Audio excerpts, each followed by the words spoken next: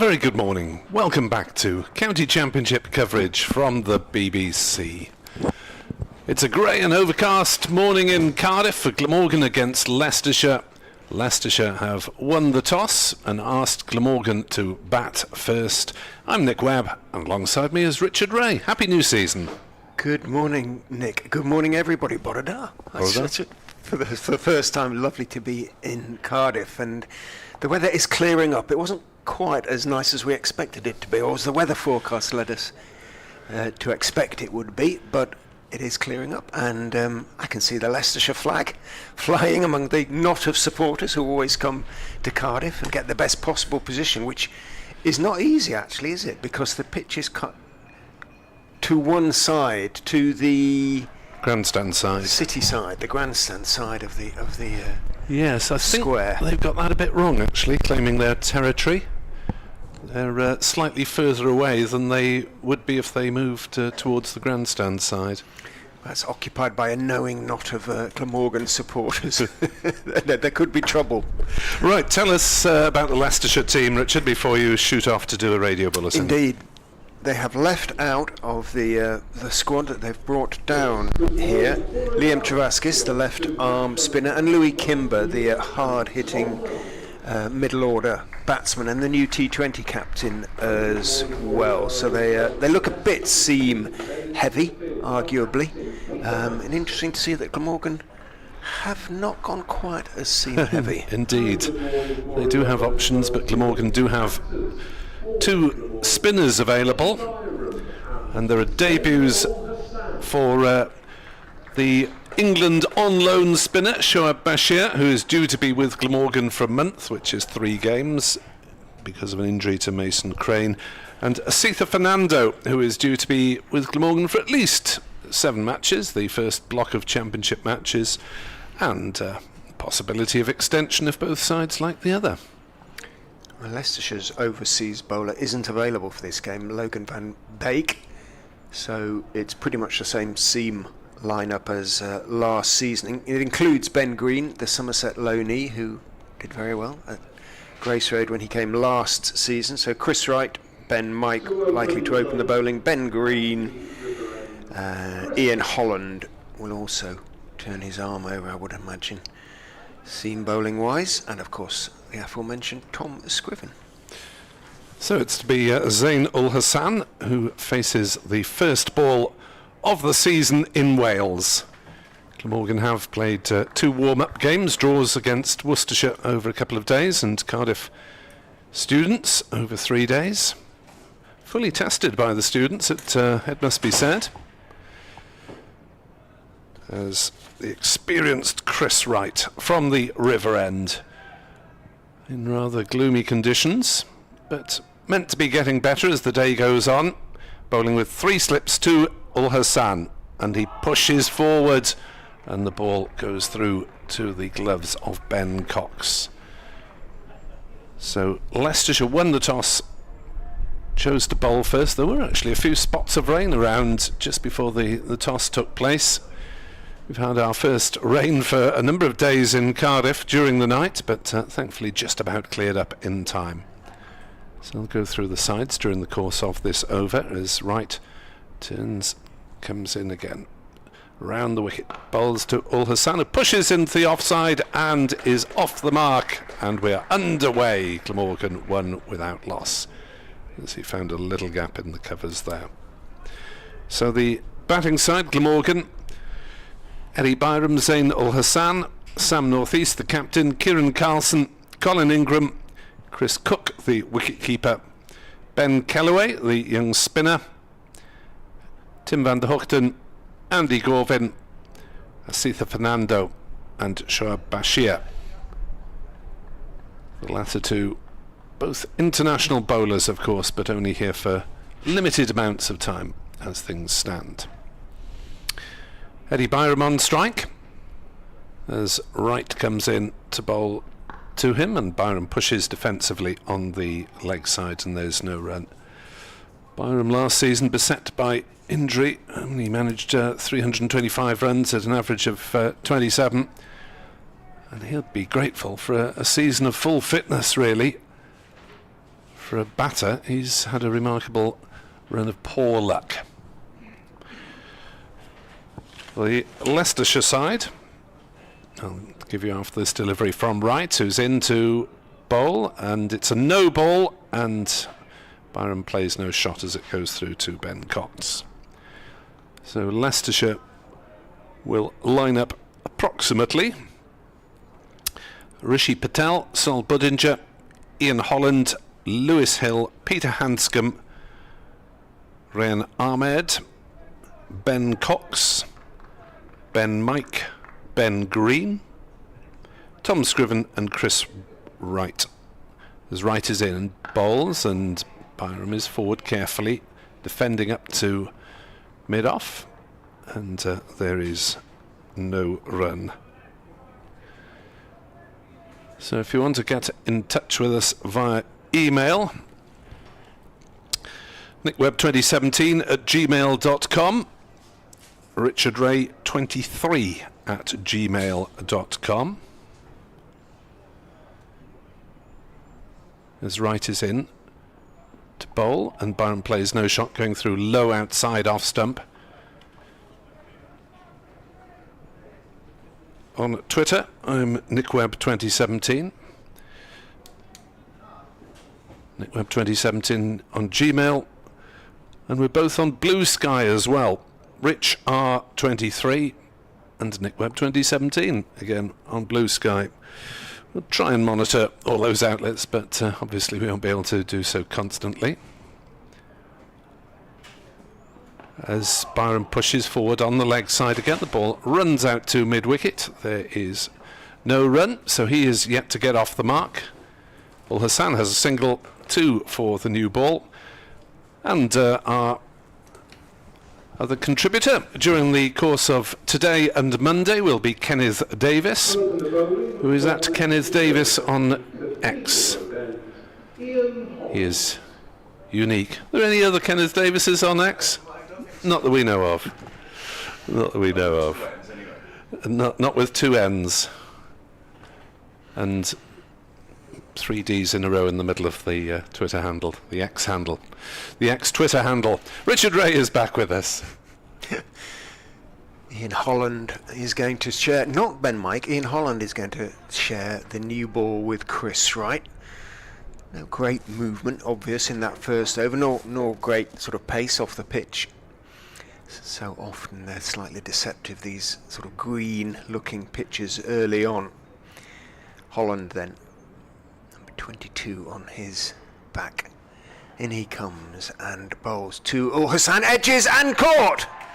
So Ian Holland has struck with his first ball of the season. It was slightly short of a length at the left-hander, just held its own, just moved a fraction away to the left, thickish outside edge, and caught, I think it was at second slip. Did he just knock it up there in the end before hanging on? Peter Hanscom, was it? Let's have a look at the replay. But a great start for the Foxes, a little bit of seam movement, and Hassan, head down, has to leave the pitch. Leicestershire delighted. Carried well. Hanscom it is on the board. Hanscom it was. I may be doing him a little bit of a disservice there by saying he's possibly juggled it, but there just looked to be a momentary hesitation as the hands started to go up. And then there was a sort of, just a moment. Let's have a look-see. No, took it nice and cleanly. I think it was just pleasure and surprise at a first ball wicket for Ian Holland. So, what a start to the season for him. Yes, and Glamorgan's opening pair is an issue. They're pretty solid from 3 down till 6. You can write down for most championship games North East Carlson, Ingram Cook. But it's that opening pair that Glamorgan have to get right, both in batting and bowling. The opening bowlers, one presumes, will be Fernando and Van der Hoogten, which is pretty decent. And Sam North East, who has got runs against the Students here last week or last few days. Last season he didn't get runs until in Cardiff in the Championship until the final game. Got nearly all his runs away from home. Just got past the 1,000 mark in the end.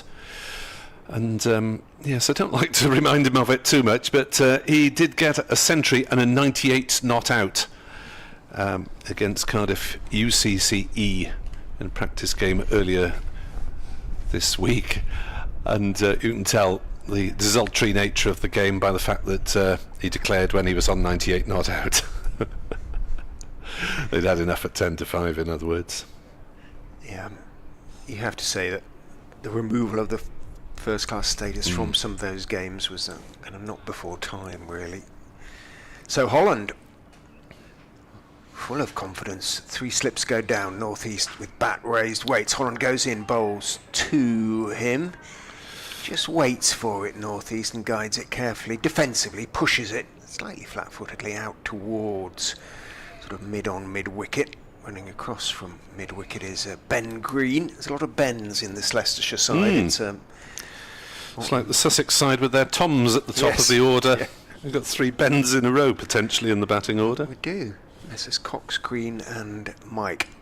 Holland is in. Bounces a little bit high for me. There is an appeal, but Holland's was delayed. Drew Northeast forward and did just enough to beat the bat, but a little bit high for me. Certainly was for the umpire. Have you talked about the umpires? Have we mentioned who they are? The umpires are Mark Newell and Tom Lungley, who look remarkably similar in appearance and build. Have we decided which is which at which end? It looks like umpire Lungley at this end, but in goes Holland and bowls edge just short of third slip. In fairness to Northeast, I think he was in just about control of keeping that one down, but a little bit of nice shape for Holland, who has started very nicely. And a message from Andrew Hignell, who is back in the score box with the microphone after missing much of last season through illness. Good to see him back and well again. In goes Holland, bowls, and again they're getting that little bit of outswing and almost falling over himself, Northeast, as he rather shovels that one one-handed away into the leg side. Bit of bat, bit of pad.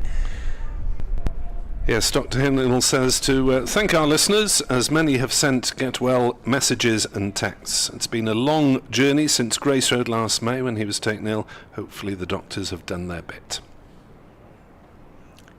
Holland picking up his knees, goes in and bowls, and again rather shuffling across the line is Northeast and pushing it away off leg stump, middle stump almost out towards mid-wicket, but doing so successfully. But Ian Holland will be very happy with that start. A wicket maiden, I think if you're offered that at the start of the season, you would probably take it. 3 for 1 Glamorgan. Absolutely. So good start from the American-born, Melbourne-raised all-rounder. Glamorgan 3 for 1. So right to continue, also with 3 slips.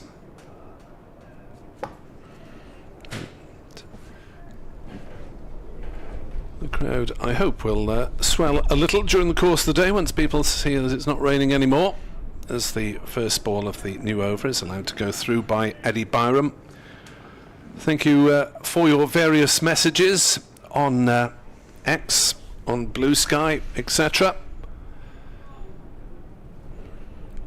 And it's always nice to have feedback. Too many of you to mention individually, I think. But thank you all very much. I do look at them all. 3 for 1.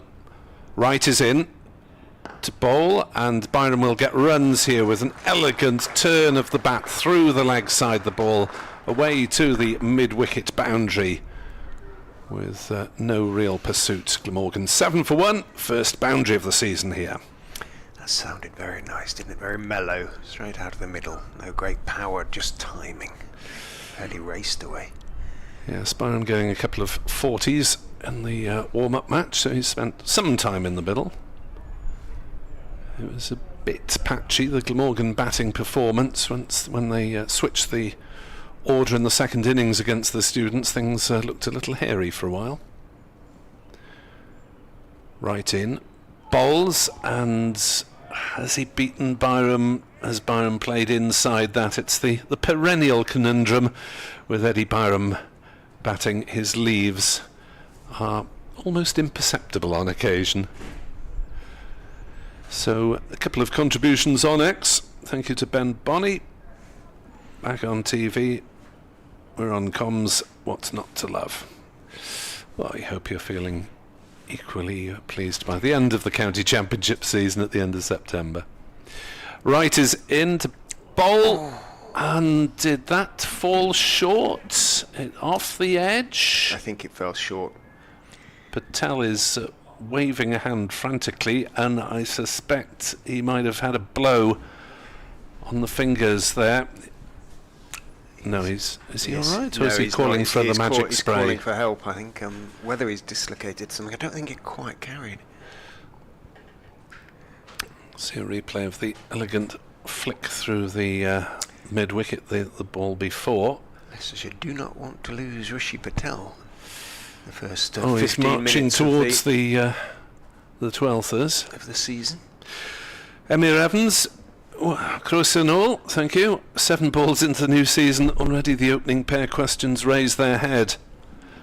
And Des, Heroes Politics on X, says, reminds me of when Glamorgan used Andrew Salter as an opener, as the new coach explained why he's selecting a makeshift opener over Asa Tribe, as Patel is now getting some treatment on his right hand. Just trying to see if it's there's a sort of I don't think there's a dislocation, but the way that the physio is holding it suggests it might be, you know.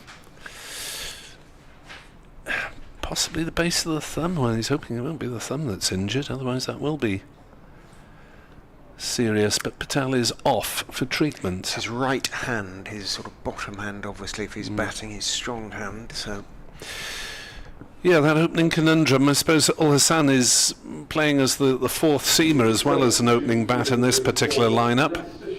Does add that to his plus points. Asa Tribe got 50 against Glamorgan for the students in the warm-up, but I would imagine they'll give Ul Hassan this month's 3 matches at least to try and prove his case. Louis Kimber, who was probably anticipating and just put his feet up in the dressing room, having been left out. Nice cup of hot chocolate or something. Finds himself having to drag on sweaters and wander out into the slips, but he has as good a pair of hands as Rishi Patel, certainly in terms of his catching, and he's gone straight to first slip. Here's Wright again into bowl and allowed to go through. It's another no ball from Chris Wright, his second in his second over, 9 for 1. Interesting with Chris Wright. He obviously with his drugs ban last season expired just sort of before the end of the season, but just didn't really bowl too much for obvious reasons. Therefore, really does feel he owes Leicestershire something for sort of sticking by him. Here's Wright, runs towards us, bowls to Eddie Byram, and he's playing that one down off an angled bat. Half stopped at third slip, and there is no run.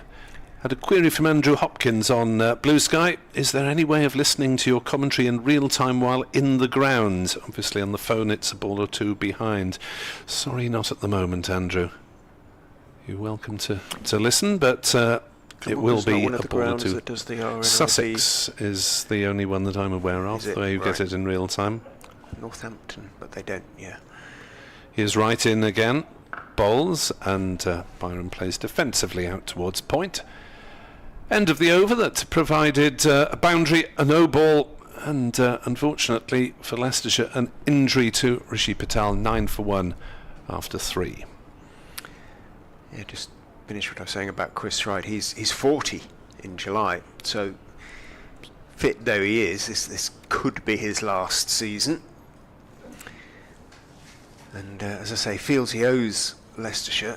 And in his first season with the county, picked up 49 championship wickets. They'd dearly love him to go out on a similar sort of note, but just taking his time to get into his rhythm. Holland isn't, goes in and bowls and just nurdled nicely, waited for it northeast, pushed it away between third slip and Gullin. That's going to run down to cross the boundary ropes in front of that little knot of Leicestershire supporters. So North East picks up his first boundary, Glamorgan's second of the innings, and they move into double figures onto 13-4-1, but nicely played very late by North East, using the outswing that Holland is finding at the moment under the cloud that's still hanging over the ground. In he goes and bowls slightly fuller and straighter, and North East is calmly forward, pushing the ball back up the pitch on the offside. Holland fields off his own bowling.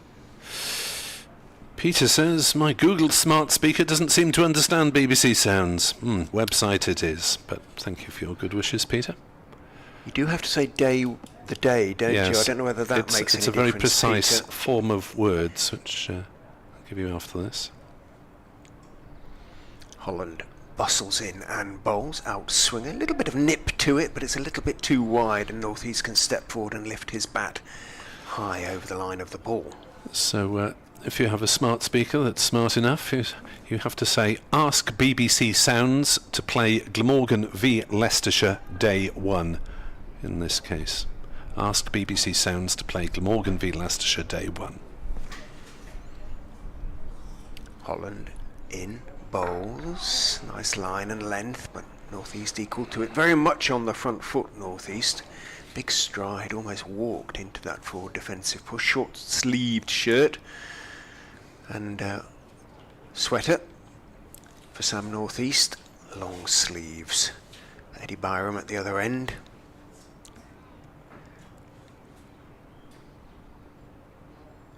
Holland bowls, outside edge, no, but it goes past the outside edge, draws North East forward, beats the outside edge, taken by Ben Cox, almost in front of Louis Kimber. It swung so much towards the end. North East walks away towards short leg, head down, just drawn into playing that they probably feel he should have left.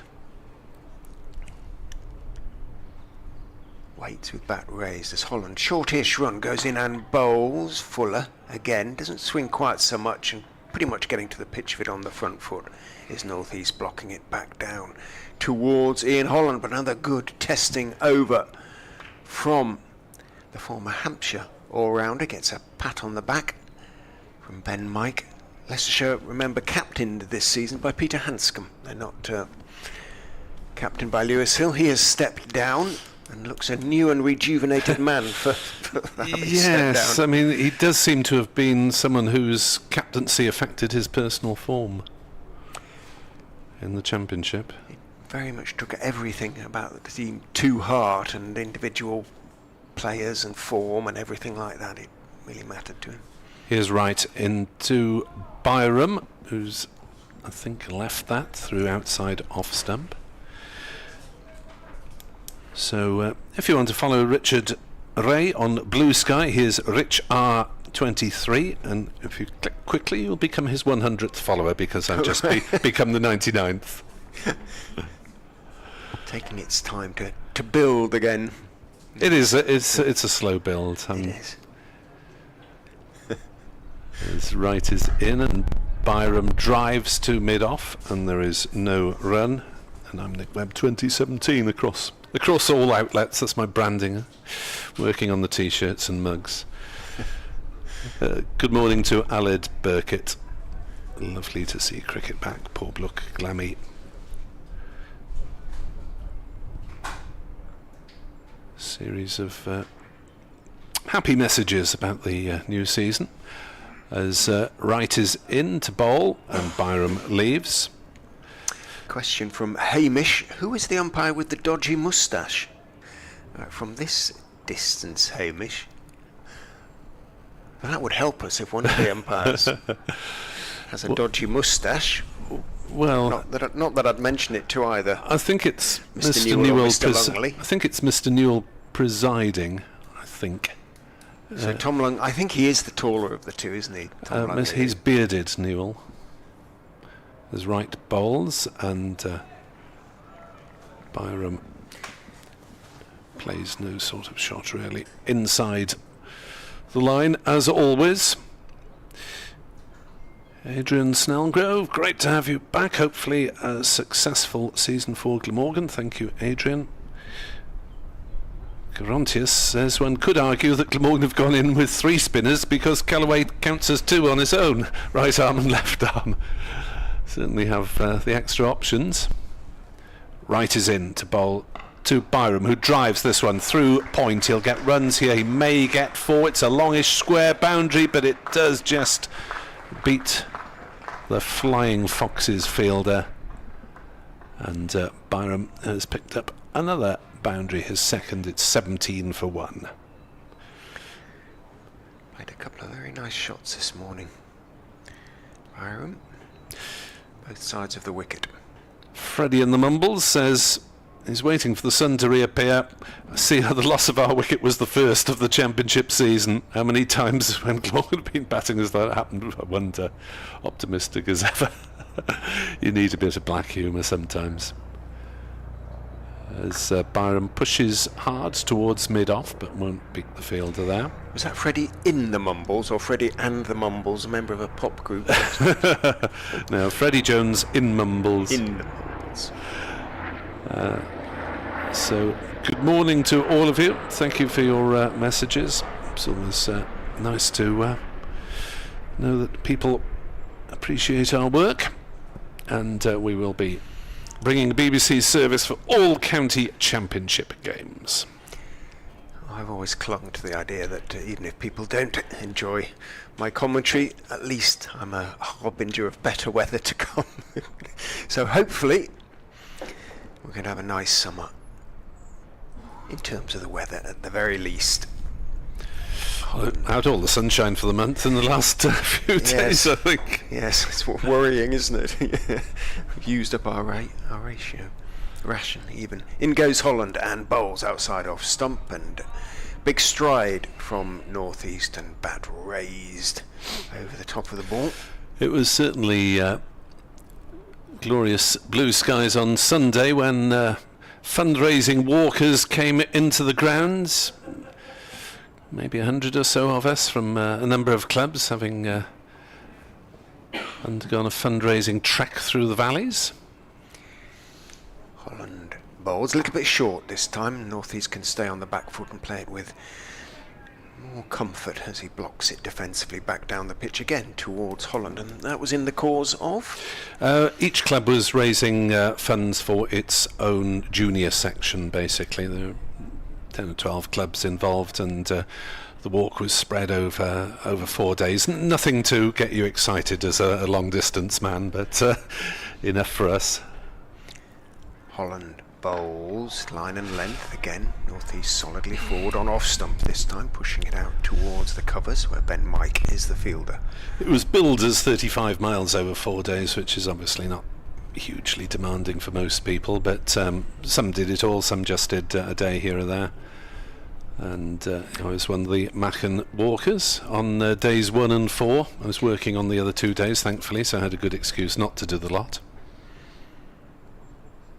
Holland in, bowls, fullish of length, slightly inside edged by Northeast as he stretched forward defensively at that one. Plenty of bat on it though. It runs out to mid-wicket where Ben Green is the fielder. Well used. Those are the nets, aren't they, on that side of it?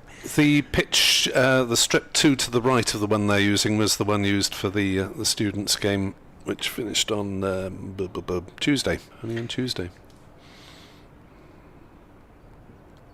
Holland bowls, a bit short, jumping up rather there. Slightly surprised was Northeast, but played it well enough, taking his bottom hand off the bat and turning it around the corner down towards wide-ish long leg. I think Green got there ahead of Lewis Hill, who'd been down there farming away, and he picks up a single. Northeast on 2-5, and for the first time, batsmen change ends, so Eddie Byram will take a guard from umpire Dodgy Tash Langley, we think.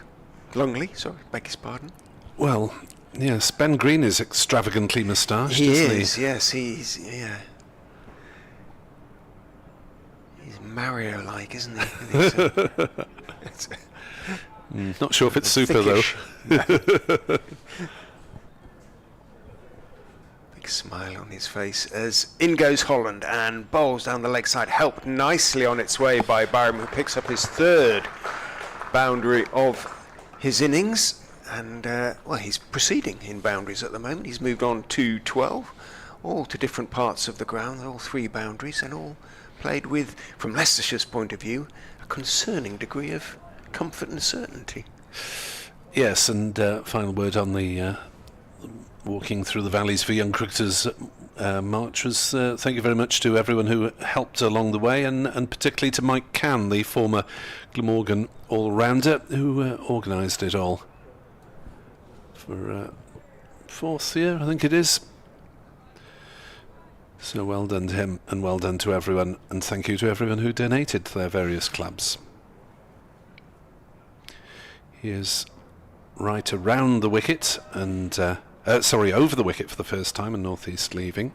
I suspect to be pleased to be back over the wicket and try and get into a rhythm to the right-handers, because it wouldn't have been flat, your walk, will it? I assume plenty of hills. For some reason, most of the first 3 days were uphill. I'm not quite sure how they managed that, but it was pretty uphill the first leg I did from Hopkinstown to Treorchy. Wright is in to bowl, and North East is tempted by that and gets his bat out of the way at the very last moment and gives himself a good talking to. Thank you to Gary Jones for your message on Blue Sky, wishing us well for the season and hoping for more glammy glory after last season's One Day Cup triumph. Yes, we have the 2 most recent holders of the One Day Cup in competition. Yes, I see you're holding it on your profile, aren't you? Yes. It's not a sight you see very often. As Wright bowls, North East pushes forward. Rob Williams says his smart speaker wouldn't play the stream when he said Glamorgan v Leicestershire, but did when I said Leicestershire v Glamorgan. Well, that's probably the BBC's fault then. Yes. But yes, well done on trying the the alternative combination. So if Glamorgan v Leicestershire day 1 doesn't work, try Leicestershire v Glamorgan day 1. Let us know. Right bowls, North East is forward playing in the offside. And of course, for home championship matches here in Cardiff, and indeed Leicester, we will be in on the county video streams as well. Edward Bevan, Tymor hapus newydd I chi gyd. Thank you, Edward. A happy new season to all. Edward will be with us tomorrow and Sunday. It wouldn't be the same without those mellifluous tones at some stage. North East faces up, right bowls, and that's edged as well. And that's fallen short of slip. That first slip. Kimber, the sub-fielder. That's how far short? Oh! Half volley? Half volley, yeah. And Cox is thinking, could I have dived across? I mean, it was probably around just to Kimber's, not sort of centre point, was it? Just maybe fractionally to the right, but keeper might have thought he might have flung himself across. He is right, running towards us on this grey morning. Bowls and North East is squared up by that one. There's a howl from keeper, slips and bowler. I think that was hoping rather than expecting that particular appeal. 22 for 1 at the end of the right over. Let's have a look, see. He's got a bit of a stride in, as I was going to say, he was kind of walking forward. It sort of hit him with both legs together, but as you say, he was sort of walking into it rather defensively. Might have got just outside the line.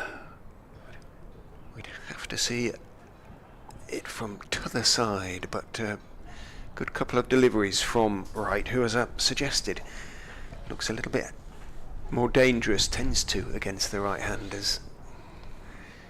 Holland into Byram, bowls, a little bit short, a little bit swinging in leg side-ish, waits for it, back foot defensive push, having a look out towards Wright at mid-on.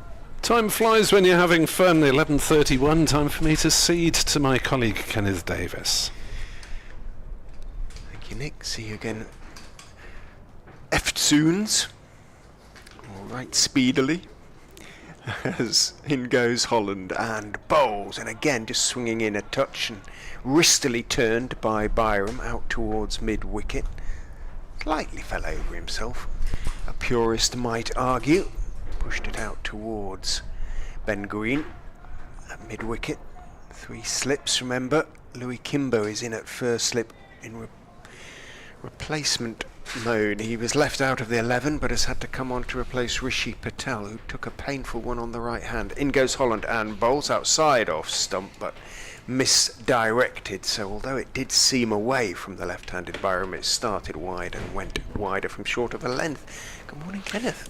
A very good morning, Richard. Glad to see you in Cardiff once more. And the weather reminiscent of the last time you were here, which I believe was start of September. It often seems to be that way with the Leicestershire and Glamorgan fixtures. They tend to bookend the season one way or another, but usually you're up with us in an early part of the season. In goes Holland around the wicket and held its own off the seam, and Byram with that characteristically late leave. Yeah, I distinctly remember. I think it coincided with the Cardiff 10K. It did, yes indeed. And the reason I remember, because Edward Bevan had to park outside my house. I bet he didn't complain once. We didn't pay. In goes Holland and bowls outside off stump, but again Byram on the back foot deliberately plays inside the line. It's not the sort of leave that Mark Cosgrove, a fond memory to both these clubs, used to do when he used to step forward and then sometimes used to drive deliberately late at the ball. Cosy, I think he's going well in Australia at the moment. Young Cosgrove showing promising signs, I understand. Holland is in and bowls. Now I think he did beat Byram on that occasion. Byram on the back foot played well. Either way, he played inside the line, but then he stood and looked quizzically back down the pitch at Holland, who looked back at him. So I think it was honours just about even in that over, but there's plenty there for Ian Holland. They'd love Leicestershire to get Byram early. He's been a man who's been in such form in recent seasons, really, for Glamorgan. He has, although he probably needs a few runs. Oh. Okay. In comes northeast.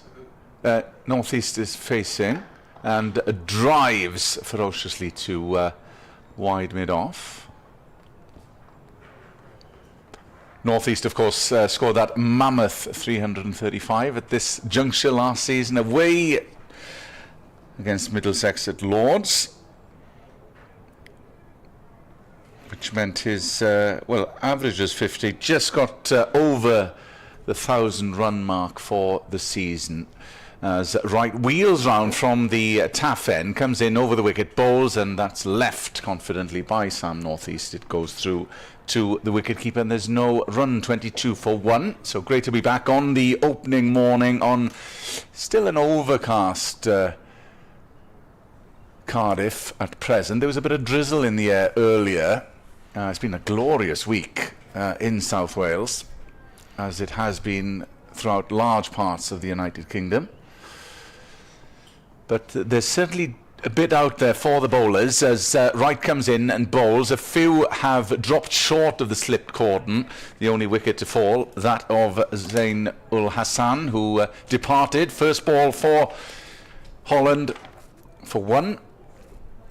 Byram is 12. 3 boundaries for the Zimbabwean. Northeast is 5. Yeah, Byram had a bit of a checkered season. He had a few tons in the one-day cup, but I remember one in the Knoll. I think he had 2 in that early on in that competition, but then unfortunately was injured after that, as Northeast will face Wright, and that's confidently struck for no run to mid-on.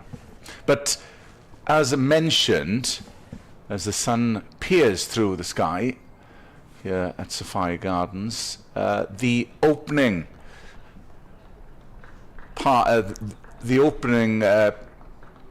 is an issue that they haven't resolved. Nick mentioned Asa Tribe, who is a youngster, scored his maiden half century against Yorkshire. I think that was the last game here before last but one game as Wright comes in. The last game was Gloucestershire. That forced we lost a day of play in that game. So it is a problem. They've juggled with a few partnerships at the top, and probably yet to come across their best partnership. 22 for 1 in the 9th over. Wright comes in, bowls, and that's confidently left outside off stump, taken by the wicketkeeper. No run, so that is the end of the over. We've had 9 here on the opening day's play of the County Championship season. Glamorgan, who were put into bat by Leicestershire at 22 for 1. Good morning to Martin Barry. Hello, Martin, who has best wishes to the mighty Leicestershire, who start their County Championship season today. As Kenneth said, the sun just beginning to break through here, and it all looks very pleasant indeed. Round the wicket goes Holland and bowls to Byram. It does move away off the seam, but it was from wide, and Byram stepped forward ready to drive and wisely thought better of it.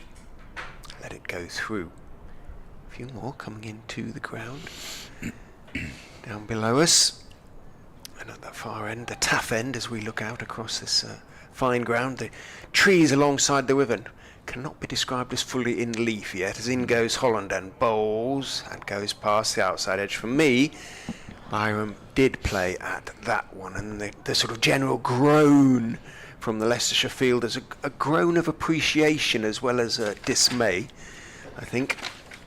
Indication that Byram was genuinely beaten by that one. Holland's bowling really nicely here. These are his sort of conditions. A little bit of swing, a little bit of seam, in he goes, and bowls, and Byram waiting for it, was in position and hit high up on the bat, and it trickles down towards Rahan Ahmed, who's at third slip. Hanscom at second. A big cry of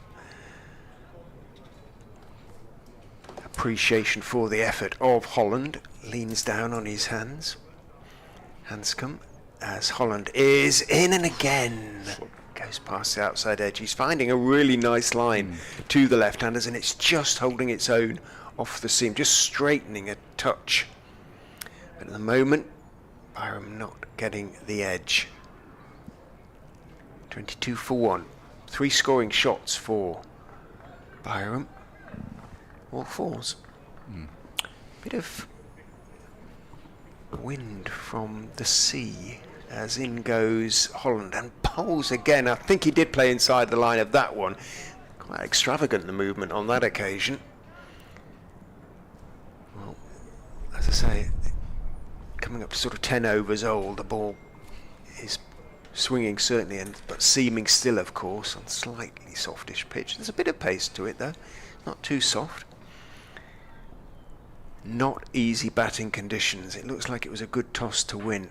Holland in, bowls very full this time, and Byram plays it really nicely. It was full just outside off stump, and he just guided it down between third slip and gully to the boundary for 4. So Byram got that classy ability just to not get too worked up if he's getting beaten. Just waits for the bad ball. It wasn't necessarily a bad ball. He was just over pitched, striving perhaps for the in-swinging Yorker, and just guided it really cleverly and neatly down to third man for 4. So Byram on to 16, 4 fours to him. And as you heard the doctor announce, we have a change of bowling. 5 overs, 4 right, none for 13. Never quite, I don't think, found a rhythm. It just seemed to, maybe at the end, to the right-handed northeast, but 5 overs is enough for the 39-year-old for now, and Tom Scriven's going to replace him. And he will be coming in from the River Taff end. Yeah, I spoke to James Harris, who is currently injured with a calf strain, a neighbour of mine, and he was saying that the wicket here is playing better. No, it's early on, but we had such a wet winter last year. It was so slow here and on other wickets across the UK as Scriven wheels round for his first ball of his first spell of the new season. Comes in, right arm over the wicket, and that strays down leg side, taken by Ben Cox, and there's no run. And wasn't conducive for producing many wins here for Glamorgan. 2 wins last season, 4 losses, 7 draws, 1 tied. Of course, the memorable tied game away at Cheltenham, which my colleague Nick Webb expertly called the last ball. Astonishing game that was, wasn't it? Huge total. Yeah. The 4th innings. Yeah. Nick and Mr. Seaborn enjoyed their time in Cheltenham. As Scriven comes in past the umpire, bowls, and that's played confidently on the leg side. There's no run as mid-wicket comes in. And Leicestershire, 1 win, 3 losses, 10 draws last year, just a place above Glamorgan. So 5th and 6th they were, respectively, in the 2nd division. Sussex and Yorkshire gone up, and Lancashire and Kent have come down to the 2nd division. Scriven comes in, bowls, and that's zipped through again, just trying to find his line, straying down leg, and there's no run. A few looseners in his first over, 26 for 1 if you're just joining us here on BBC World Sport Online. And it is great to be back. Bore da, everyone, from Sophia Gardens. Yeah, the big question for Leicester is can they take 20 wickets in a game? Can they convert some of those draws into a win? They took by far the lowest number of wickets in the 2nd division last season. Scriven coming in, and that's whipped down to square, and there is a man there, a single taken, which moves Glamorgan's total to 27 for 1. Well, not too dissimilarly, it was a big problem for Glamorgan, and the issue of a seamer, which of course there have been additions in the shape of Fernando, the first Sri Lankan, incidentally, to play for the club. But it is an issue because there was a heavy workload expected on Timmy van der Hoogten last year, who took 34 wickets.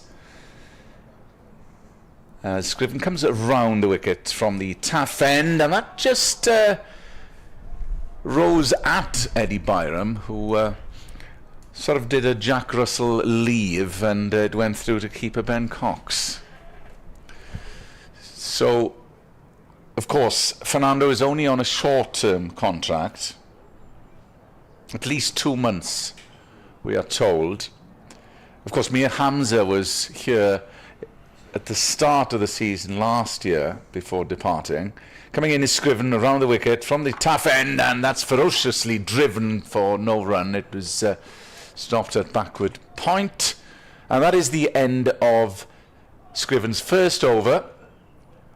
And again, just trying to find his line, but no real damage. Glamorgan 27 for 1, and we've had 11 overs on the opening morning.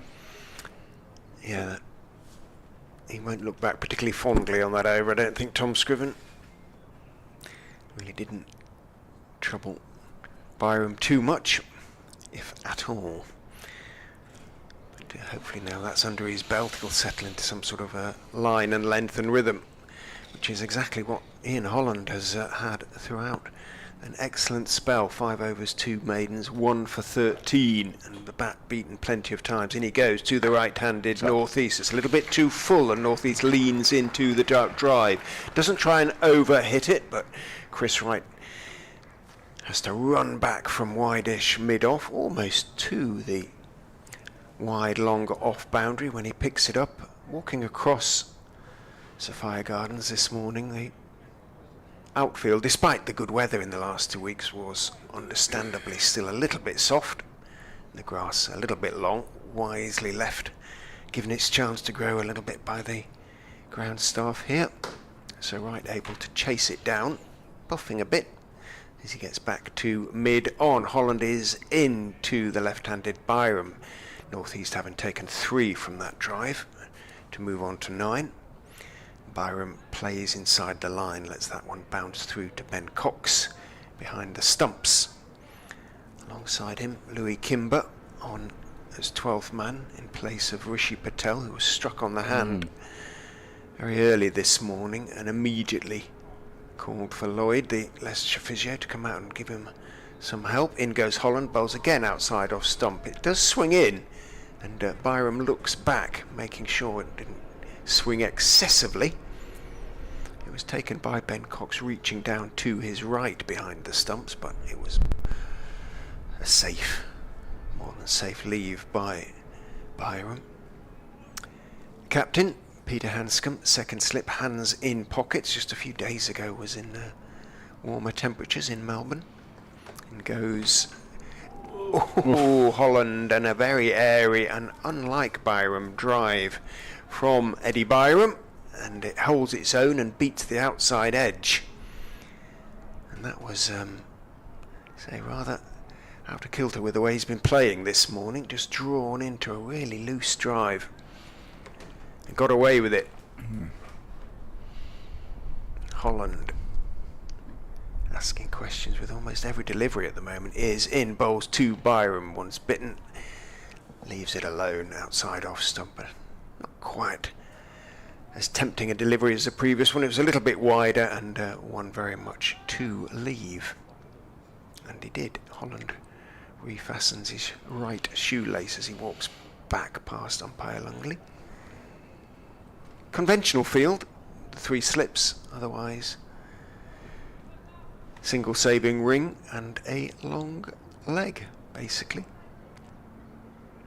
Holland picking up his knees, is in, a little bit short, and again as a consequence, although it does hold its own off the seam, Byram plenty of time just to move the bat back inside the line. He wanders down and has a word with Sam Northeast, he having survived another over. Holland 1 for 16 from 6, 30 for 1 for Glamorgan, and I don't think, Kenneth, although obviously they wouldn't have wanted to lose Ul Hassan as early as they did, to get through the first hour 1 down, given the conditions, wouldn't necessarily be too bad a result, really. No, they've regrouped after the early loss of Zain Ul Hassan, who went cheaply for 1. As Scriven trudges in his second over, right arm over, that's punched through the offside, but there is no run. Some Northeast, of course, as mentioned, scored over 1,000 runs last year. Of course, Kieran Carlson is the T20 captain. He probably needs a few runs as well in this format. Scriven coming in from the River Taff end of the ground here at Sophia Gardens, and that's played back by Sam Northeast, and mid-on comes in and there's no run. What's the general consensus then? There's always hopes around every team at this point before being dashed quickly for some. What's the general consensus surrounding Leicestershire this year? They look to be a very solid batting side. It's Scriven bowls past the umpire. That's a nice looking drive, but there is no run as it's fielded at cover. You know, and more than that, with the likes of Patel and Budinger and Ahmed don't know how much he's going to be available, will be made available, but they will score their runs quickly as well, but they're likely to score their runs quickly.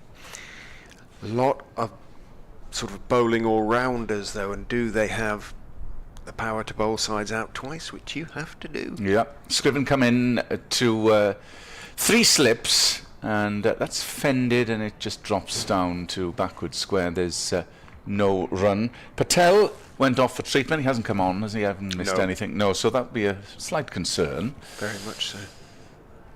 Because he's looked in good form in pre-season, Rishi Patel. Big season potentially for him as well. You know, he started last season so well. There was talk about some sort of international recognition, and he was sort of called into a Lions coaching session. Scriven in and bowls, and that's resolutely defended by Sam Northeast, and it's fielded at mid-on. But just towards the end of the season, didn't end as strongly as he would have liked it to. But as I say, he's looked in really super form at the start of this season, so yes, they'll be desperately hoping there's nothing too serious. Scriven then, his last ball of the over, comes in, bangs that one in short, and that's played through mid-wicket, but it's fielded, and there's no run. End of the over. Glamorgan then 30-for-1. If you're just joining us on BBC Sport Online, the man to fall this morning was Zain ul Hassan. Caught Peter Hanscom, bowled Ian Holland in his first over, his first ball of the over of this new season. Northeast is 9. Eddie Byram will be on strike, is on 16. Yeah, that was a better over from Scriven, a maiden over. More accurate. Great move, not as much movement as he would, I'm sure, have liked. Holland to continue over number 7. Round the wicket he goes, fullish, tempting Byram into the drive. Byram yielded to temptation but didn't time his shot. A little bit of extra in-swing, I think, perhaps, slightly inside edge. It was a lovely looking, down on one knee attempted drive, but the result not quite equal to the style with which the shot was played. Holland, casting a slight shadow now, is in and bowls. It seams away, but from short of a length. So Byram, again, on the back foot, can sort of stand and bring his bat back inside the line. So, again, extravagant, as you'll have gathered from my colleague's gasp of movement for Holland, but just sort of not the right length, really. From a little bit wide. The pitch does look a touch greener to the sides, so to speak. In goes Holland, bowls, and that's a better line.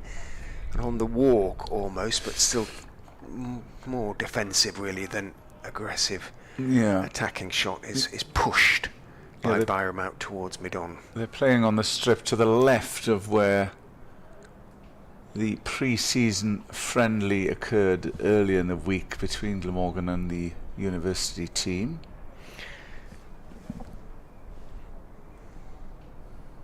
Holland in, bowls, outside off stump, just leans forward defensively, angled bat from Eddie Byram, guiding it down towards sort of backward point. A sole, is that Budinger out there? I think it is. It tends to be his position of choice. He's a good point or deep gully fielder, and I don't think I've named him anywhere else. He hasn't seen much on for the ball. Smiling Sol. Holland bowls, and I think that's the line, again, though. It is the line, just outside off stump, and it sort of swung in a bit, but I think Byram stepping out tucked his bat behind his front pad and left it, and there was no great reaction from behind the stump suggesting as much. Hamish says, never mind about bowling sides out twice, let's worry about bowling them out once. And, people will know what he means. In goes Holland. Big drive down into the ground and over wide of the jumping hill. Out 2 extra cover for a fifth boundary for Byram. And he's on to 20. So he continues He's got no interest in running. to deal solely in boundaries. And he's played some super shots in those. He's been beaten a few times, as you would expect on a green pitch on the first day of the season. But he's there and beginning to look, as I say, from Leicestershire's point of view, in a worryingly good touch. 34 for 1, Glamorgan, after 14 overs. Yeah, well, his injury came at an unfortunate time. He was looking in good nick in that August period where he found some runs in the one-day cup. But it does no end of good for any batter to get off to a flyer on the first morning, and he's looking in good touch at the moment. Eddie Byram on 20. North East, who will be facing Scriven, is on 9, and that's played fine and will race to the leg side boundary for 4. The sun is coming out now much more brightly. The cloud is breaking up, lots of blue around coming in over the ground, and Leicester supporters will be worrying that that first hour, although obviously they did pick up an early wicket, not necessarily wasted, but it was an opportunity to pick up 2 or 3 early on, and just one. As I say, for me, North East, who's doing a super job for his side, will be reasonably happy to have battled through for the loss of just the opener. No stranger to getting runs. Sam North East against Leicestershire as Scriven comes in and bowls, and that's left confidently outside off stump by Sam North East. His mammoth 410 came against the very opponents. Yes, indeed. Up at Grace Road. 14 matches last year for the former Kent and Hampshire man in this format. He had an injury in the midpoint last year, missed a few games if I remember rightly. A Scriven wheels round coming in from the River Taff end past the umpire bowls, and that's played into mid wicket, and there's no run. Balls as he faced now. 41, I think, North East has faced now. Absorbing 42, beg your pardon. Yeah, more workmanlike from Sam North East, which we've come to expect. Scriven coming in. Right arm over the wicket, and that's driven nicely. Nice looking shot of the meat to the bat, but it picked off mid-off, and there's no run. But there's such soaking up the sort of new ball. It's an underrated, I think, sometimes part of the game. From the opener's point of view, it makes life so much easier if you're there for a while. For those who follow. Scriven coming in. Penultimate ball of the over. That's driven nicely through the gap this time. Evades mid-off and will race away for 4. That was a lovely looking shot from Sam North East, who moves on to 17. I say workmanlike in the best possible manner, of course, because he's not a Kieran Carlson kind of a player who wants to score very, very quickly, and probably suits the T20 format more so than North East. Scriven coming in. This is penultimate. This is last ball. Coming in over the wicket, and that's a defensive prod to mid-on, which brings the end of the over. And Glamorgan looking well, looking good. Since losing Zainul Hassan early on for 1, have dealt with the early blow. They've consolidated and they've moved on for 42 for 1. North East 17. Eddie Byram, who will be on strike, is unbeaten. 5 boundaries on 20. There's a change of bowling at the Cathedral Road end. Coming on to bowl for Leicestershire is Ben Green. So Ben Green on a couple of months loan again from Somerset, as he was last season for the Foxes.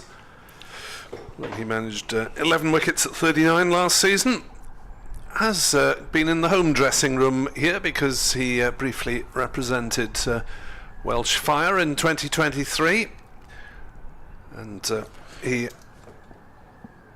wearing number 6, is in round the wicket to bowl to Byram, who plays that one on the onside. No run. 42 for 1.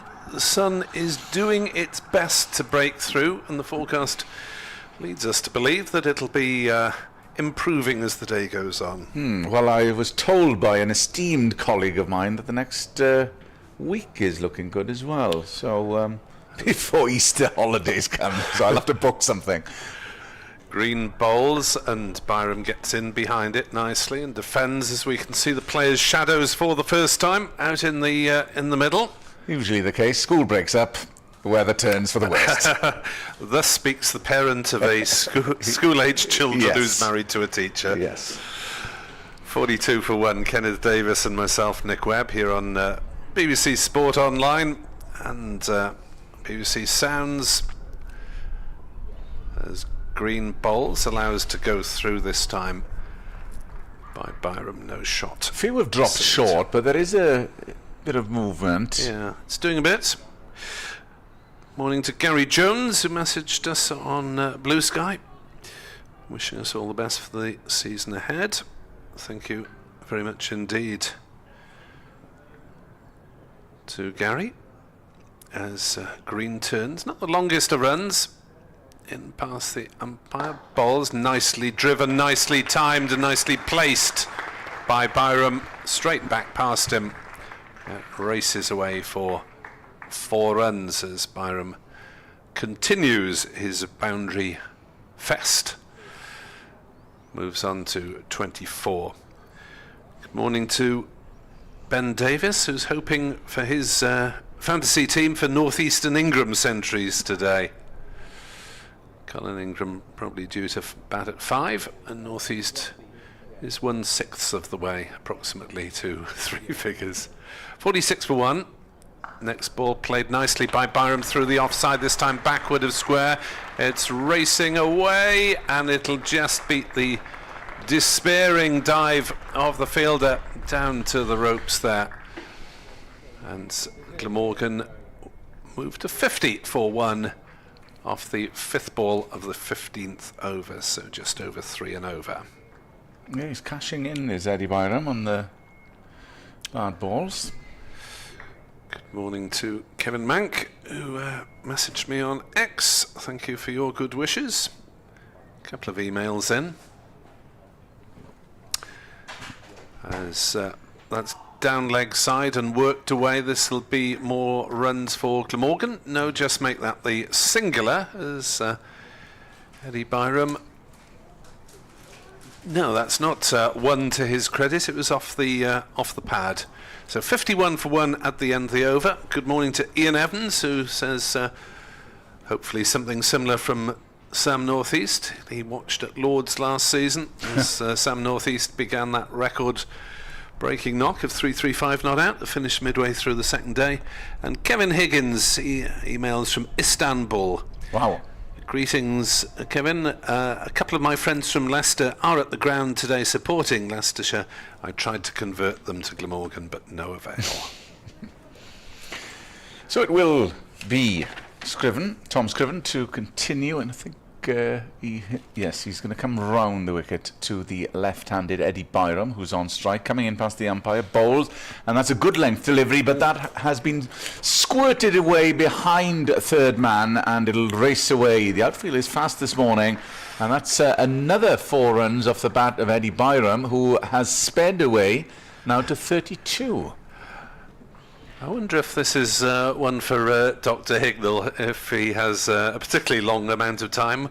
What's the most boundary runs that anyone has scored in boundaries without running for anything? I'm sure if anybody has the answer, Dr. Hignell is that person. 8 times 4, 32. Coming in is Scriven to Eddie Byram, who's in, and that's again past the slip cordon and almost in the identical spot, raced away. So this is remarkable.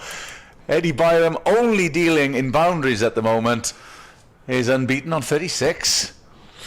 59 for 1. It'd be quite something if someone got to 50 entirely in boundaries, but I'm sure it's been done in limited overs formats, but has it been done in the Championship? Anyway, he's got a while to go. He's got to hit another 4 to get to the half century. But he's on strike, facing Scriven, comes in, and that's worked to mid-on, and there's no run.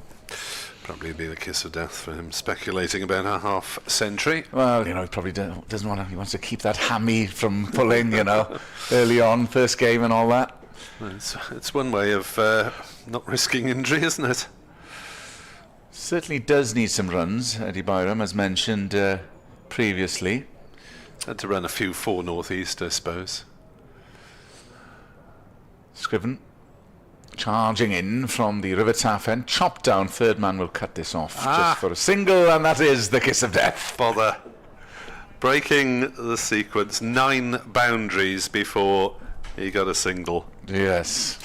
Very disappointed. Is that the most boundaries scored at the start of an innings for a Glamorgan batter in April against Leicestershire? Or something like that. So that brings Sam Northeast on strike. Glamorgan 60 for 1, and they are profiting in this first session after losing Zainul Hassan. Scriven coming in, and that's a good length ball. There's a shout, and he's out leg before Sam Northeast falls. It looked a good length. They all went up, including the slip Calden, and Northeast departs. LBW for 17, bowled by Tom Scriven, and that's the breakthrough Leicestershire needed. Yes, they've laboured for the last hour. They've passed the outside edge of the bat on a number of occasions, and there they have got the wicket of the Glamorgan captain Sam Northeast, one of the big ones for Glamorgan, and I don't think he can argue too much about that. No. Stretched That, forward, as they say, it was quite plumb. Yes, he looked down, maybe thinking that on a good day he might have just got outside the off stump, but it just nipped back very marginally, and I don't think Sam Northeast, when he sees the replay, will have too many concerns about the decision. Obviously I'll be concerned about getting out, but 60 for 2, so we're back to even Stevens-ish, I suppose, after Leicestershire decided to bowl, having won the toss. If you get 3 in the first session, then that is generally seen as the baseline on a bowling decision, and Kieran Carlson is in at 4. Last season, 923 runs at an average of 40, 1 century and 8 50s. Yeah, top score of 148. Bit of a mixed bag at times. Yeah, he got past 50 pretty frequently. Bit in and out in the one-day stuff as well. A spectacular end to the T20, of course. Well, that was spectacular. That game you did here against Somerset. 135 from 64. That was one of the best knocks I've seen, well, certainly in T20 competition. It was also the only game here I missed seeing in person last season. Yes, I had the pleasure of having James Harris and Mike Powell that night, and it was a spectacular knock. Unfortunately, from a Glamorgan point of view, it was all to no avail in that competition, because they didn't progress, and they haven't gone through since 2017. Carlson will face his first ball. Tom Scriven buoyed by that wicket, but he's just strayed down. He has been straying down leg, but that will be a boost for him and Leicestershire, taking their second wicket. So a wicket taking over from Tom Scriven, and Sam Northeast the second to depart LBW. It was Fuller just dragged Sam Northeast forward. Good line, good length, and no doubt that it would have gone on to hit. Yeah, Scriven last season, probably more impressive batting average than bowling, 38 compared to 58. He claimed 15 wickets in the Championship. Elsewhere in the Championship, Division 2, Give you those details during the course of the over, as Ben Green back on loan again, bowls, and Byram pushes it on the leg side, says to Carlson, any chance of a single? Carlson says no thank you. At Derby, Gloucestershire are 50 for 2. 2 early wickets for Lewis Rees, the half Welshman. David Lloyd is also in Derbyshire's ranks, as that's outside off stump from Green and allowed to go through by Byram. Is Mr. Donald playing today?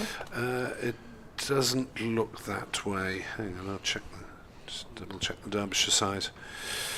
No, so Caleb Jewell's come in to open by the look of it, so Lewis Rees drops down to the middle order and Aaron Donald misses out. The former Glamorgan batter and sometime keeper. Green in, bowls, cut away and well stopped at backward point by Rian Ahmed, and preventing any runs for Byron. Of course, we have a Welsh speaker now, ranks in the Glamorgan squad this year, in the shape of Callum Nichols. Yes, a rookie batter who's been around for the twos for a few years. Now, given a rookie contract on the staff.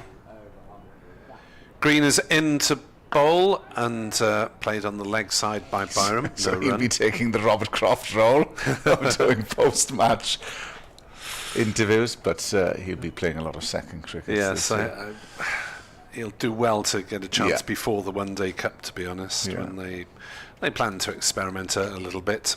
Obviously, just the one player absent to the 100 as things stand in Mason Crane.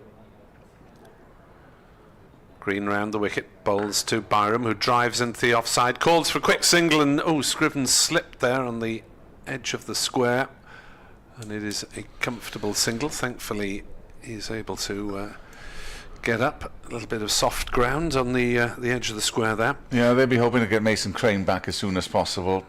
Very good acquisition for the county, and a few niggles, Nick. Dan Douthwaite being one, James Harris and McIlroy getting a blow in, I think, the Worcestershire game, and not available for the warm-up through concussion, though he's wasn't listed as injured for this game, but obviously didn't get a chance to press his case. Yeah. 61 for 2. Carlson yet to score, is on the back foot defending Green onto the leg side. Did ask James Harris, what's wrong, James, when he was putting the bins out the other day? Old age. That's the worry, isn't it? You do.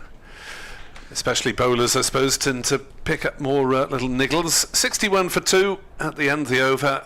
At Lord's, Middlesex 78 for 1 against Lancashire. Lancashire seen as favourites to go straight back up, but Sam Robson, 43 not out, has got Middlesex going. And one more score. Where's it gone? Give it after this delivery. It will be Scriven coming around, and that's chopped down to third man. Single taken to Eddie Byram. I know he's a left-hander, but Steve James, if he's listening, would be proud of the number of runs that Byram has scored to third man in this innings so far. Steve, who's sort of batting consultant and occasional contributor on the coaching front. I know he had a few sessions with Sam Northeast. Seen him a lot in press conferences over the last 2 months on Six Nations duty. Coming in is Scriven, past the umpire right arm over, and that's full, but that's played towards mid-on, just a single on offer for Kieran Carlson, who's off the mark. Yeah, the other score in Division 2, Kent's against Northampton. At Northampton. And a couple of early wickets for Liam Guthrie for the home side. Yeah, you'll have a trip down to Canterbury this season. Next month, yeah. Scriven comes around the wicket from the River Taff end. Byram on strike, who's on 39, plays that towards mid-wicket comfortably, and there's no run. Byram 39, Carlson off the mark with 1. In Division 1, Surrey, many people's favourites for a 4-peat, whatever, 1 plus a 3-peat. Well, they haven't taken any wickets in the first hour because Essex is 68 for naught, and Paul Walter opening the batting has got a half-century with 9 fours. Big Paul Walter coming in is Scriven, and that's clipped round the corner towards mid-wicket, and there's no run. Yeah, tall Paul, who always seems to do well for Essex. He does against Glamorgan. Will be in home colours for Welsh Fire here again next season. Yes. Yorkshire having gone up without Root for some reason, obviously on the golf course. Yorkshire 59 for 3 at Southampton against Hampshire. Penultimate ball of the over. Tom Scriven in, and again finding his line in this over, but that is a defensive prod towards mid-wicket again, and there's no run. 63 for 2. Not that I'm suggesting that Messrs Root and Brook necessarily prefer golf themselves, but they have been not made available by the England powers that be. And there's no Root Junior for Glamorgan in this game. He drops out alongside Ned Leonard as Scriven comes in, and that's squared Eddie Byram up, but there was a sort of muffled appeal. No interest from the umpire, and that is the end of the over. So Glamorgan still looking quite good guns at the moment. 63 for 2, plodding along with Carlson and Byram at the helm. Yeah, it's even at the moment, I'd say. Even Stevens, yeah. As testing conditions, as Alfonso Thomas, the coach, has got the shades on as he makes his way around the ground. Sun's disappeared a little bit again now, but not too outrageous to have the sunnies on, I don't think. 63 for 2, Green to Carlson. 2 slips. And Carlson, he didn't know where that one was. Off the inside edge, and the ball trickles down towards a short leg position, and it's retrieved by Ben Cox from behind the stumps. Quite why England batters are resting in the first week of April is beyond me, but there we are. At Trent Bridge, Durham 68 for 2. A couple of early wickets for Fergus O'Neill, as it's another dot ball here. Carlson playing to point for Nottinghamshire. Somerset, possible title contenders. Not a great start from them because Worcestershire are 85 for 1. Jack Leach has taken the only wicket to fall so far. Gareth Roderick's 43 not out. Ben Green into bowl. Kieran Carlson forward defending to point. Given the problematic opening conundrum for Glamorgan, do you think Ace of Tribe might be a shout? I mean, he had that. Yeah, he had a little spell at the end of last season, didn't he? Played 2 or 3 matches. Well, he had a 50 against Yorkshire in tough conditions, if I remember rightly. Yes. Looking back on the computer. A couple of half centuries. As there's a muted appeal as Green raps Carlson on the pads, but they didn't sound too... Played in the One Day Cup as well. Yes, so Tribe 4 a pair, 4, 58 and 70. So I think having had a rocky start, he got going by the close of the season, but... well, no one's really nailed that position. No. As Green bowls and Carlson is forward, defending back past the stumps up to mid-on. No run. What else haven't we given you? Warwickshire against Sussex, the final match in Division 1. And Sussex, early trouble at 68 for 3 with Ethan Bamber having taken all 3 for Warwickshire.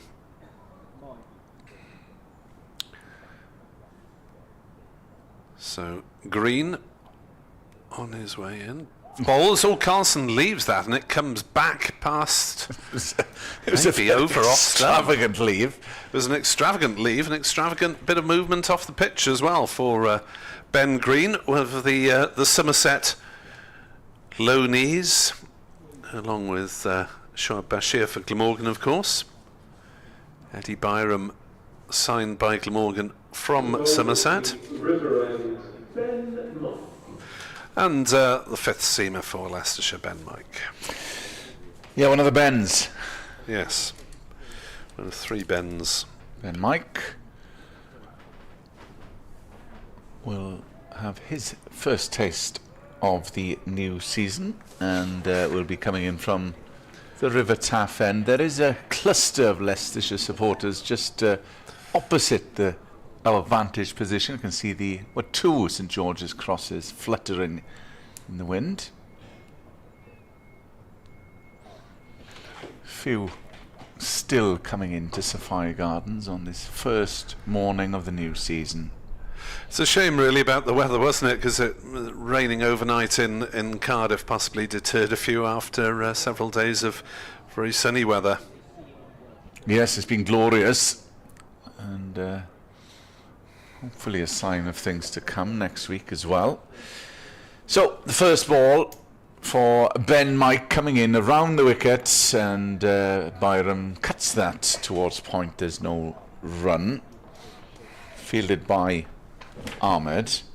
Rishi Patel was forced off early on, so it'll remain to be seen the extent of that injury, which is a cause for concern for the visitors. Wickets to fall with that of Zain Ul Hassan and Sam Northeast. Fifth seamer into the attack is Ben Mike, coming around the wicket to the left-handed Eddie Byram, and no ball is called. 64 for 2. Still overcast, the sun trying to peer through the clouds here in Cardiff.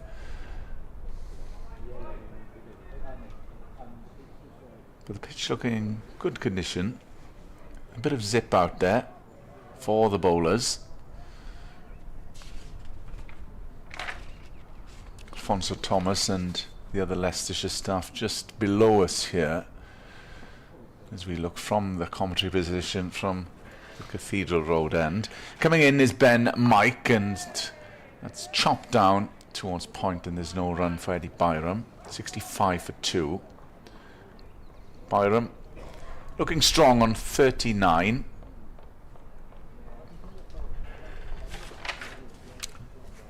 What is it? 9 boundaries for him so far before he was forced to run. Yeah. Leicestershire 5th in Division 2 last year. Captain by Pete Hanscom, of course, who takes the reins from Lewis Hill. This is Ben Mike coming around the wicket from the River Taff end. That's forced through a mid-wicket, and there is an easy single to pick up for Eddie Byram, who moves into the 40s. So this is a good start for Eddie Byram. Just what the doctor required for the Zimbabwean. The top of the order, as Kieran Carson takes his guard. Captain of the T20 side, Kieran Carson. Again, a campaign that, well, I wouldn't say petered out. It was very inconsistent from a Glamorgan point of view, the T20. Yeah, they got a few real hammerings, didn't they, along the way away from home? Yeah. Coming in is Ben Mike, and that squares Kieran Carson up somewhat, squirted into the offside. I think he was trying to play it through mid-wicket, and there's no run. It's an important little passage now until lunch, isn't it? If these two can hang on, then there'll be slight advantage Glamorgan. If one more falls, Leicestershire will fancy their chances of dismissing Glamorgan for a reasonable total from the bowling point of view. Yeah, some 35 minutes to go until lunch on the first day. There's Ben Mike wheels round, coming in over the wicket this time to the right-handed batter. That's a flash and a miss from Kieran Carlson. That is Kieran Carlson in a nutshell. Sometimes if it's there, he will go for his shots, but That was a flash and a miss. Yes, you're not playing T20 now, Kieran. In a championship match, you're in bed all day.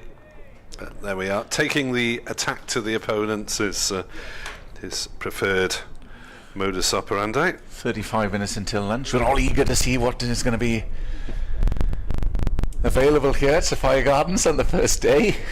Coming in is Ben Mike coming in, and that is left outside off stump. There wasn't much greens on offer last year, much to the disapproval of Nick Webb.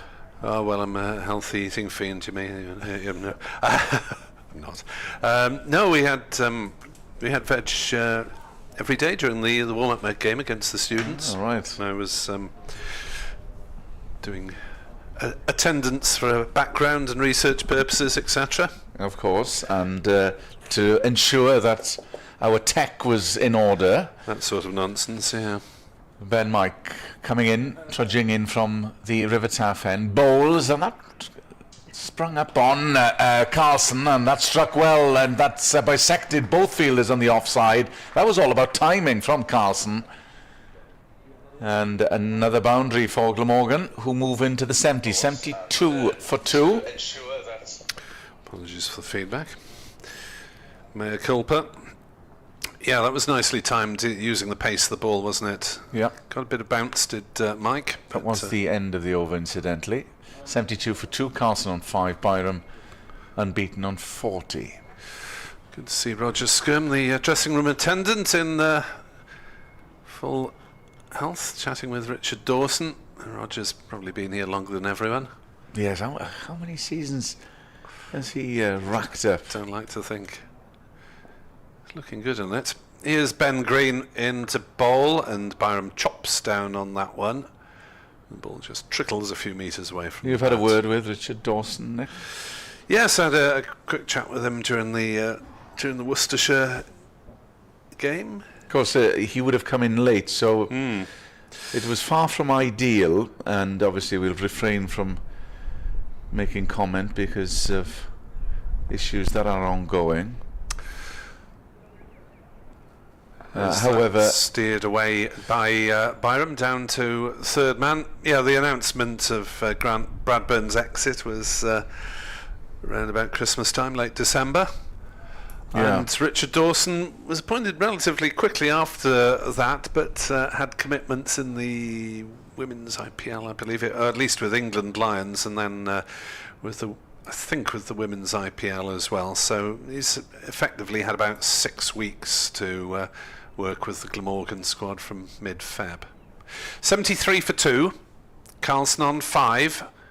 Green bowls, Carlson drives powerfully but straight to cover, and there's no run. but apart from that, it's been as you were in terms of the personnel involved. There hasn't been much change there, apart from the 2 short-term additions that are in the squad in the team today. Yes, it's a fairly familiar Glamorgan squad, as Green is in to bowl and Carlson is forward. Ned Leonard signed on loan at the end of last season for... Oh, they've taken a single that shouldn't have been there. This is a misfield at cover by Mike. Yes, he had 4 matches the tail end of last season, picked up 5 wickets. So Leonard is probably unlucky not to get more, I think. Had a few catches dropped here and there. So Ben Morris was the one that had, in terms of a local product, from Abergavenny. As that is turned on the leg side by Byram. He played it No run. in the one-day cup, but played in a couple, I think 1 or 2 at the tail end of the season in the championship. Yeah, didn't quite make the mark you would have hoped for. Still sort of feeling his way in terms of the championship game, though did well in a one-dayer at Essex. Byram on 41, faces up. Green bowls and Byram defends out on the leg side. There is no run. It's 74 for 2. Kenneth will go and eat all the lunch. He'll be back after lunch, and Richard, Ray and myself We'll steer you through to the interval at 1 o'clock.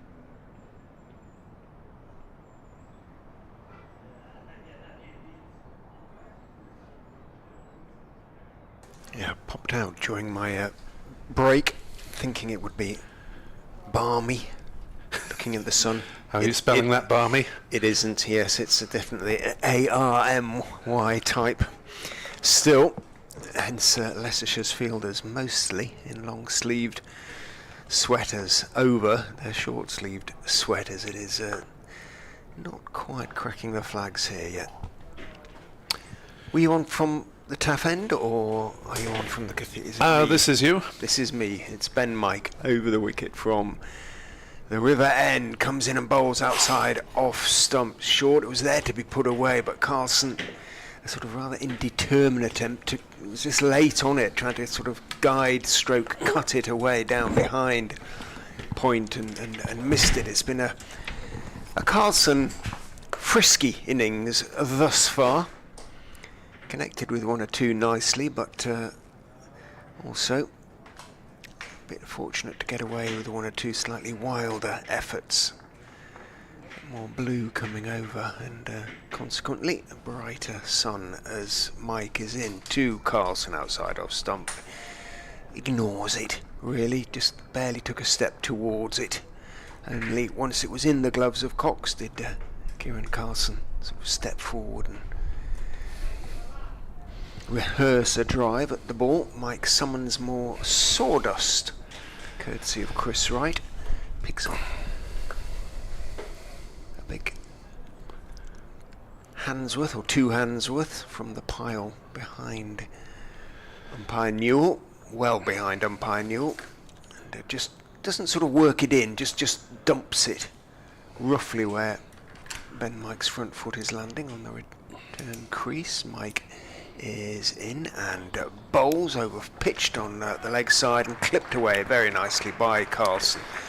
Mike again is giving the batters something to work away, to get away, and that was for a good county professional like Kieran Carlson, rather sort of meat and drink, full leg stump line, waited for it, clipped it away nicely. No chance at all for long leg, Ben Green to get across the deep backward square to cut it off, and Carlson into double figures onto 10, 78 for 2. Mike charges in and bowls, better length, but outside off stump, and Carlson can step forward and leave, lets it bounce through to Ben Cox. He's still got that very bright blonde dyed hair. Don't think he will object to that description. I don't think he would claim it's a natural colour.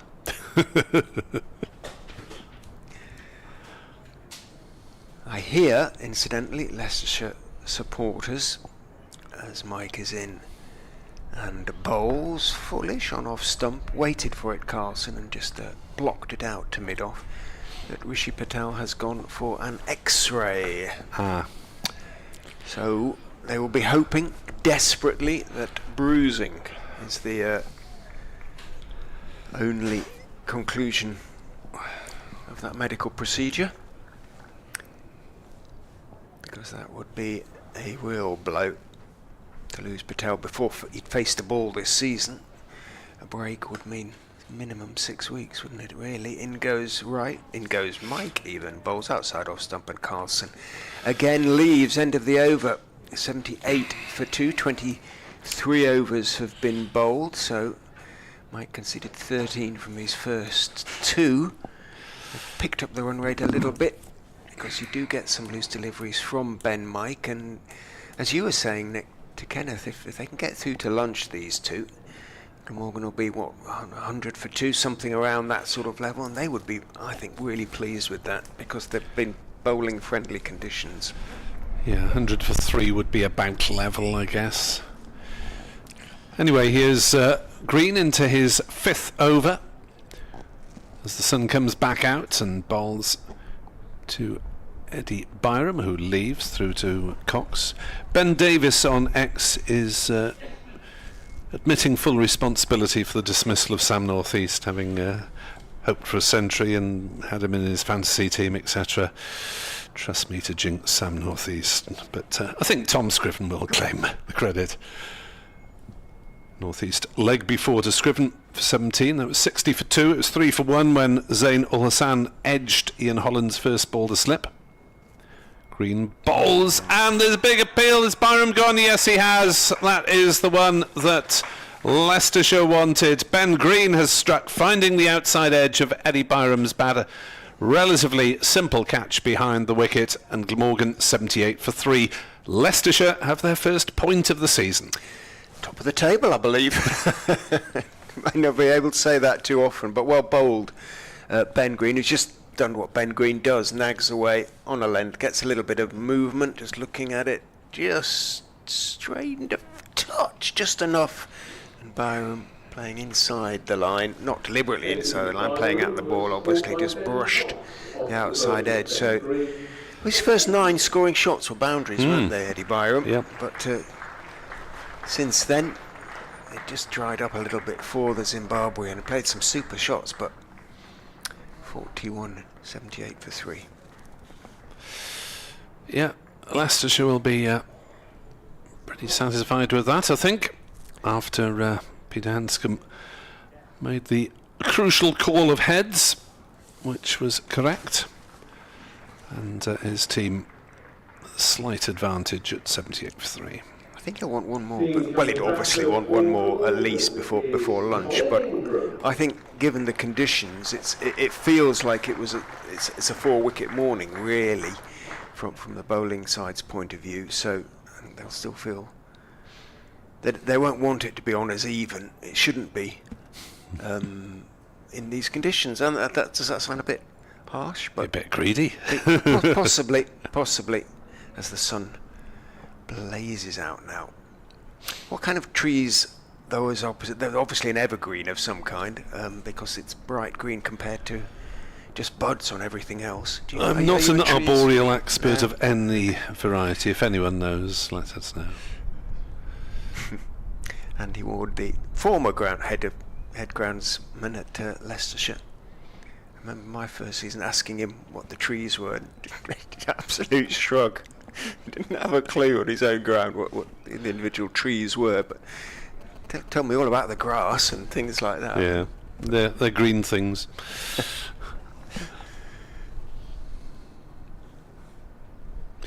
In comes Green, speaking of which, bowls to Colin Ingram, the new Glamorgan batter, and he plays it out in the offside, and there is no run.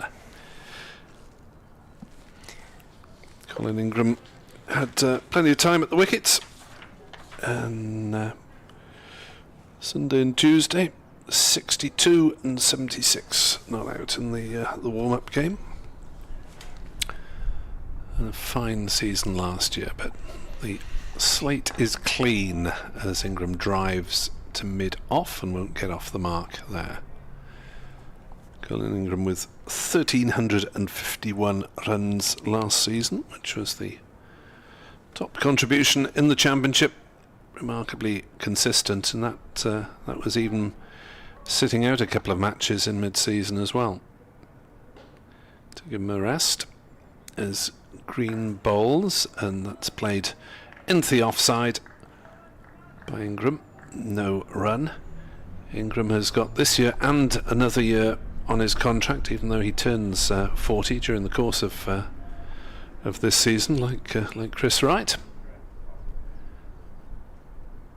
But it's Ben Green who's finishing off his 5th over. Bowling to Ingram, who drives, and again straight to mid-off, and again no run. So an excellent over from Ben Green leaves Glamorgan 78 for 3 with 20 minutes to go before the interval.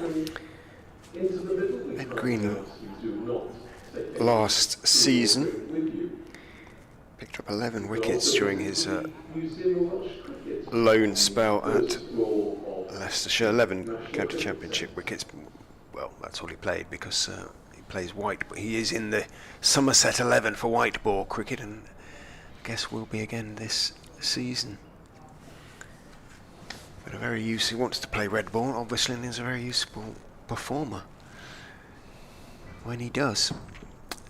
Ben Mike in from the River Taff end, bowls full, dug out by Carlson, almost an on drive, but didn't really put his full weight into the shot, pushing it firmly out to Chris Wright at mid on. Just the 2 slips now for Mike, bowling to Carlson. A little bit more cover for the Leicestershire all-rounder. Those 2 slips, Huey Kimber and Peter Hanscom. Sol Budinger, who's wearing 11 instead of 1 this season, I've just realised, which is why I was slightly confused. Mike is in and bowls down the leg side. Kieran Carlson steps inside the line, sort of tries to help it on its way, but without any real conviction. Doesn't get anything on it, and it's taken by Cox, obviously moving to his left. Well, Budinger's out there on the sort of cover boundary, so as my old captain used to say, setting the field for a bad shot, for a bad ball. If you want someone out there, but it might be part of a plan. He's not really, you can't imagine what it is, just cover, isn't it? You know, he's not going to catch anything out there. In goes Mike and bowls outside off stump, line length to well outside off stump, and Carlson has nothing to do with it. Thank you, by the way, to the good folk of Cricket Wales who are sending some staff round to my club Machan this morning, or have done so, and helping. I think we won a draw to get a day's assistance from Cricket Wales, so thank you to them. Practical assistance, as in sort of building works and things like that. Lugging things round, sprucing things up. Mike in, bowls straighter, this time on off stump, but Carlson equal to it. Everything very neat as he plays it back down the wicket to Ben Mike. Yeah, the 5,000 capacity grandstand put in place, no doubt. Oh no, maybe not. Audiences are more like 5 than 5,000 at that level. But it all helps if, a bit of assistance, a bit of practical assistance. Takes some of the burden from the volunteers. Yes, who do the square themselves, and the wickets. Mike is pounding in and bowling outside off stump, slightly short, driven away, square, driven out through the offside. Budinger in that covering position on the boundary in front of the grandstand, runs along the rope and slides on one knee, makes the stop and keeps Carlson to a single. He moves on to 11, brings Colin Ingram down to face Ben Mike for the first time. Umpire Langley runs across. Ingram being a lefty, Carlson a right-hander.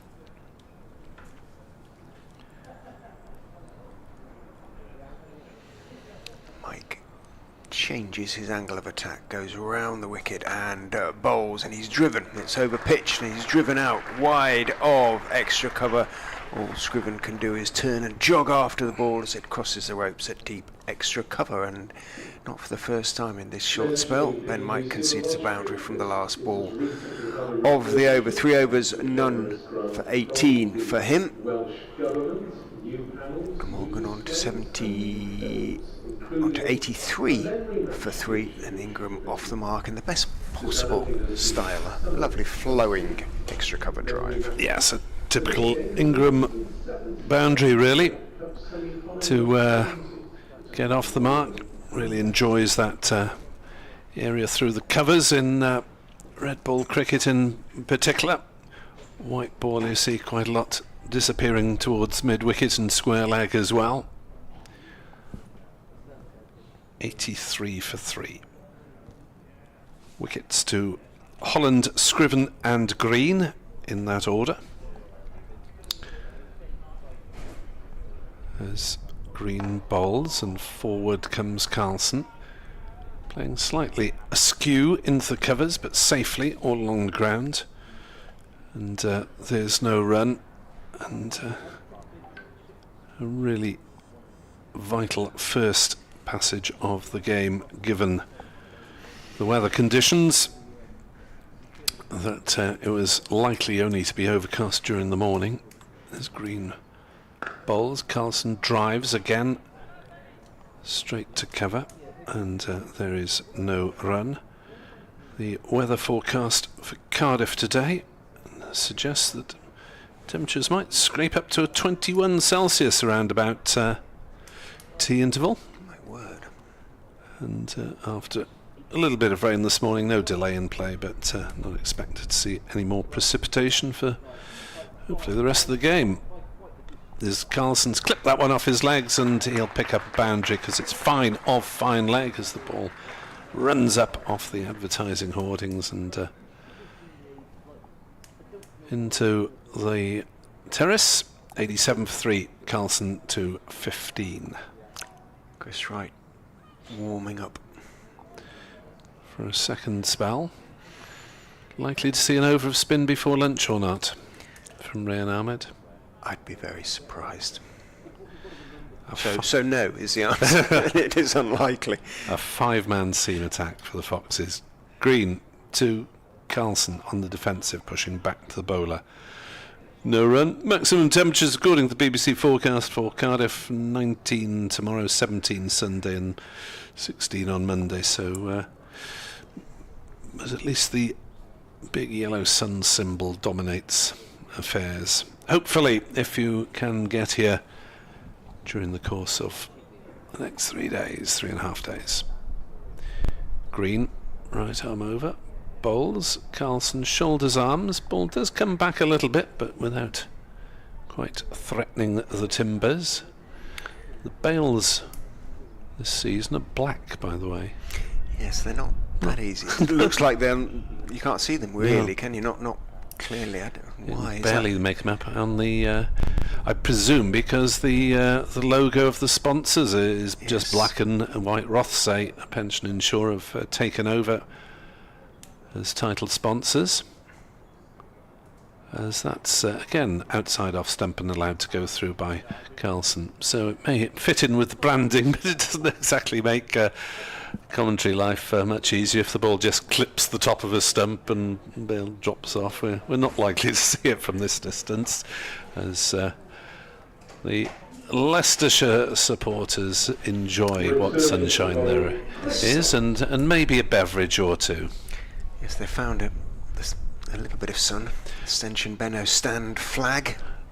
It's good for temperatures at that end of the ground. It's usually warmer than up this end. Well, as I suggested, 3 overs from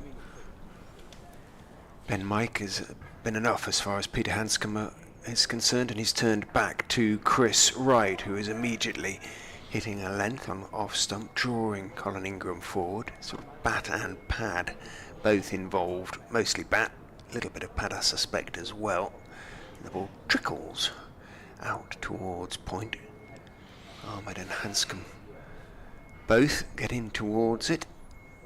Ahmed it is who picks it up, returns it to Wright, who turns round the wicket he comes and bowls. Again, good line and length, draws Ingram forward, blocks it out slightly backward of point.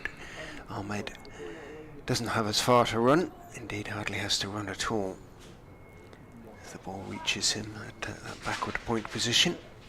Gentleman in a very lurid pink running shirt runs behind the stand. There's a path between the stand on the river side of the ground and the river, which is very popular with runners and walkers of all kinds. In goes Wright again, off stump line, and again Ingram plays it out to Ahmed at point. Yes, the Taff Trail, heading up the river, very popular with, as you say, runners, walkers, cyclists. 87 for 3. It's very picture skew, as my little sister used to say. Right, elbows jutting, runs in and bowls slightly short of a length this time, and Ingram can stay on the back foot and block the ball out toward, well, in front of point this time, but nonetheless Ahmed's still the first to it, so 4 balls bowled, all with the same result in that Rahan Ahmed has fielded each and every one. the wind that was coming sort of from the city centre and off the sea is just beginning to just sort of drop the flags on the pavilion. Not quite as extended as they were. In goes right and bowls. That's drifting slightly towards middle stump and whipped, or attempted to be whipped away by Ingram through mid-wicket. Didn't beat mid-wicket. Budinger, the fielder there, with a sort of green towel, not hanging out of the back of his trousers a la Chris Wright, but out of the front. So Certainly unfortunate. Yes, It's not a great look. It isn't. It isn't. It's unwise choice. In goes right and bowls extravagant leave from Colin Ingram. Even so, that's probably, arguably, the best over that Wright has actually bowled. In the first over is his second spell. First spell was 5 overs, and he just seemed to struggle with the right-hand, left-hand combination, but pretty much hit his lines and lengths in that over. Didn't beat the bat, but kept Colin Ingram very honest. 87 for 3 off 27. 8 overs till lunch. 3 more. 4. Can they squeeze 4 more overs in? No. 8 minutes? Nah. No. Green to bowl to Carlson, who defends to mid-wicket. And there's no run. It's quite a statement from Sol Budinger being number 1 on his back, wasn't it? It takes some guts for a youngster, as he was when he came into the squad, to have that. But now moving to a number 11, rather more modest. That is driven by Carlson, but hammered straight to cover, and there's no run. Carlson's timing the ball nicely, but picking out fielders at the moment. Budinger is one of those sort of characters that, he comes across as very confident. I'm not entirely sure how genuine it is. If he knows he should be, and he is, and all big smiles and grins, and he's got lots and lots of talent. But yes, I'll be number 1, but I'm not entirely sure he really feels that way. Green bowls. Carlson is forward defensively, no run, back to the bowler. I seem to remember Steve Watkin being number 1 for Glamorgan, the England seam bowler, member of some great Glamorgan sides, 90s, early noughties. I think he was 1. Must check with him next time I see him. He's still around the coaching staff. It's Green bowls, and that's through with no shot being played. Nice shape. He would take so many club cricket wickets, wouldn't he, Ben Green? So many club cricketers would look to try and... They'd feel obliged to play that, wouldn't they? Completely. Or attempt to. Kieran Carlson watching it come back and do most of its movement after it had passed the stumps. Green bowls. Carlson again, shoulders, arms, with the left foot planted firmly forward and through to Cox. 87 for 3. If you're just joining us, Leicestershire won the toss, decided to bowl, no surprise there. Struck straight away. First ball of the second over, first delivered by Ian Holland, had Zain ul Hassan caught it slip by Hanscom for a single. Right in to bowl to Carlson, who defends to point, no run.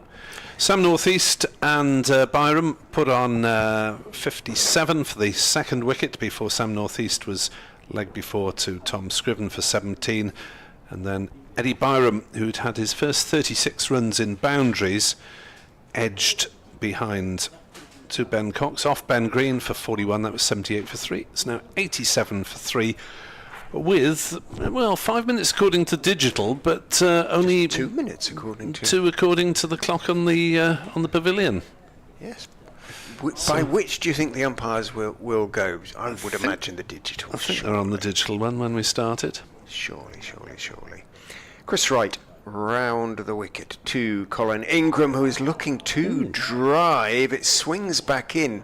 I think thickish even inside edge onto the sort of pad, and then bounces out into the offside. But Again, much better from Wright. Green spell, incidentally, and he might just get one more in before lunch. 7 overs, 3 maidens, 1 for 15, and for me, he has been the pick of Leicestershire seamers, quintet of seamers by a margin. In goes Wright and bowls, draws Ingram into a sort of walking force into the leg side, thick inside edge, and Budden just sprawls away to his left. Doesn't feel the ball cleanly, but he does stop it, and Ingram wisely, in the end, opts not to call Carlson through for a quickish single for the quote-unquote misfield. Yes, I'd give him credit for that and say it's well stopped, 4 runs stopped. Yeah. Maybe being a bit unfair to Holland. He bowled very nicely as well. In goes Wright and bowls, goes past the outside edge, or did Ingram withdraw the bat? Either way, the ball past the outside edge into the gloves of Ben Cox, and the first chant of the game, indeed of the season, of Leicestershire. La la la. Much originality and wit goes into that particular chant.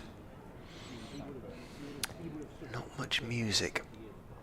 Wright is in and bowling, and again Ingram just looks a little bit loose as I think he was getting in position to drive it, and then ended up sort of rather wristily working it out towards wide-ish mid-on.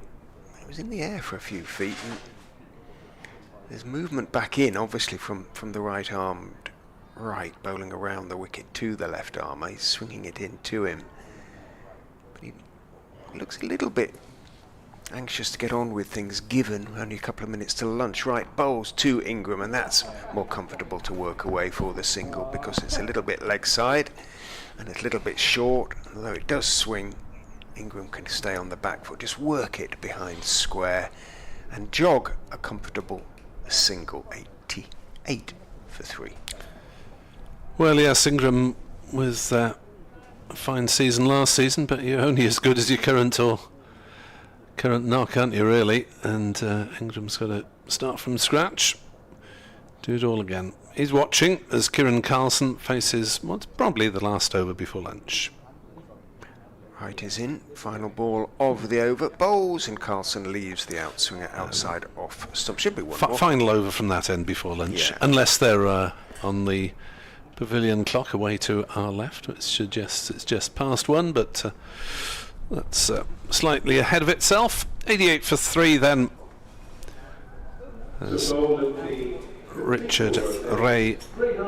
Oh, we are going to get the over spin before lunch, as Richard departs to inform radio listeners in the East Midlands what is going on, what's occurring. And Ryan Ahmed will bowl an over of leg spin.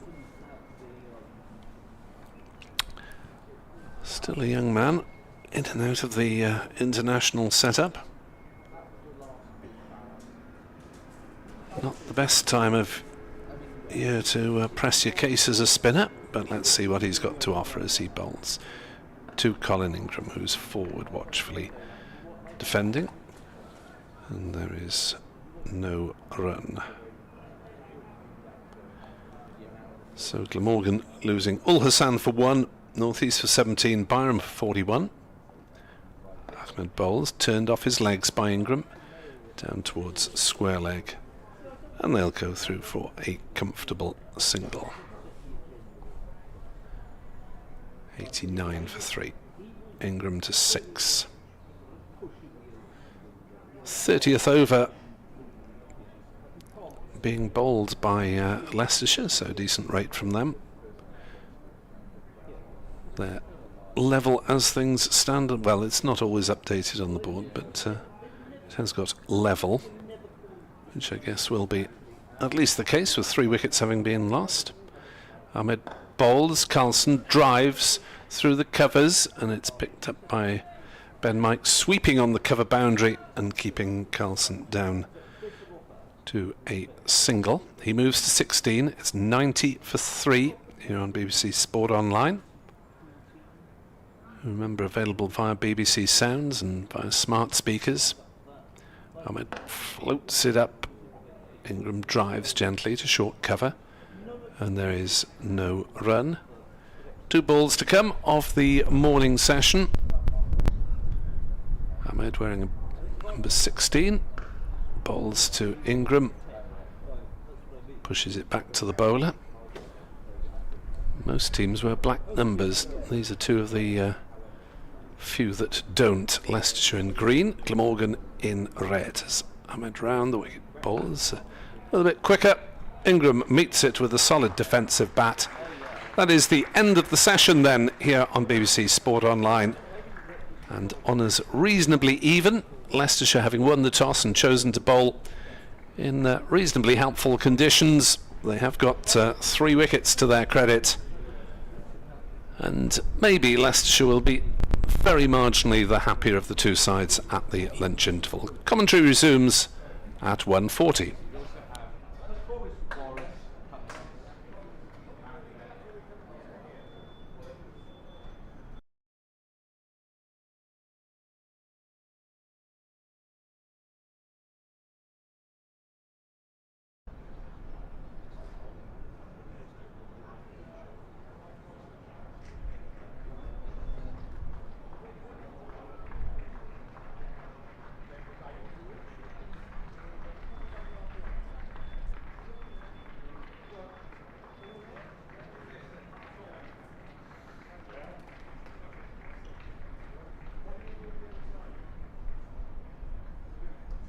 I've got some lunchtime scores from the other games taking place around the country, all of which, like here at Cardiff, are in the first day.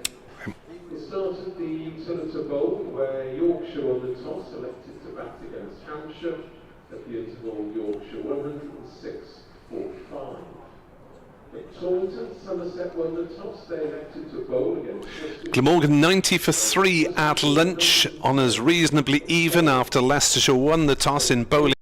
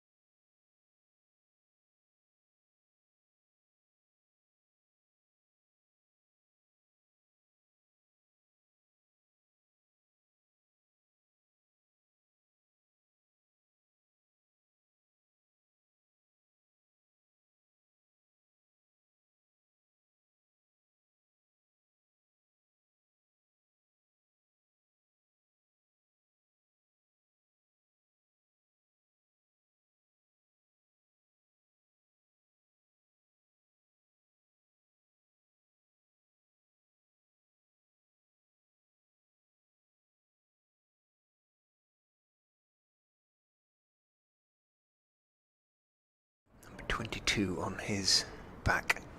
In he comes and bowls to Hassan, edges and caught. So Ian Holland has struck with his first ball of the season. It was slightly short of a length at the left-hander. One.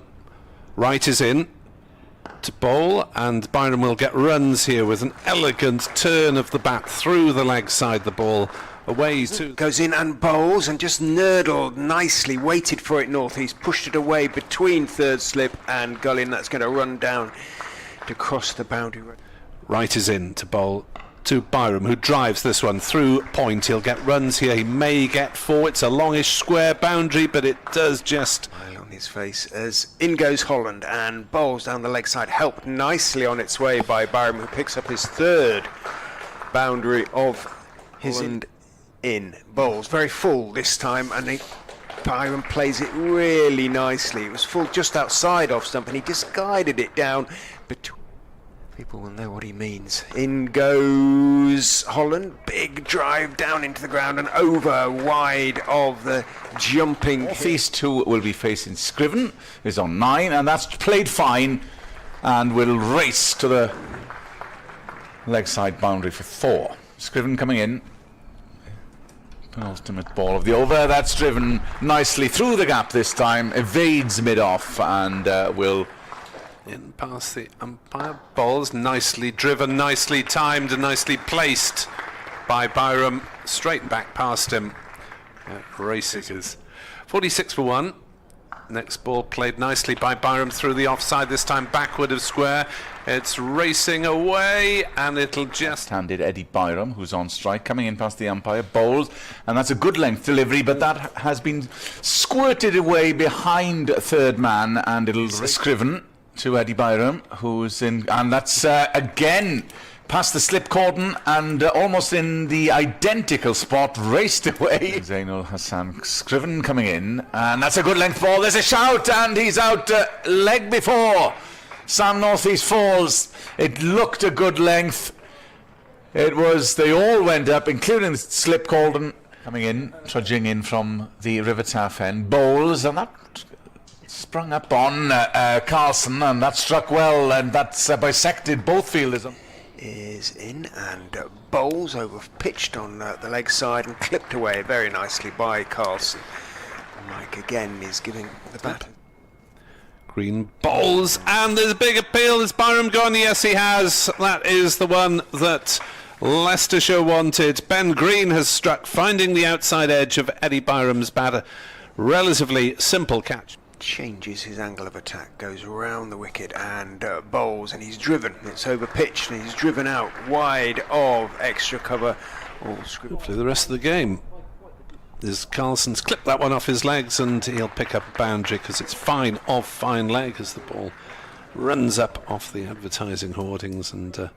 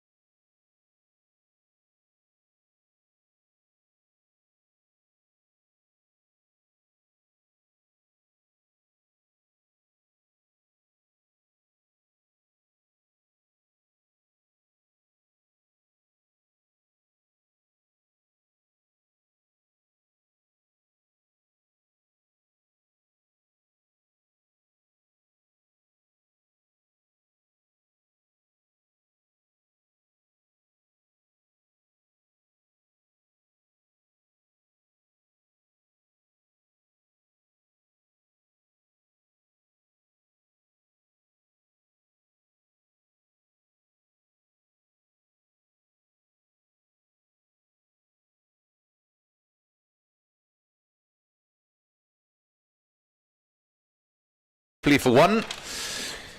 He was caught. Peter Hanscom bowled Ian Holland.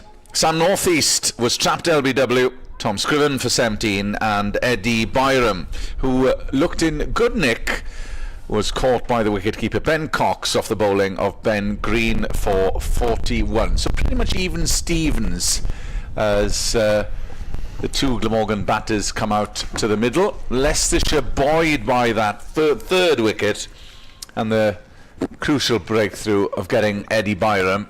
They will think if they could get an early wicket here in the afternoon session, they're right in the mix. So the Leicestershire team trudge on to the field as we prepare for the afternoon session, and to kick us off with the first over will be Richard Ray.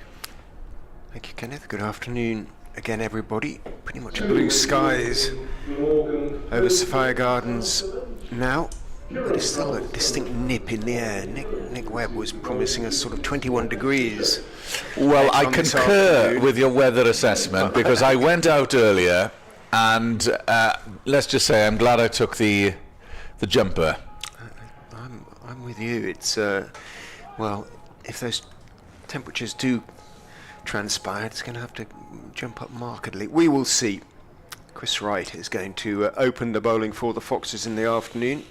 Bowled 7 overs this morning, spells of 5 overs to start with. Never really found a rhythm, but a good 2 overs before lunch, so he's continuing from the River Taff end. Bowls to Kieran Carlson and goes past the outside edge with a beauty.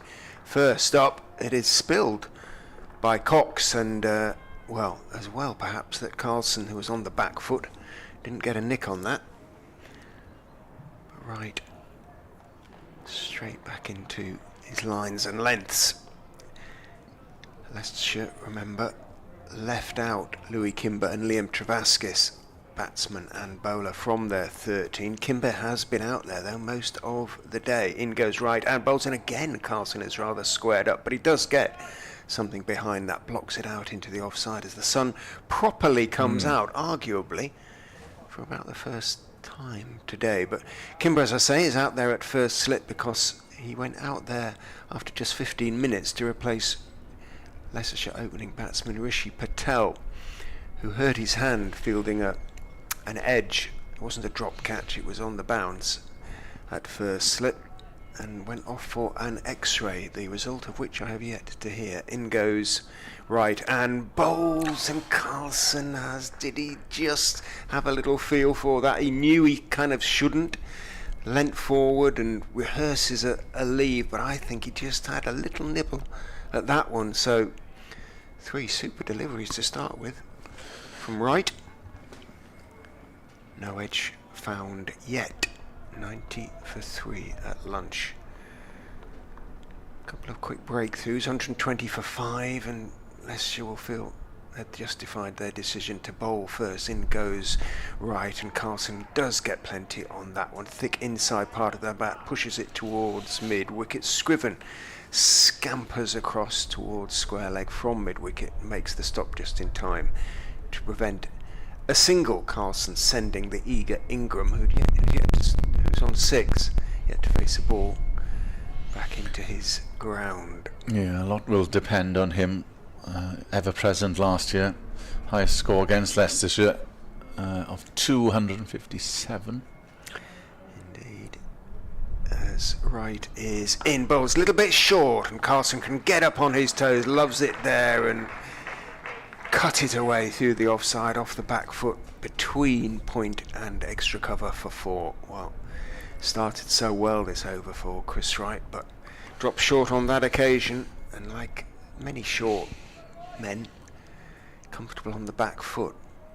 Kieran Carlson cracked it away nicely. That'll make him feel better post lunch. He's on to 20, 94 for 3. Right, turns, yet to pick up a wicket. Runs in and bowls again a little bit short, and Carlson on the back foot can pump it out into the covers, times it well, but doesn't get it wide of Sol Budinger. So rather got away with that last one, Chris Wright. Mixed bag in the end in the over. Started well, but didn't finish so well. 94 for 3 off 31 Leicestershire. Yeah, diminutive figure, but packs a punch to Kieran Carson. Highest score last year of 148, 923 runs from Whitchurch High School. Kieran Carson, an impressive alumni of sporting figures that have come from that school, including Sam Warburton, Geraint Thomas, and sadly, of course, Tom Maynard was another one. Gareth Bale, yes, they've all come. As Holland will resume from the Cathedral Road end, under the tutelage of Gwyn Morris, who is a WIU referee. Saw him actually last week, Gwyn Morris, down at the Ospreys Scarlets game. I promised Nick that I would not mention rugby when I came down. Well, you guys have talked about it plenty, so I did feel that. It's funny that we haven't mentioned it in the first session. Holland in, and that's cracked through the offside, through the covers for 4. That was a solid Colin Ingram crunch, and Glamorgan moved to 98. Ingram is on 10. Yes, we're in a tough spot at the moment. That goes without saying on the rugby front, Richard. After another wooden spoon, multitude of issues that need sorting out. As Holland starts his run up from the Cathedral Road end, round the wicket to Ingram, and that's playing a miss, and it goes through to keeper Cox, and there's no run. When those issues will be resolved, who knows? But it's a sad state at the moment, and I do remember the barred old days of the late 80s, early 90s. Never did I think we would get to there again. Unfortunately, we have. Holland coming in, round the wicket, bowls, and there's an appeal here, and a big appeal as well. Let's have a look at that once more. Nothing, no interest from the umpire, but it was a leave and it flicked the pad. Yes, but it's still got to be, okay, it can pitch out, it can hit him outside the line, but it's still got to be hitting. So yeah, probably just he is outside the line. Well, it doesn't matter because he didn't play the shot, but the umpire would have. Yeah, a bit high for me as well. It would have been a guess. It was a good shout. It would have been a guess, but a risky lead. Yes. Ingram faces, and that's a flash, and that's cut away down to third man. I think he was trying to play that through the covers, but edged it all along the ground. Another single for Colin Ingram, who will play his shots, of course. Player of the season last year. Colin Ingram, South African born. He's been some player for Glamorgan since arriving in 2015. There is an argument that he's up there with, as I'll pick up the argument as Holland comes in. That's a jaff of a ball once more. Great line, and just left Carson at the last minute, taken by Cox, and he comes down as a bit of gardening, and he just gestures to Ingram, that just left me at the last moment as we see beautifully bowled. Bit of shape, he was dragged into that one, no doubt about it. There have been more talented foreign imports, and that's no disrespect to Colin Ingram, but in terms of his importance, he's up there, certainly. That was a very threatening over from Ian Holland, and almost made another breakthrough. The first post-lunch. Wright is going to go round the wicket to the left-handed Ingram. Again, a touch short. Ingram can stay on the back foot. Doesn't try and work it away, though. Just blocks it out to Rehan Ahmed, from whom we saw one over, almost the obligatory over of spin before lunch, but it's hard, isn't it, for the leg spinner to come in and immediately hit lines and lengths over pitched on a couple, but there wasn't any obvious. You wouldn't really expect there to be any obvious turn. At that stage, in goes right and bowls. Again, arguably just short of a good length. Certainly Ingram stays on the back foot, blocks it out into the offside. Nice piece of timing, went quickly out to Tom Scriven at extra cover. Yeah, 39 now, Colin Ingram. Same age as Chris Wright. He'll be 40 in July. At the moment, it's a veterans game. Right to Ingram in bowls, goes past the outside edge with a no ball. He bowled a couple in his first over, I think, didn't he, Chris Wright? And you'd think at 39/40, heaven alone knows how many overs he's bowled. Here, as much as you know, everywhere. But you would think by now you wouldn't be bowling no balls, would you? I don't know. It's striving, it's striving for every centimetre of pace, but he goes and bowls and drifting on towards leg stump, and it's again a touch short. It's worked away off the back foot wristily by Ingram. He's got it through the vacant square leg area. Buttinger has to run back from mid wicket towards the grandstand with the splendid daffodil motifs. 3 daffodil motifs, rather sort of Lego-like on the. Yeah. Kind of works if you're looking at it full on. In the grandstand, most of the seats are blue, but there's a sort of daffodil yellow motif. In goes right and bowls, line and length, and Ingram waiting calmly for it, just blocks it out into the offside. A few daffs in Bute Park, I'd imagine, in springtime.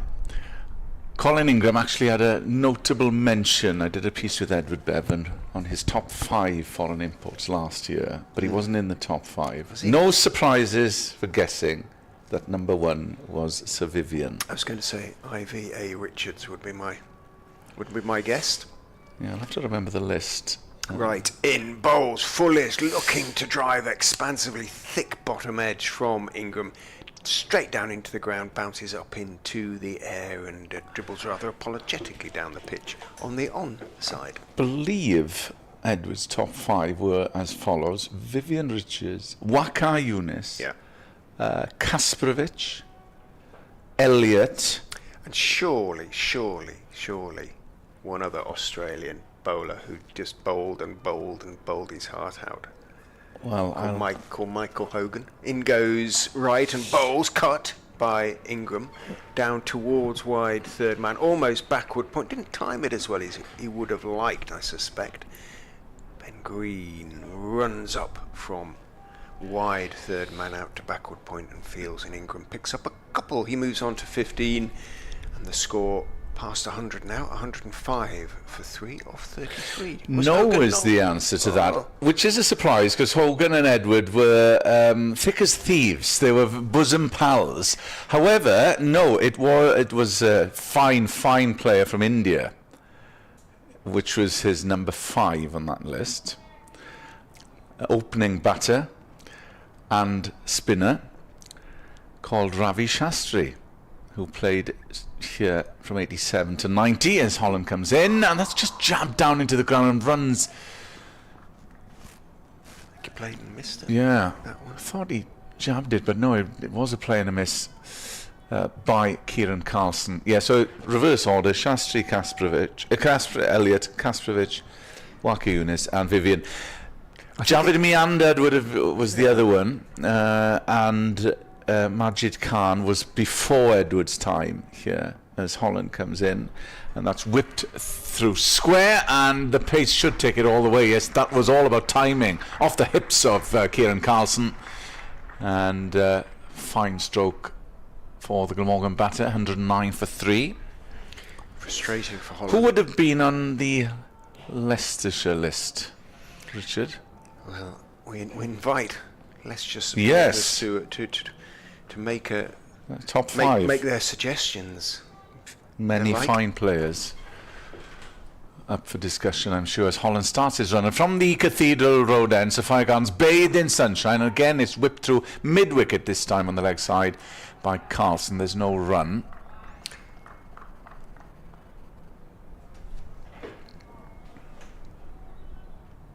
Yes, answers on a postcard, please. I guess Eddie's criteria would have been pure sort of talent and ability, and Hogan wasn't. Nobody contributed more, I don't think, in his time. Definitely, in a way, yeah. than Michael Hogan. Holland in, good length delivery. Again, it's struck towards mid-wicket and there's no run. But a very different sort of overseas player too. Jack Callis was another one. Didn't play often for Glamorgan. Herschel Gibbs, God, they've all played. Cosy, yeah. Who was very popular here. Very popular in the adjacent pub as well. Yes. Dale Steyn played here. Goodness me. Yeah. Holland in and bowls. Kawaja, another one. But obviously we're talking about impact and length of impact. And what Sir Viv did, of course, was change the mindset. His arrival coincided with the Glorias for Glamorgan in that 1990s, early noughties, and I think it was instilled by his attitude. As Holland, right arm over the wicket, fullish, and that's again flashes past the outside edge of Kieran Carlson's bat. And there is no run. 109 for 3. I know a lot of Leicestershire supporters, not necessarily of the most recent vintage, but long term, would say that Phil Simmons was massive for Leicestershire. Obviously, fine player, important part of the championship winning side as well, and massive contributor with both bat and ball. Davison, very popular. For me, in my time, Mohammed Abbas in the 2 seasons we had him was different gravy. Round the wicket goes Chris Wright and bowls pleasantly and beautifully driven by Ingram through the covers for 4. Wasn't quite at the pitch of the ball, but he was fully on top of the bounce, and it was right in the slot, really. And he needed no second invitation to put that away. I mean, these two are positive players anyway, and would probably be going for their shots, but they're being encouraged by Leicestershire's bowlers to a certain extent. The occasional loose ball. Right, striving away, is in and bowls, tucks Ingram up with a ball that swings back into him, but Ingram equal to it defensively, back down the pitch on the onside. Holland is at mid-on and Fields. None for 28 for Chris Wright now. Holland 1 for 29 has been much more threatening and has been the same way in this spell, but yet to find any edge post lunch. Right in bowls, Ingram leaves outside off stump.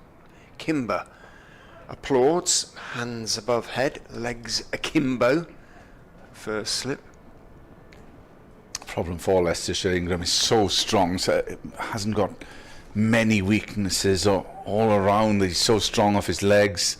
We just saw that cover drive, and if he gets going, as we've seen, well, as Leicestershire saw in this fixture last year. They know very well what a dangerous player he is. Wright is in, bowls to him, he drives again, and he drives for 4 again. If anything, slightly more extravagantly than the previous shot in this over. Run is beginning to flow for Glamorgan post lunch. Right wide, didn't really move, was there to be hit, and it was hit.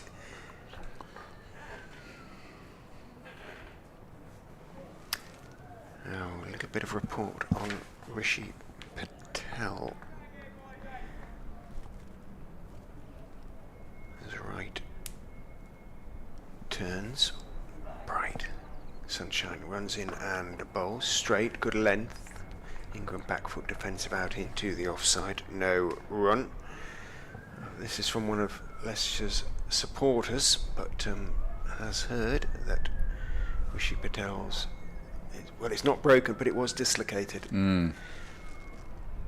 We suspected that might have been the case. I mean, that in a way is potentially good news. It depends on what sort of associated damage, isn't it, with the dislocation. Whether there's any sort of ligament damage around the finger joint. In goes Wright and Bowles. Solid forward defensive press by Ingram. Times it nicely out to mid-off, where Ben Mike is the fielder, and there is no run, but a good, productive over as far as Glamorgan are concerned. And Colin Ingram in particular, he's almost caught Kieran Carlson. He's on 23 now.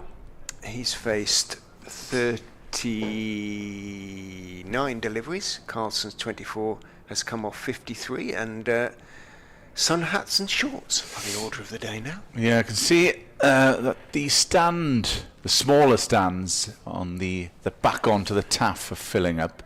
That is the sunspot. You have to be careful over there because the wind whips you. Without sunscreen, you can get caught as Holland continues from the Cathedral Road end. Bowles, good length delivery, and that's resolutely defended, and it dribbles into the onside. And Glamorgan, as Richard was mentioned, have motored on in this afternoon session. They've already put on 27 runs. Carlson 24, Ingram 23, partnership of 39. Holland coming in, and that's just flicked down. It's a long leg, and there's a single take, 118 for 3. Minimum overs remaining today, 61 and in glorious conditions now in the Welsh capital. This is what we anticipated, but early on there was some drizzle in the air as Holland comes around to the left-handed Colin Ingram, flashes through the cover for 4. Don't need to run for that. That might have been shot of the day as far as Glamorgan and Colin Ingram are concerned, and that looked like a shot of a batter on form. Yeah. Dismissed from his presence. It wasn't quite textbook, but goodness me, hit that very hard, and there was a real flourish and follow through, wasn't there? It's into the grandstand. There's no one that side for this fixture. Will be full for the T20s. 2 internationals, incidentally, as Holland comes in, flashed it again, but down to third man, and there's a single. The West Indies are here. Let's check the date. Start of June. Is that an ODI? That's an ODI, okay. And then there is a T20 international between England and South Africa, and I believe, off the top of my head, that is the 10th of September, which is a Wednesday. It was a full house last year for the England-Australia fixture, very popular. As Holland comes over the wicket, and that's played towards mid-wicket by Carlson. Just stayed slightly low on him, 123 for 3. Of course, the T20 blast will start in earnest the end of May. Glamorgan in the southern group as Holland comes over the wicket, and that's a peach of a delivery straight through the gate, and it's bowled Carlson, and that's the breakthrough Leicestershire needed, the wicket they dearly wanted, and it's come. Carlson bowled off the bowling of Holland for 25, and Glamorgan have lost another one. They're 123 for 4. Yeah, super little outswing up. Carlson looked as though everything was in place, didn't it? But it was just too good for him, really. It really was. Looking at it from the back. Oh, yeah. That is a beauty. Top of off, a little bit of outswing. And what a nut that was. That's the kind of ball you Jimmy Anderson used to always say, that's the one, top of off, that came back. And it was through the gates. Quality bowling from Ian Holland. So another one departs for Glamorgan. And Leicestershire into the middle order. And that's exactly what we spoke about at the start of this session. If Leicestershire could have grabbed one into the middle order, well, they'd be piling pressure into the Glamorgan batters now. Coming back to for Glamorgan. Yeah, he's just threatening to get away from the Foxes. Yeah. Could be one of those sort of days. Each time there's a partnership broken before it gets out of hand. But the way, well, Ingram in particular, but also Carlson to some extent, where they're playing very positively, often show an indication that the ball is still doing plenty, and the feeling for the batsman is we need to get on, or need to pick up what runs we can, because sooner or later you're going to get a really tricky one with your name on it. Well, that was the end of the over as well. It was. I mean, he'd be disappointed he's got in. However, that was a fine delivery. Yeah, I mean, he wasn't trying to hit it hard or anything. No. It was just a very, very good delivery. Beat him on the outside edge with that little bit of movement away, hit the top of off, and sometimes just got a nod and say, okay. But again, it confirms that there's still good movement there for the bowlers, and Leicestershire, I think anything over 200 will be a decent effort. Right is in. Is it me? Yes, it is. And bowls another no ball outside off stump, which is left by Ingram. The Jimmy Anderson wicket in question, was it Michael Clarke? It was a 2013 Ashes. I think it was the first test where there was an absolute peach of a ball that started towards middle and leg, and then just hit the top of off. I think it might have been Michael Clarke. I'll have to check that out. It was definitely the 2013 Ashes, the first test at Trent Bridge. Right is in, bowls, a little bit short outside off stump. Up on his toes is Ingram, cutting, but can't get it past Rehan Ahmed, who stops it on the second bounce as it bounces up to his right. Doesn't stop it cleanly, but does stop it. Leicestershire's whites looking very smart. You'd expect that to be the case on the first day of the season, but they're slightly off-white. They're not too white. Derbyshire, take note. They're sort of creamy white. In goes right and bowls. Driven. There is no cover, just a man on the boundary. They've moved Scriven right back to the boundary, so there is a single there to be taken. But also pleasingly, the sponsor's name, Upton Steel, is fairly small, so it doesn't sort of dominate the shirt, does it? It's and with the Sophia Gardens under the sun, very, very green. There's a good crowd. It's all very pleasant, all very pleasant out there. Very traditional picture being presented. Could do with a few more trees in leaf, but we can't have everything. Right. Bowls outside off stump, sort of suggestion of a little bit of shape away, but not really excessive. Somebody playing the saxophone? I heard earlier it's coming from the Butte Park area, okay. So I don't know what's going on there. Definitely prominent now. Sort of jazzy feel to it, slightly mournful jazzy feel to it. Not a saxophone. Well, maybe. In goes right hand bowls. A little bit short, thick inside edge. Drops down behind Kellaway. And he's not sure where it had gone. Thought for a horrible half second it might have dropped towards his stumps. In fact, it was a good foot or so away from them.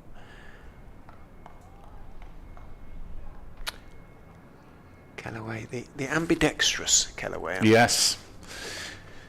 Yes. He didn't take a wicket with his left arm bowling action for the university earlier in the week, but he has did so in one-day action last year. Right is in and bowls. Kellaway leaves the gentle outswinger. Well, I say gentle, it's delivered at a sort of reasonable pace, late 70s, early 80s perhaps even from Chris Wright, but the swing is gentle. He's not getting half as much movement either through the air or indeed off the seam as Ian Holland. I think he took right-handed and left-handed wickets in a game against Surrey in the One-Day Cup last year. Right is in and bowls. Forward goes Kellaway, just playing with a slightly angled defensive bat, bouncing it down towards gully, but it goes quite slowly and Ahmed can get across from backward point to field. Kellaway immediately holds up his bat to Colin Ingram, says no run to be had there, and it is the end of Wright's over. The 11th is bowled today, still to pick up his first wicket of the season, none for 35, his figures. That Jimmy Anderson wicket was Michael Clarke in 2013, by the way. A similar kind of dismissal.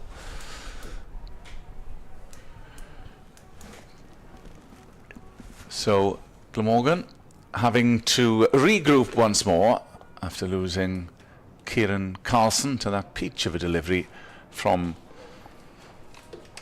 Ian Holland, who continues from the Cathedral Road end to Colin Ingram. Just plays that into the offside to back and is fielded by Holland himself, and there's no run. I can report the viewing conditions outside are pleasant but breezy. Indeed. I was glad I took the jumper earlier on as Holland comes in over the wicket towards the left-hander Colin Ingram, who's there on 29. It is the coldest part. You're still in the shade here in the Cathedral Road part of the ground. Yeah, I found a little bit of sun outside there. Trying to get a few rays. Yes. Kellaway has joined Colin Ingram. Kellaway could do with a score to kick off his season. Ingram, it's a flash, but there is a man sweeping on the offside boundary, deep cover, will haul it back in to keeper Cox, and a single is taken. Yeah, Ben Kellaway is undoubtedly a hugely promising player for Glamorgan, but although he scored 74 against them in the warm-up, has yet to record a first-class half-century. Highest score of 82 in the One-Day Cup, but just 36 in the Championship from half a dozen innings last season.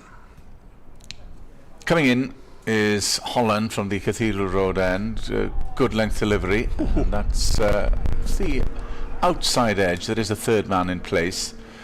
Thrown back to the keeper. They take a single. I think he had an important innings. In the first One-Day Cup match, Glamorgan beat Gloucestershire here, and it all changed in a blink of an eye, that game. And who knows, had they not won that one, they wouldn't have gone on the run that they did, as Holland comes in from the Cathedral Road end, and that is left outside off stump and through to the keeper Cox. 65 not out. 65 not out, yeah. Computerised records, alias a tatty notebook. Of course, Glamorgan went on a run, and eventually were crowned winners a day later at Trent Bridge. That was a strange old day. That was strange. Everybody trying to scamper around to find hotels and so on. In is Holland, and that's Fuller that time, and that's whipped through mid-wicket. They might get two here, and yes they do. They come back for a second. The irony there being the forecast for the second day in Trent Bridge initially was worse than the first, but they managed to get a reduced match in. It was Probably could have played more in the as it end. happened, yeah. But it was really good sense by the umpires that, atrocious forecast. It's not raining, right, we'll play 20 overs and get a result as quickly as possible. And it went Glamorgan's way when, realistically, we were sitting at the breakfast table expecting the game to be called off. And as it was, we saw pictures of the covers being taken off, and we thought, what? Oh, it won't last. It'll be raining again by 11. It was scheduled to be raining again, and it didn't, thankfully. But Glamorgan and Leicestershire, both victors in the 50-over competition, as Tom Scriven will come back into the attack, 1 for 20 in his first 5 overs. He'll be bowling from the River Taff end, and he'll be bowling to Ben Callaway on 1 not out at 130 for 4 here on BBC Sport Online. 2 slips, 5 saving the single in the sunshine as Scriven bowls, and Callaway, tallish young man, pushes forward and defends to the now sun-hatted Sol Budinger at cover.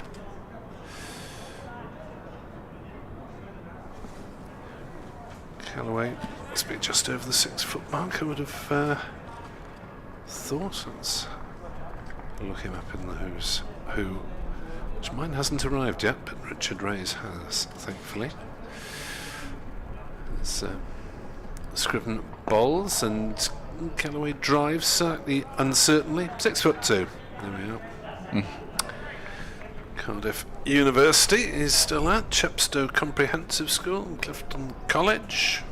I didn't realise he went to Clifton. I got something in common with him then, albeit I played for the 4th 11. 130 for 4. Don't let facts get in the way of anything, Nick. Here's Scriven into bowl, and Callaway is pushing forward up to mid-off. And there's no run. The bad crowd in now, scattered around Sophia Gardens. There were a fair few to our right here. They're still there, just trying to move around into the sunshine in the Castell Howell stand. Away to our right by the main entrance. A little bit of breeze on the effects microphone, but it's breezy but pretty pleasant. Can't complain for this time of year.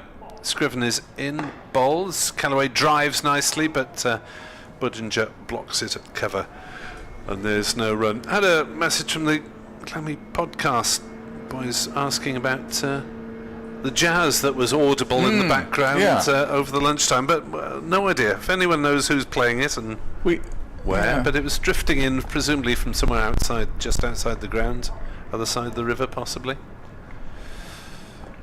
But nice, cool, laid-back accompaniment. As Callaway drives, this time he's picked out mid-off, and again there'll be no run. Scriven bowling a nice tight line, 5 dot balls to start his over. The Yorkies finding life difficult. Back in Division 1 they've been bowled out already. There's the details of that. I'll get that up for you in a moment. As Scriven is in to finish his over, and Callaway leaves outside off stump. No run. Maiden from Tom Scriven, his second, and at Glamorgan remain on 130 for 4. Yorkshire 121 all out against Hampshire. 3 wickets for Kyle Abbott and 3 for 8 for Liam Dawson, the man bizarrely ignored by England in recent years, or called up as drinks carrier and said no thanks, I'd rather earn some money elsewhere, or words to that effect. So Worcestershire 6 down for 147 against Somerset in Division 1. Holland continues his spell from the Cathedral Road end, coming round to Ingram, and that's a big shot that's close, and it's getting, yes, a brilliant delivery from Holland. They all went up, and it looked ominous as Colin Ingram waited. He played across the line, and that's a crucial wicket, and Leicestershire really making inroads into the Glamorgan innings now. Just the question would have been straying down leg, but probably hitting leg stump as we view the replay. Straightened up. Ingram got across it. And the dreaded finger went up from the umpire. Crucial wicket. It's another one for Ian Holland. Yeah, he's the star of the day so far. 3 for 39 next to his name on the scoreboard. Glamorgan 130 for 5. Leicestershire on top, and Glamorgan really dependent on the next couple to try and put something together with a couple of tail-enders these days in their ranks. Probably in the form of Bashir and Fernando, the two test bowlers. Can't rely on them for much with the bat, and Ian Holland has really got the foxes going now. Third wicket for Ian Holland as Chris Cook comes in, and the last of the recognised batters in the Glamorgan ranks. So they're in a bit of bother here, Glamorgan, 130 for 5. It looked as if they were scoring at a fair lick after the start of the session. Then they lost Carlson, and a double whammy losing Ingram for 32. Yeah, this game's really turned, hasn't it, in the last 20 minutes, with Holland striking in the 36th and 40th overs. Glamorgan were sailing along at a decent lick, 123 for 4, but 130 for 5 is very much advantage to the visitors. Elsewhere in Division 1 as Cook takes guard. Essex 133 for 2 against Surrey. Paul Walter 62 not out. So Holland buoyed by that wicket comes in. Chris Cook is on guard, and that's just outside the outstretched arm of second slips, and Chris Cook gets off the mark straight away as it's fielded at third man. At Trent Bridge, Durham 160 for 4, 52 for Alex Lees, 64 not out for Colin Ackerman there.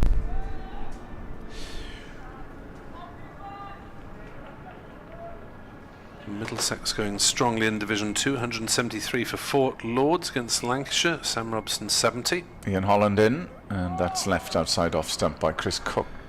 Max Holden is 65 not out. Glamorgan are at Lords over Easter weekend, which hopefully will draw a few Welsh supporters up to London. At Derby, Gloucestershire 112 for 4 against Derbyshire. James Bracey just signed a long-term contract, 36 not out. 2 apiece to Rees and Dahl for Derbyshire. Beg your pardon, it's Kellaway on strike, and his defensive punch back to Ian Holland, and there's no run. Northampton, Kentry covering after losing early wickets. They're 164 for 3 with Zimbabwean Muyeye on 65 not out. Jack Leaning is 40 not out. Ian Holland, who's taken 3 wickets, star bowler so far, comes in past the umpire, bowls, good length delivery, fullish, and that's played into the offside by Ben Kellaway, who's on 1. Cook is on 1 as well. Glamorgan needing to regroup once more, but this game on the first day, it's ebbed and flowed. As soon as any batters have come in and struck a partnership, the visitors have hit back. Holland, last ball of the over, coming in short that time, and that's played into the offside, fielded at point, and there's no run. Glamorgan then 131 for 5, wicket taking over for Ian Holland. Kellaway is on 1. He's just been joined by Chris Cook, who's also unbeaten on 1. Yeah, we had 57 for the second wicket, shared between Eddie Byram, who led the way, and Sam Northeast. 45 for the 4th wicket. Carlson and Ingram looked to be sailing, but they've gone in fairly quick succession. 131 for 5 after 40 of the 96 overs. And Tom Scriven, who's claimed 1 victim so far, is bowling to Chris Cook, who's punching that off the back foot up to mid-off.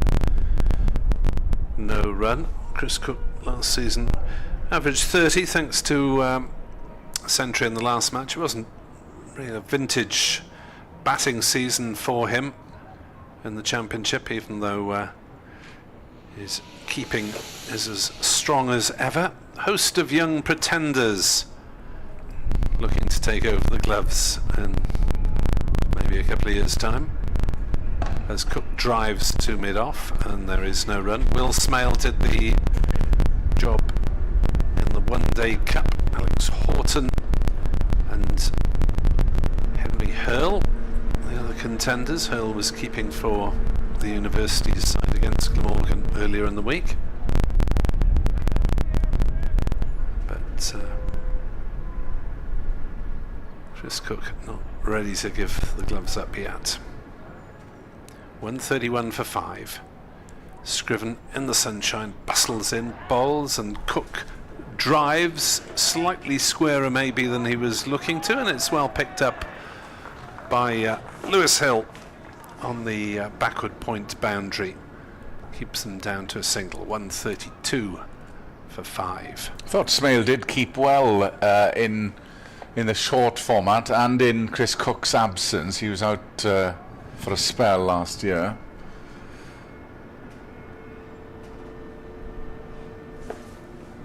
He was at the other end when Carlson was in that game against Somerset. As Callaway driving slightly uppishly towards mid-on, parried by the fielder there, right. How far did that carry in the air? I lost it slightly. I think it was, as you say, uppish, Nick, from Callaway. Yeah, it bounced once to the fielder. It wasn't a chance of any sort. No. So Smale did all the one-day cup, and Chris Cook did pretty much everything else. In terms of the keeping, as Callaway faces Scriven, and he pushes that one away on the leg side. No run. The ball runs towards Mike at mid-wicket. So Holland has done well, really, to get those wickets when conditions you would have thought would have eased a little bit for batting. Carlson and Ingram did appear to be in full flow, but were cut off in their prime. Scriven is in again. He's bowled him! Callaway pushing forward has gone for just a single.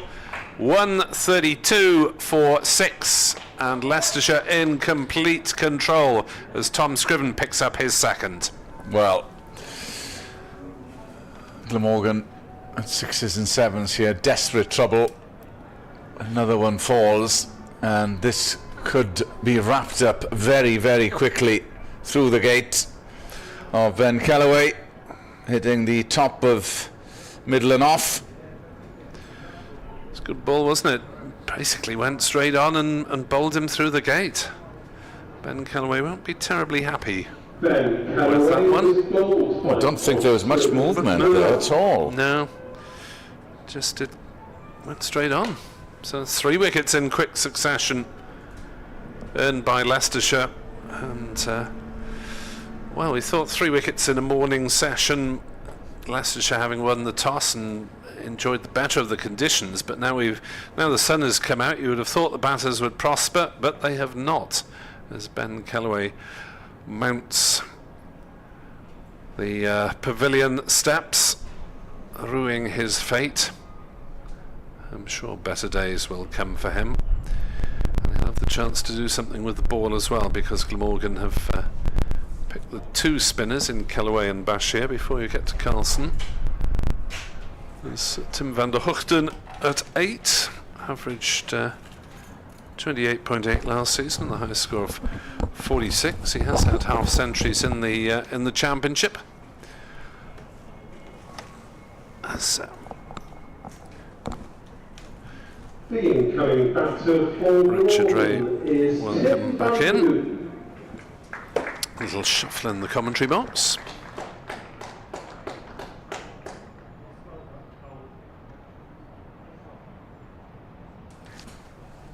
I was quite enjoying it out there, I have to say. I think you've returned to the fray a few minutes ahead of time, actually. I Richard. do, yes, but not to worry. It's, as you say, blustery, but it's a lovely warm wind now, and in the sun, Leicestershire are bowling rather better the last half hour. Couldn't keep you off the microphone any longer. Well, Holland has been good throughout, hasn't he? He's been he's hit his length, and he's found the most movement. 3 for 40. That one didn't do 12. much, though. It just went through the gate, I think. The Scriven one. The Scriven one, yeah, sorry. You know, Holland's were a couple of beauties, really. But the Scriven one, Ben Calloway just struck a little, didn't he? Here goes Holland, and that's outside off stump and allowed to go through by Chris Cook.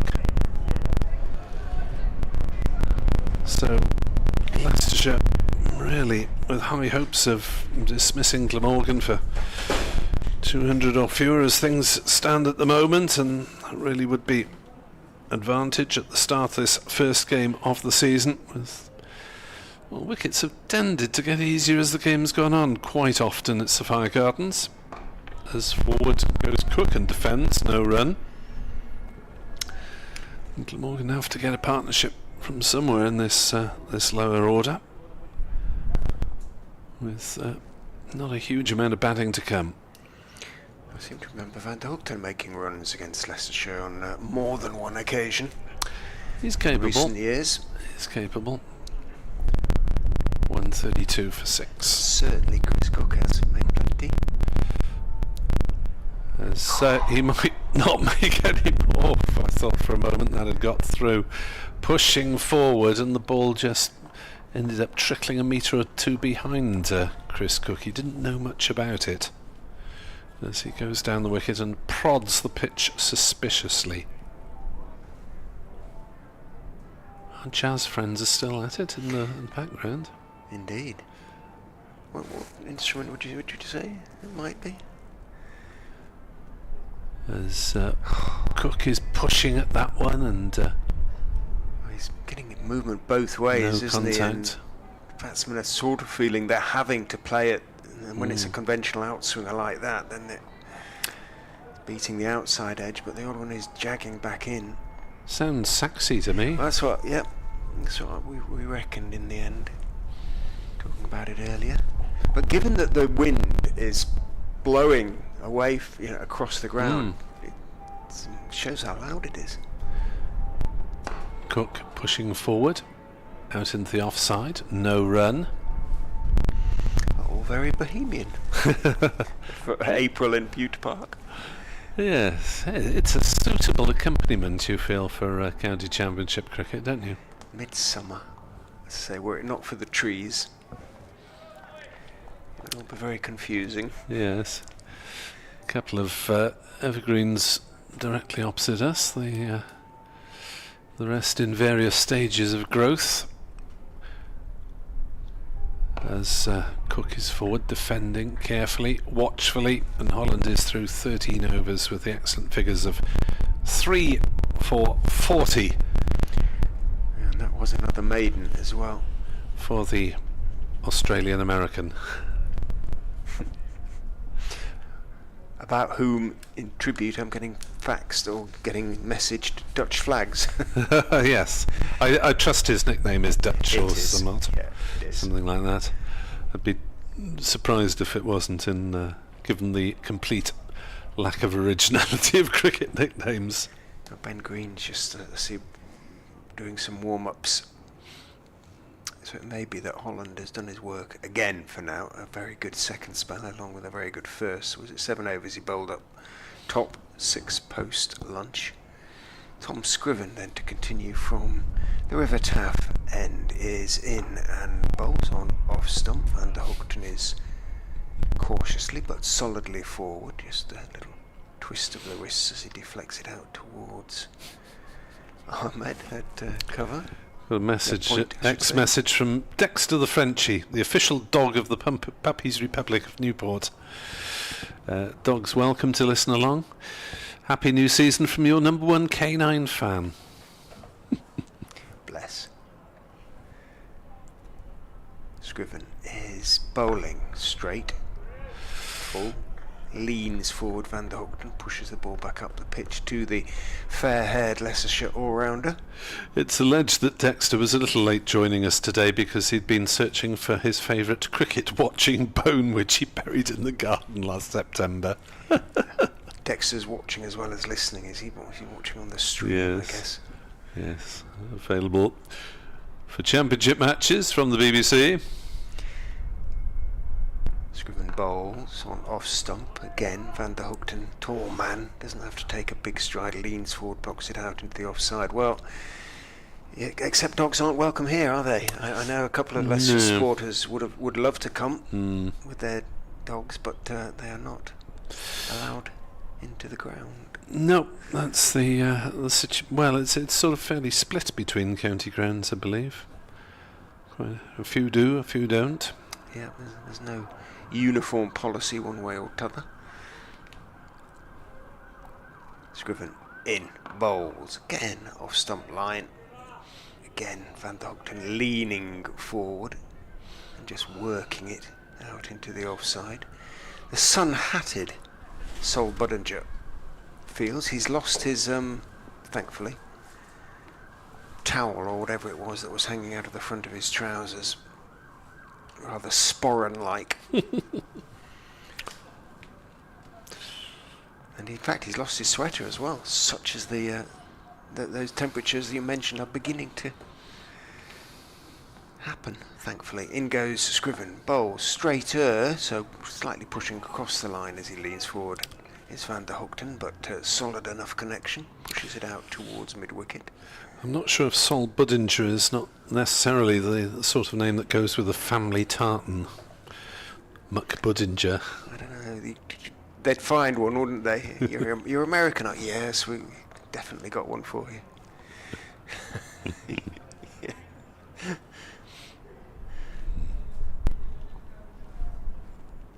Scriven bowls straight past the outside edge of Van der Hoogten.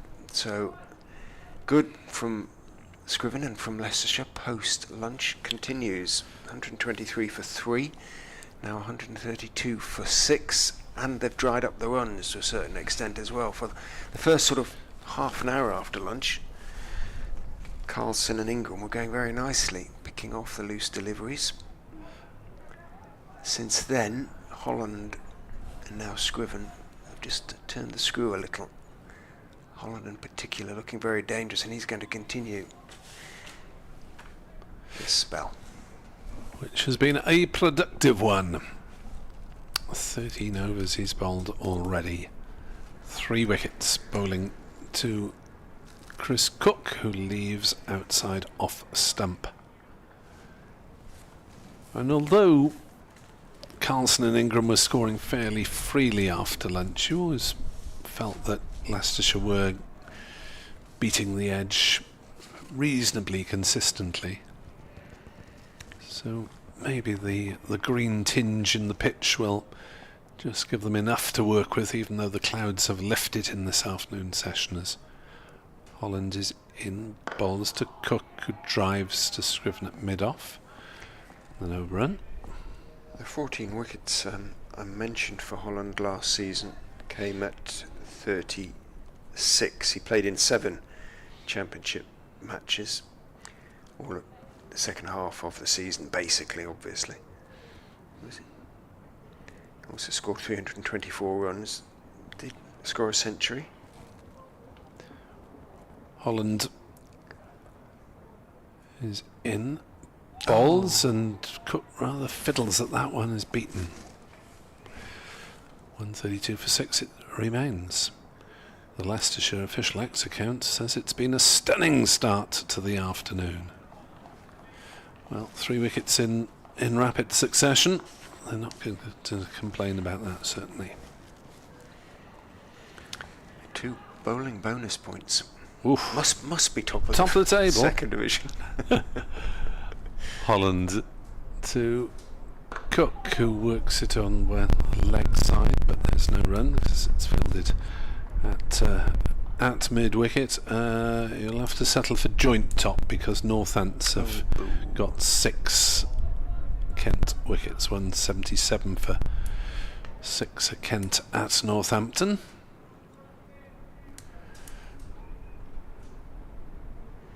But Wetherall with 2, Guthrie with 2. Holland bowls, Cook leaves, ball goes away a bit. That flicked the pad on the way through. It's gone through the keeper anyway. Swung, but Just fairly swinged. late. Yeah. Bit of a drag down from Holland. So it could be that Holland is the top wicket taker in the division at the moment, I believe. Yeah, no one else has got more than 2, and Holland's got 3. Bowls to Cook, who's covering that one up defensively, plays it out to cover. A maiden over. Second consecutive maiden from Holland. So 3 maidens, in fact, yeah, out of the last 3 overs. can Leicestershire turn the screw and get rid of Glamorgan for under 200? It looks a distinct possibility at the moment, with Cook and Van der Hoogten really looking for survival and to make sure they're thoroughly in before they try anything attacking. Both of them can hit the ball very hard, but they're not trying to at the moment. Van der Hoogten to face Tom Scriven from the River End. Bowls, driven hard down into the ground, but bounces up quite nicely for Scriven, reaching across to his left to effect a half stop, slow the ball down and make life very easy for Holland. Walking pretty much in from mid-off to complete the fielding. It's the 2 slips Hanscom has in place now. Arrived on Monday, I think. Peter Hanscom, after another successful Australian season, in goes Scriven. Bowls flicked nicely off his toes by Van der Hoogten, but it should be cut off, and is, by Ben Green. Didn't have too far to run up the boundary to his left. Green down there from sort of long leg up towards deep backward square. Van der Hoogten picks up the single that takes him off the mark.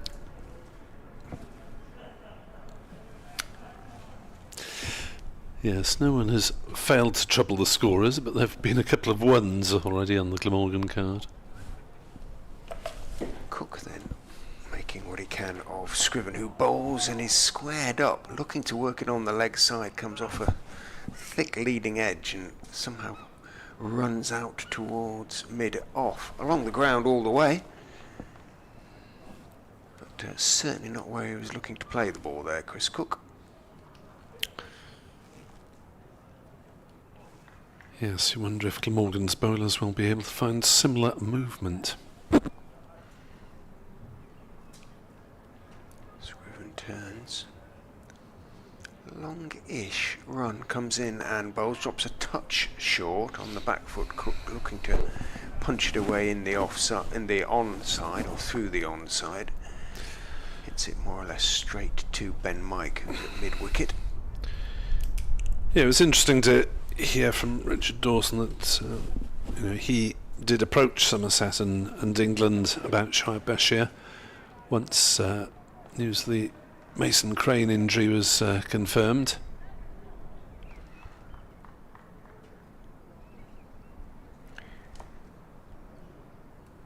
Scriven bowls outside off stump outswinger that Cook has nothing to do with. Kenneth was talking before post-lunch about the Eddie Bevan's 5 top overseas, just in context of Colin Ingram's fine performances last season in particular. We're inviting radio Leicester listeners and Leicestershire followers to let us know theirs. I suggested Simmons and Davison would be very much up there. In goes Scriven and Bowles outside off stump, and again Cook can leave and does. Stephen Sims has been in touch on email, so good to be back. First of the season, we are full of hope, but let's see how long it lasts. Oh, you're still full of hope. 40 overs in, 45 overs in for Leicestershire. And these are his 5. Graham Mackenzie, fine Australian fast bowler, the first overseas start I remember, he says, similar in many ways to Clint Mackay. Brian Davison, always so excited to see him come into bat. Phil Simmons, very influential in helping Leicestershire win the county championship with both bat and ball. Andrew MacDonald, how could I possibly not have mentioned Macca, lifted the county when it was at a really low ebb. And Brad Hodge, a key player in the 2020, as it was then, trio of wins. Thank you, Steve. As Ben Green is back at this Cathedral Road end, and good shape on that one. Van der Hoogten groping forward rather uncertainly.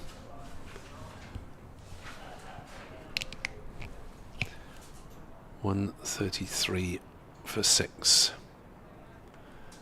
Yes, Glamorgan have had some big names, big personalities. Some only relatively brief periods, like Viv Richards and Waka Yunis, but certainly made an impact. Outside off stump is that one from Green, through to Ben Cox, no run. But Colin Ingram, over the course now of a decade, has been a white ball star, now doing even better in the red ball last season. Top run scorer in the championship despite missing a couple of games. Green bowls slapped away through the covers by Van der Hoogten. A bit of width on offer there, and Van der Hoogten taking full advantage to break the stranglehold that Leicestershire have imposed in the last couple of overs. Away to the cover boundary, it raced with not too much danger. 137 for 6. Our ball is 45 overs old now, so shouldn't be, and especially with the sun out, shouldn't be as much movement, should there? Green bowls again as edged by Van der Hoogten, past slip, running down to third man for a single. Wasn't fully under control, that from Van der Hoogten. 138 for 6. Don't think it would have carried to a third slip, but a genuine edge nonetheless. Some building work going on somewhere, isn't it? I think there's something by the sports centre away to our right that appeared to be in progress when I came in, as Coco allows that one to go through outside off stump, and there's no run, so expect a bit of noise from there. Also, I'm not quite sure whether they're doing it at the moment, but there are people renewing seats in the jellyfish stand, which is the family stand for big matches, away to our left, where there's several rows of seats have been taken out. Green bowls, and that is through Chris Cook, and it's missed everything. Taken low down by Ben Cox, and Chris Cook, 2 off 22 deliveries, is not looking entirely happy with life out there at the moment. Goodness me, that was, as you say, close to pretty much everything without managing to hit anything. Yes, wickets, pads, edge of the bat, missed the lot on this breezy afternoon here in Cardiff. 138 for 6. Scriven then. The direction of the wind suggests he push it back into the right-handed Van der Hoogten, who leaves that one outside off stump, but the right armour to the right-hander is looking to swing it away a touch. G. Evans contributes to Glamorgan contenders. No one's mentioned Collis King in the top 5 overseas. Always enjoyed watching him play. West Indian batter who bowled a bit. But the 5 who Eddie chose and who Kenneth mentioned. It was a pretty stellar lineup. In goes Scriven and bowls and goes past the outside edge of Van der Hoogten's bat. Van der Hoogten just looks quizzically back down the pitch and metaphorically, if not literally, shrugs, wanders down and prods. Yes, and of course we wait to see whether Marnus Labuschagne will feature at all this season. Well, we're going through some of the players who weren't on the, some of the greats who've played here who weren't on Eddie's list. Scriven is in and bowls and goes past the outside edge again. Back foot this time from Van der Hoogten, and Scriven just sort of pauses at the end of his follow through, and Van der Hoogten walks forward and again prods. Yeah, there have been some big names making big impacts. And there have been one or two who made no real impact at all along the way, but I guess that'll always be the way. Well, you see, when he'd done 4, and I said, well, the 5th has to be Michael Hogan, surely, given his sort of contribution over such a long period. In goes Scriven bowls, driven back past him, but not past mid off. Holland dives across and makes the stop, gets applause from Ben Cox behind the stumps, but it wasn't that sort of list. It was sort of a pure talent list, so Hogan wasn't on the list, nor was Mark Cosgrove, of fond memory to both these counties. And yes, we had some couple of excellent years and one not so excellent from Cosy. Scriven is in, Van der Hoogten is defending, gets plenty on that one, just slight turn of the wrists as he blocks it away from middle and off out towards mid wicket. The Labuschagne situation, by the way, is that there's the possibility that he might feature in 1 or 2 championship games here in rounds 6 and 7 before the Australians play in the World Test Championship. I think Labuschagne's keen to get a bit of British conditions in before he plays in that match, which would mean resting Ingram for a week or 2.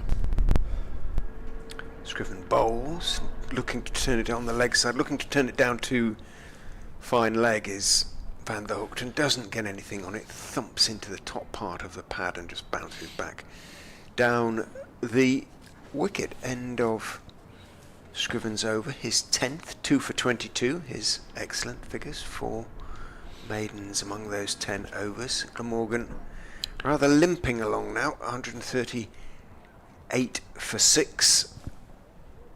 123 for 3, things were going pretty nicely. Not so well now. And another positive for Leicestershire is that their over 8 is +1 as well, which is good going with only 1 over of a spin. It's Green bowls and Cook lunges forward and defends. Well, it was +1 at lunch, despite the fact they'd only bowled 30 overs, so I didn't... Yeah, there's time taken off people going to for wickets, and I suppose there was the Rishi Patel injury as Patel well. Injury, yeah. I believe is it a couple of minutes per wicket allowed? So that one beats the edge of Cook's batter as well, and Chris Cook is hanging on in there somehow, but he's not making much contact. And it is. They also actually here. And this is not a joke, they do add a little bit longer because it is such a long walk from the pavilion. Down 2 flights of steps plus this stand steps. Yeah, the umpires allow a bit of extra time as Green bowls, and Cook forces that one on the leg side, but there's no run. 138 for 6, yeah, particularly with the strip for this match being towards the grandstand side. I believe. What do you reckon? 80 yards to the bottom of the at least, pavilion steps, maybe 90. Yeah, because it's probably a 65-metre square boundary. Yeah, probably 90. Green balls and Cook pushes doing his forward, best, isn't he, to get an edge, but again makes no contact. I think groping is most used at the moment for Cook. Well, for an experienced man to miss quite so many as Chris Cook has at the moment. And, well... I don't think Green can quite believe it. Turns phlegmatically. Runs back in. Bowls, and Cook pushes defensively, getting a bat on that one out to Ahmed at point, and there's no run. Perhaps Cook just wants to listen to jazz in peace and not bother about running too much. I tell you what, young Ahmed looks in decent shape, and I mean that literally. Trimmer. He looks fit, and he hasn't always. Young Rehan. Green bowls, and Cook is away from the mark of 2 where he's been for ages as he's turned that one out to square leg. There's a diving stop in the boundary. They take 2. They think about a third. Which might have been there, but they decide against it. So Cook doubles his score. He's now on 4 not out off 28 deliveries. And Glamorgan are really struggling along at 140 for 6. Halfway through the day's play. Which therefore, since we're around 15 into the afternoon session, means we're heading for a 6:30 finish. What a surprise. Indeed. One expects nothing less, really. I was going to say at this time of the year, but we won't get many better days now, I don't think. Beautiful out there, albeit windy. Scriven, you can hear the wind in the effects mic, runs in and bowls to Van der Hoogten, who tentatively leans forward and manages to more or less drop that one at his feet off stump. Yes, if it persists, I might have to change the effects microphone to something less sensitive. What has also improved, he says, sounding very like an old man, is the players' hairstyles at 6. So last season they were going for this sort of short, very short back and sides, but leaving quite a lot on top in a sort of like rug style. In goes Scriven and bowls straight. Van der Hoogten, nice high left elbow as a tall man just plays it firmly back down the pitch to Tom Scriven. Happily, that odd style seems to have drifted out of fashion. In rugby, my theory is that the larger the player, the more likely he is to have a rubbish haircut. And the less likely you are to suggest it to him. Exactly. No one's going to tell him. In goes Scriven and bowls, and Van der Hoogten is down on it a fraction late on off stump, but he is down on it, and the ball rolls slowly out towards a sort of gully area. Ahmed bounces across and makes the stop. Prop forwards in particular. Yeah. Rubbish mullets, rubbish tats, and no one ever tells them.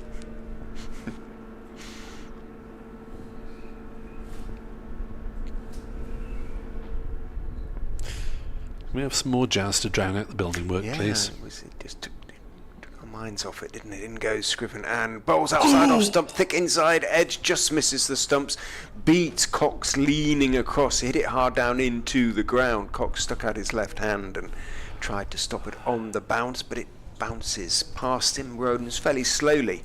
It having been hit hard down into the ground. Green runs across to fine leg to field, and Van der Hoogten picks up a somewhat fortunate couple. Moves on to 8 at 142 for 6. Yeah, he must have had a little bit of a tremor looking back there as the ball only just bounced past the stumps.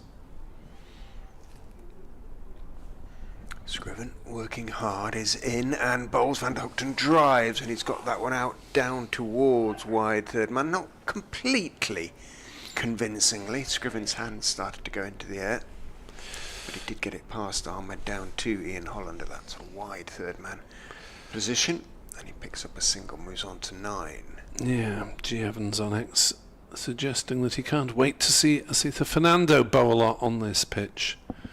He might enjoy it if it's still doing a bit. Probably today. Scriven bowls, goes past the outside edge of Cook's bat. Not for the first time Cook's outside edge has been beaten in this innings. It must be getting close to double figures, I would have thought. But he's on 4, he's still there. He's stopping the ones that matter, really matter at the moment, and it may yet come. But at the moment, Cook is just struggling a little bit to find his way. Liam Travaskis is featuring on the stream at the moment.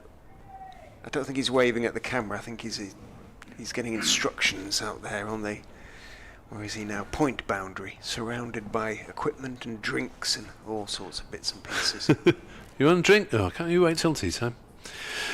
Here's Green then from this Cathedral Road end.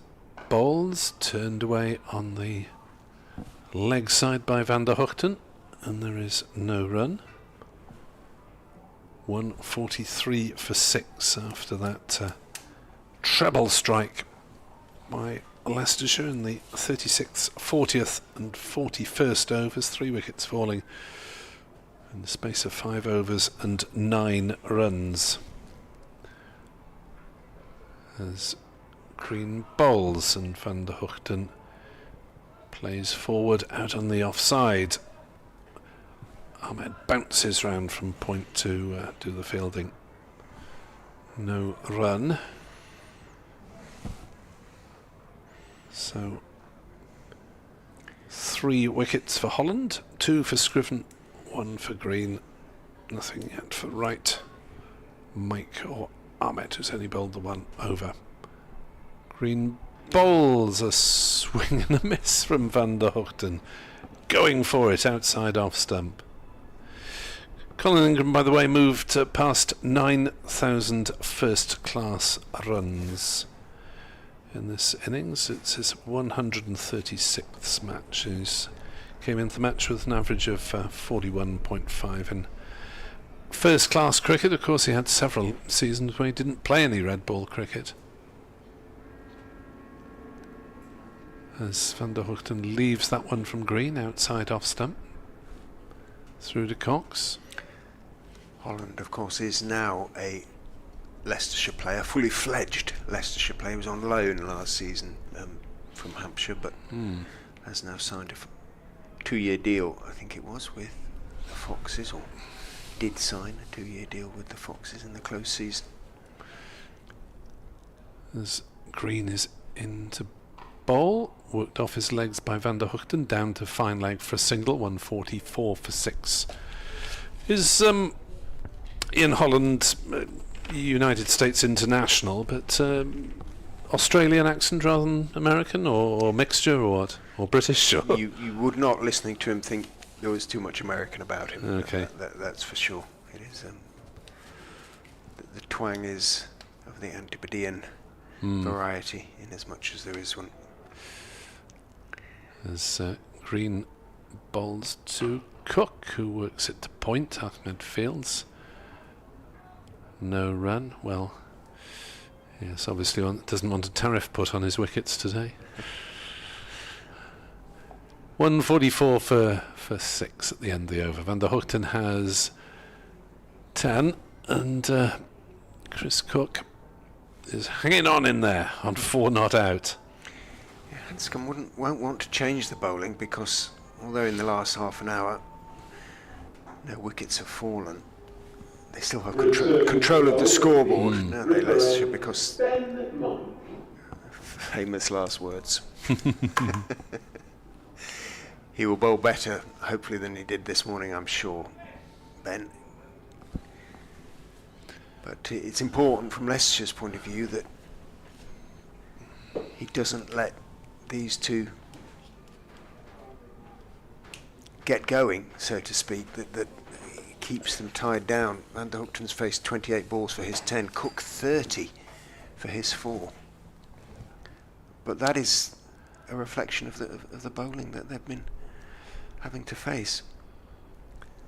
Mike then from the River End bowls very wide outside off stump, a good half stop from Cox, leaping high to his right in front of almost second slip, and that very harshly signalled a bye. He wasn't able to take the ball cleanly, and it went off the glove past second slip For heaven's sake, umpire. I suppose it's moved very late. It was just about within the tram lines when it passed the batter.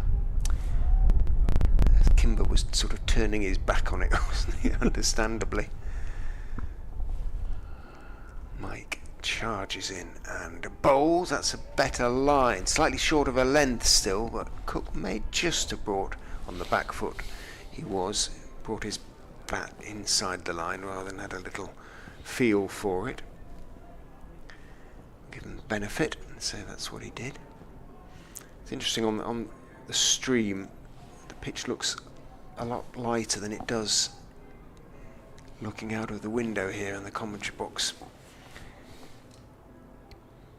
at Sophia Gardens, one of the various commentary boxes in this fine stand. Mike is in and bowls. He's driven by Cook. Didn't quite get all of it, and it rather squirted off a thickish outside part of the bat towards backward point, where Ahmed, rather backing up what I was saying about him being quite svelte by his standards, looking really fit, dived athletically away to his left and made the stop.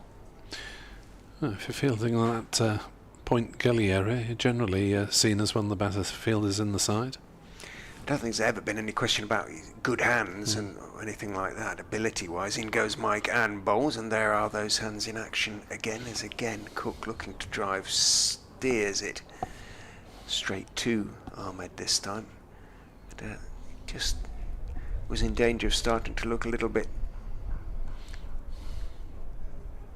not as slim as he might have been, not as athletic as clearly is, but he looks now like an athlete to me. He looks as though he shed a bit.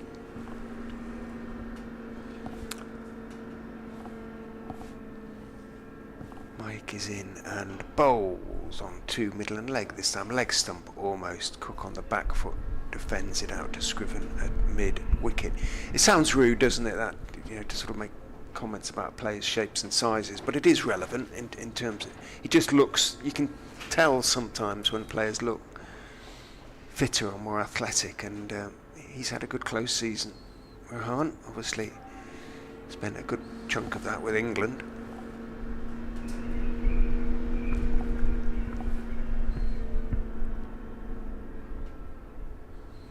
Mike is in, bowls to Cook, who works in between mid-wicket and mid on right, gets across pretty well for a 39 and a half, 39 and 3/4 hero first. I think it's July, his 40th. Makes the sprawling stop, but not before Cook has picked up a single. He's moved on to 5, and Glamorgan, after 51 overs, on to 146 for 6.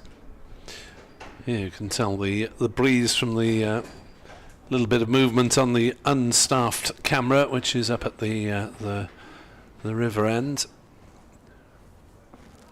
and relatively protected, the camera monitoring events from this Cathedral Road end.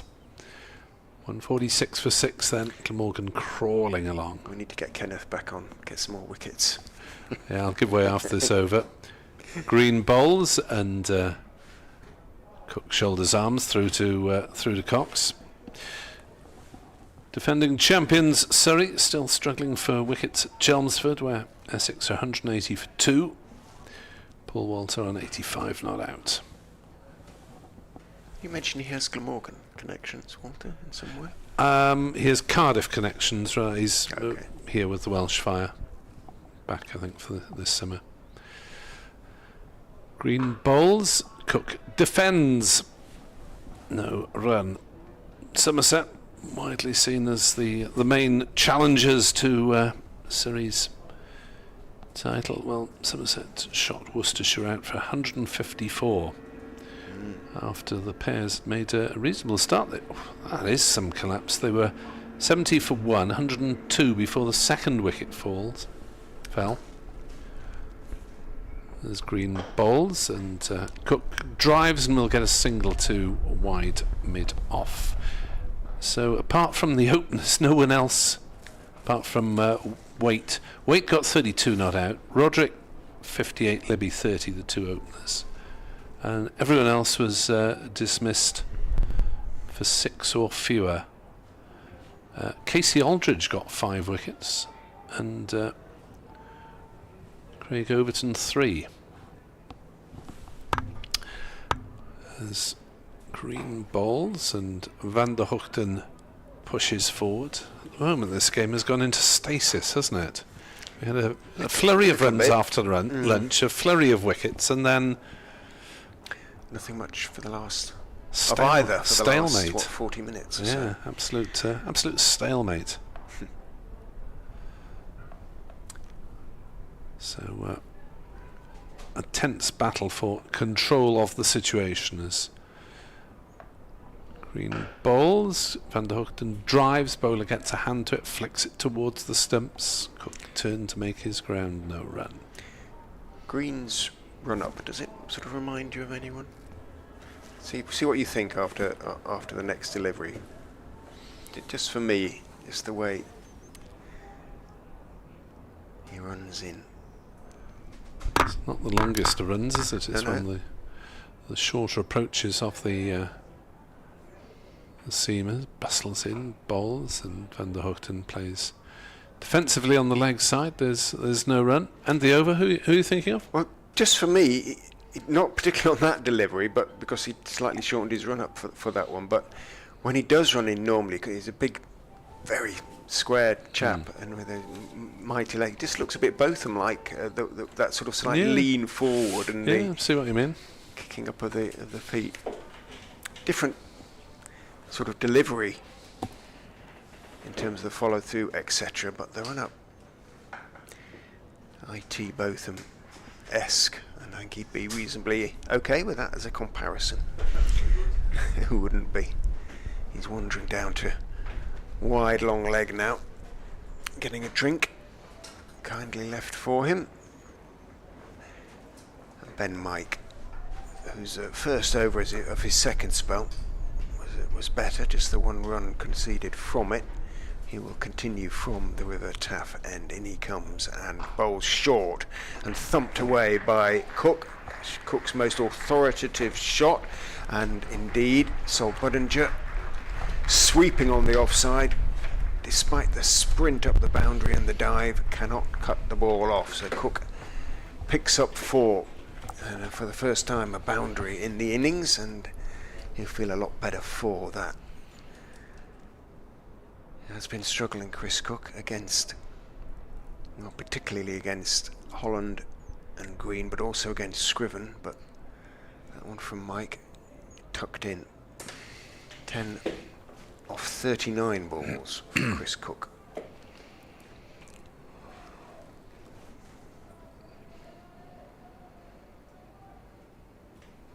Hanscom, bit to think about. Hands on knees at second slip as Mike is in bowls, clipped off his toes this time by Cook, out towards deep backward square. There is a deep square in the person of Ian Holland, who comes in to meet the ball and keeps Cook to 1. He moves on to 11, overtakes Van der Hoogten on 10. But as Kenneth comes back alongside, the runs have come with it. Well, hopefully from a Glamorgan point of view, because it's been turgid stuff of late, and both batters, Chris Cook especially, has played and missed from the Cathedral Road end. Mike is in, bowls down the leg side, good diving stop, just about in the end by Ben Cox. Got 2 hands to the ball, it burst through the gloves, but it only went another couple of feet, and Louis Kimber moves sharply across from first slip to make sure no more buys resulting. But again, Ben Mike rather struggling for consistency, trying to push it through. Ben, he's probably the quickest of this Leicestershire attack. In he comes, bowls. Van der Hoogten on the back foot, defends off stump, angled bat out towards backward point. Well, Ahmed is the fielder. At the moment, anything north of 200 looks A bonus for Glamorgan. A lot of work to do in this game. I said this, before. We said it before lunch. Sort of, well, just after lunch. Sort of 200 might be not a bad score if the movement continues, both off the seam and through the air. I don't think they'd be out of the game with that. However, in goes Mike and bowls. Van der Hoogten defends, and no ball from Ben Mike, overstepping again. 250, you would say, would be a very decent effort, I think, given how much movement there's been. I think Leicestershire would very much take Bowling and Glamorgan out for 200, for example, because of their batting lineup, which looks deep, is deep, when you've got Wright at 11 with 3,000 first-class runs to his name. You know, the rest are all genuine, would claim to be genuine all-rounders. In goes Mike and bowls. Van der Hoogten leaves outside off stump. And they will get their runs tolerable. They will hope to get their runs reasonably quickly. So, you know, 200 they would be very happy with, I think. Leicestershire, that is. Chris Cook has got a lot of runs against Leicestershire in the last few years. And Van der Hoogten's got a fair few, one way or another. Mike is in, bowls to Van der Hoogten, who edges and is caught behind off the back foot. Well, Ben Mike has done it for Leicestershire. He looks relieved as much as joyful, Ben Mike, because he was continuing just to struggle a bit with lines and length, but got that one to move away. Van der Hoogten was on the back foot, just had a little feel for it, took the outside edge, and Ben Cox completed the catch. 7 down for Glamorgan, 154 for 7. Van der Hoogten caught Cox, bowled Mike for 10. Let's see how much it did move. It did swing. It did swing, and on the back foot he was drawn into playing it on the back foot. Tim van der Hoogten was caught by Ben Cox off the bowling of Ben Mike.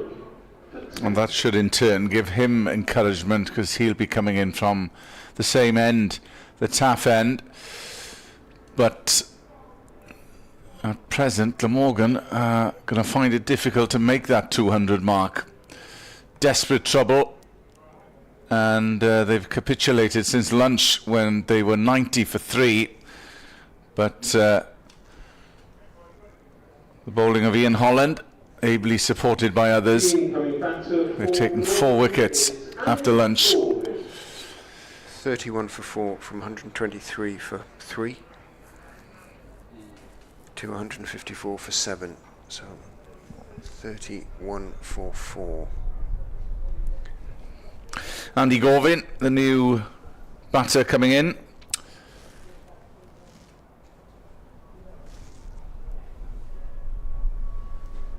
Seven matches last year in the county championship. So Cook will have to try and steer the ship here, but he's not looked stable at the crease, so to speak. And that was the end of the over, incidentally. So Green will continue from the Cathedral Road end. G'd up now by that wicket, fullish, and that's played by Chris Cook, who's unbeaten on 11. It's been hard work for Chris Cook.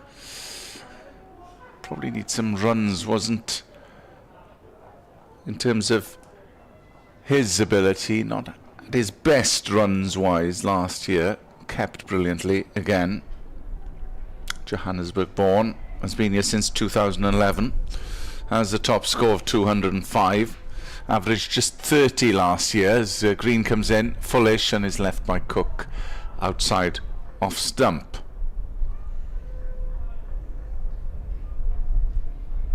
.582 runs last year, Chris Cook.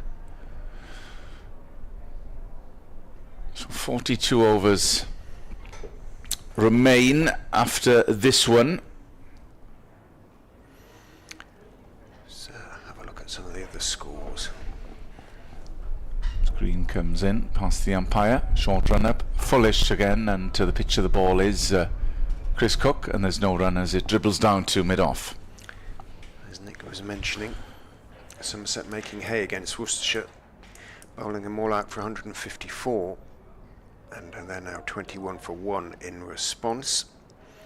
At Taunton, doesn't look like that's going to go 4 days. Essex 185 for 2 against Surrey. Yorkshire all out. Green in, fullish again, and that's creamed through the offside, through the cover boundary for 4. That was meat and drink for Chris Cook, short and too much width, and he was on it in a flash. Yeah, fastened on that with some relief here. Yorkshire all out 121 at Southampton. I think we're back. Is it back to being the Rose Bowl though, or Utility Bowl or something anyway? And Hampshire 47 without loss in reply. So Green in, bowls again, dragged down short, and it's just cut and point hauls it in. There's a run taken, 159 for 7. A GS it's been. They take on many a name due to sponsorship reasons. Kent in this division, 201 for 8 against Northamptonshire. So Northamptonshire have also picked up a couple of bowling bonus points. Last ball of the over, Green in, and it's left outside off stump, and it goes through to keeper Cox. Decent over, albeit that 1-4 coming for Chris Cook. Glamorgan made to work for their runs at 159 for 7. Gorvin yet to get off the mark. Cook unbeaten on 16. As have Derbyshire, who have reduced Gloucestershire to 167 for 6 at Derby. Middlesex going nicely against Lancashire. Anderson less Lancashire, 221 for 4.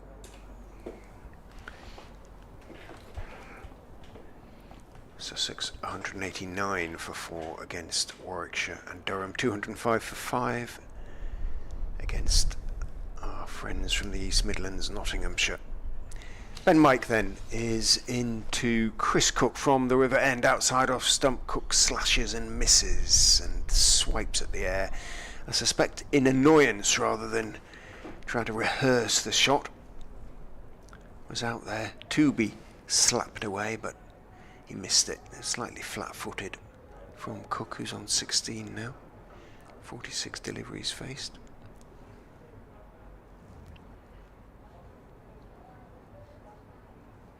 Mike in glorious sunshine now. Turns.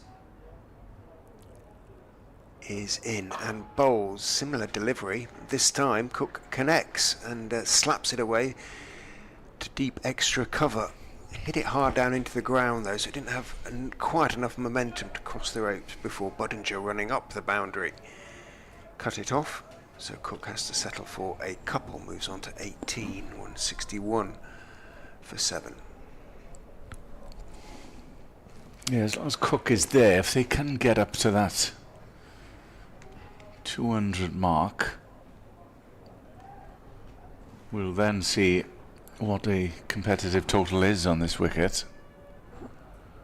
We've seen a bouncer today. Yeah. I can't think of one. We've got a deep square and a long leg as Mike is in and bowls, and then we did see one there, and it was slightly down the leg side. Cook pulled out of the attempted hook, and Cox made an athletic catch away. We've seen some movement, not much demons in the pitch though, really.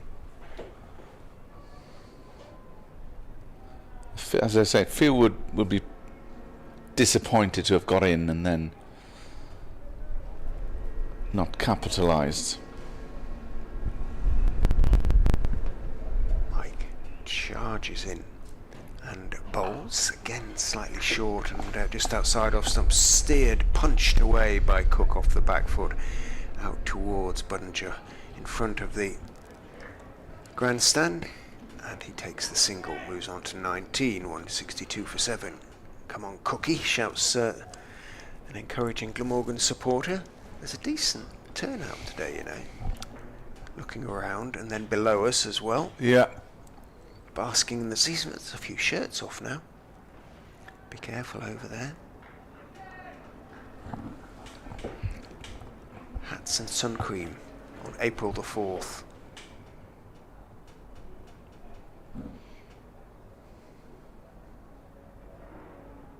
Mike, a few little steps to start his very athletic run is in, and bowls, and bowls a beauty that goes past the outside edge of Gorvin's bat. Misses everything there. Taken by Cox. Minimal reaction from the Leicestershire close fielders. Yeah, more have come in throughout the course of the day, given the sunshine. Slightly overcast this morning. Yes, in that stands opposite us, you have to watch. Some red faces at the end of the day. Mike is in to finish his over. Bowls outside off stump this time. Gorvin isn't tempted to play. It's just that fraction wider. And wisely, the young man lets it go through. End of the 55th over then. 162 for 7. Leicestershire will hope very much that they don't have to take a new ball, which is still 25 overs away. Dukes, of course, this part of the season. Kookaburras, is it much is 19 to 12, something like that later on this season. Later on this season, we have that joy to look forward to. Yeah, you never know how that works on British wickets. So Rayan Ahmed, who's been sparsely used, just had that one over prior to lunch. So we're going to have a bit of spin from Leicestershire, from this Cathedral Road end. And Cook will take guard, so there is one slip in for Ahmed, who comes in over the wicket, and Cook gets to the pitch of the ball. It evades slip, but it's taken by the man at short third.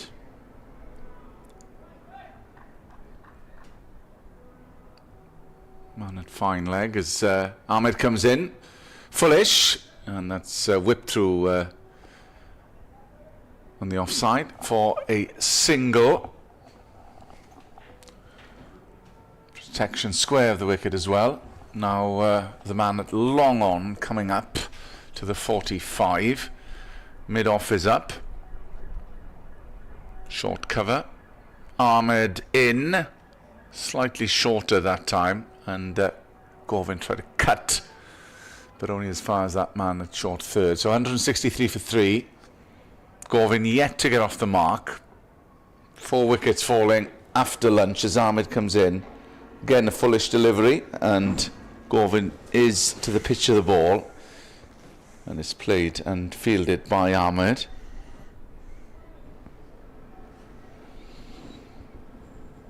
Ahmed in and bowls. Good length delivery, and that's defended into the offside. So not much happening at the moment. Just Gorvin just seeing this over off. Second for Rayan Ahmed, who comes in and bowls. Again, good length delivery. Doesn't mess around, does he, Rahan? No. Rayan Ahmed. I'll have to put a stopwatch on his next over. If it can't have been much more than a minute and a half, something like that. Whips through them. A bit of a conflab going out between both batters, and I suspect the message will be let's just try and see these off and get to tea. How long until tea? Another 8 overs. So plenty of cricket to be played. Before then, Ben Mike to bowl the first of those 8 overs. Comes charging in and bowls short, pulled. Got a little bit of a top edge to it, but he played it well enough. Bounced well short of deep square, running up and across. is Tom Scriven, and so it's just 1, 2. Chris Cook. This is the sort of, I don't like the word, but sort of enforcer role that's kind of being shouldered by Mike. As I say, he is just about the quickest of Leicestershire's seam attack. This seam attack. He's looking to sort of goes through outside off stump, looking to just unsettle the lower order of Glamorgan. Not entirely convinced. Just about everybody can bat these days anyway, to be honest. And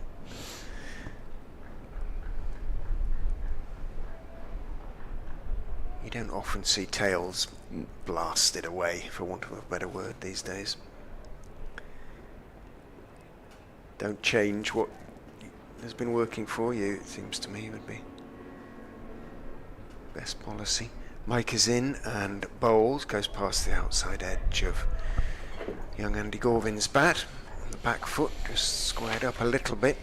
He looks a slip of a boy, doesn't he? Really not much of him. 24 wickets last year. Came into his own, certainly in the one-day cup campaign. Valuable member of that winning team.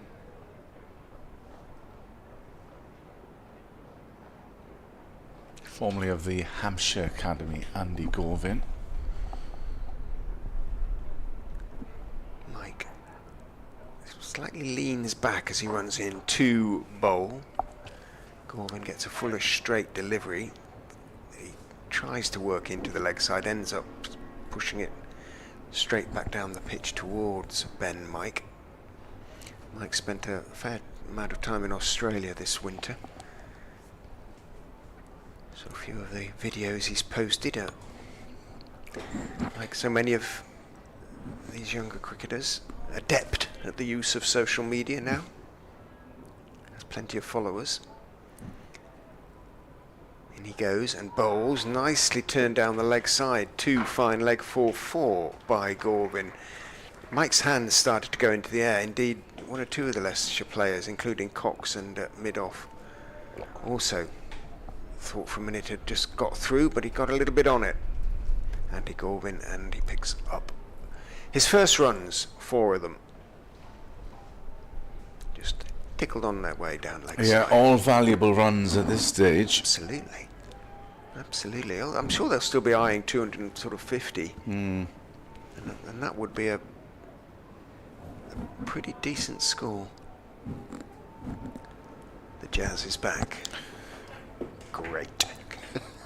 In goes Mike and bowls and squared up and dropped. Surely. Well, the keeper dropped it, Cox dropped it, but there's been no great reaction, so one hopes for Cox's sake that that was not edged. It moved away.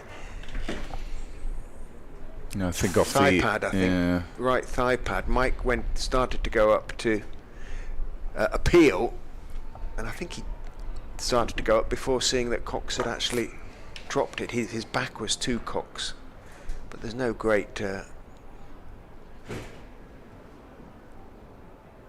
despair among the Leicestershire fielders, so one assumes and hopes from their point of view that it wasn't a drop. So Ahmed continues from the Cathedral Road end, comes in, and I've started the stopwatch to see how quickly he breezes through this over. No run off the first, so still 1 slip in same field for Ahmed, and that's defended into the offside, and there's no run. Needs Leicestershire fielders to cooperate here, doesn't he? Getting the ball back quickly to him. Runs have dried up for Glamorgan as Ahmed comes in, and well, Cook unconvincingly, I think he tried to wallop him over mid-off then, but it sort of burst through Kimber's hands rather, didn't it? Into the offside, but they picked up a couple. Extra. Yeah. And that slowed the ball down sufficiently for him to make 2. Ahmed in fullish, and just slight way, tried to field, so they come through for a single as mid-off comes round. 171 for 7. Like all bowlers, when it's sort of hit hard back to him, they always try and sort of guide it onto the stumps, but he gave away a run there, really, because had he just tried to stop it. Gorvin whips that, but it's fielded at mid-wicket. This the last ball of Ahmed's over. We'll look at the clock. Ahmed comes in. The last ball of the over. Again, foolish delivery, and that's just defended into the offside. Don't tell me, let me guess. I'll go for 2 minutes 10 seconds. Oh, it's even quicker than that. I've got 1:47.8 on the clock. So that was how fast Rehan Ahmed got through his 3rd over. So at the end of that over, Glamorgan 171 for 7. They stemmed the tide somewhat, and they needed to do so because wickets were falling in abundance after lunch. 4 of them have departed. There's no real momentum in the innings, though, is there? There's runs have pretty much dried up, as you've been saying. As Mike starts a new over, and Cook cuts at it and misses, and it's taken by a tumbling Cox so far across to his right that I thought Cook had got an edge on it for half a moment there, but he took it between Kimber and Hanscom at first and second slip. Well, Cook hasn't been himself at all in this innings. Found it very tough out there to get going. He's still there. Yeah. It's the important thing. 171 for 7. Mike charging in, bowling to Cook, shoulders, arms. Mike 1 for 34, a bit expensive in his first spell, which was 3 overs for 18. I mean, Ahmed's been tight in this second spell, but I thought they'd have stuck with this seamers. They got 5 of them, and the ball is still doing a bit off the pitch. But what do I know? As Mike charges towards us, bowls, Cook shoulders, arms. It's a very physical approach by Ben Mike, isn't he? He puts plenty into it. It's certainly effort, maybe, rather than rhythm. 171 for 7. If you want to get in touch with us, Kenneth Davis or Nick Webb 2017 on X. As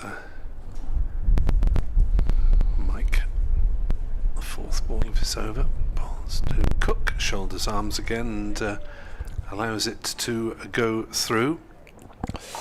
So it's sun cream weather. I did notice. Is that your sun cream at the back of the... There is, yeah, help yourself if you want to a quick... Didn't think I'd be needing it this morning. No, I did leave it here from the last game. With my regard to description, the picture's greenish. Garantius on X says, I'm half expecting David Bellamy to poke his head up on a good length.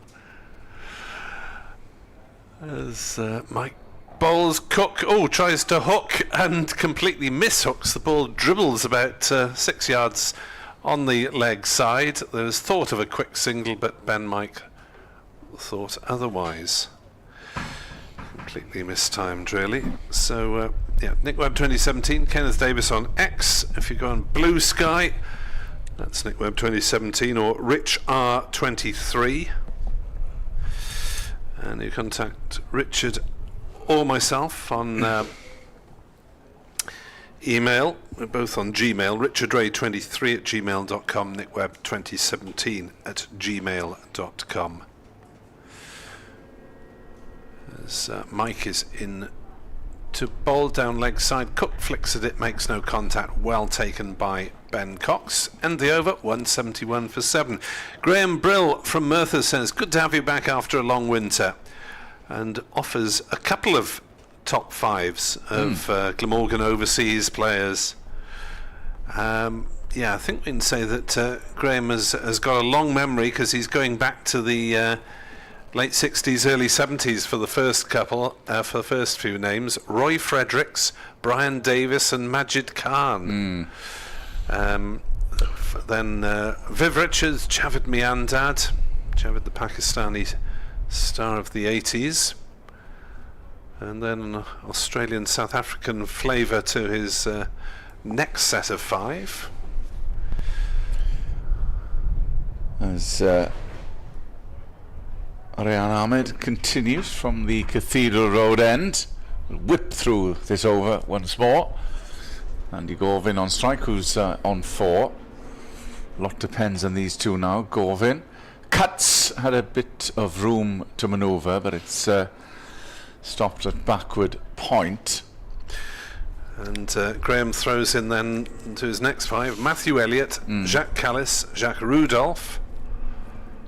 Ahmed in, and that's just defended, and it's fielded by the bowler himself.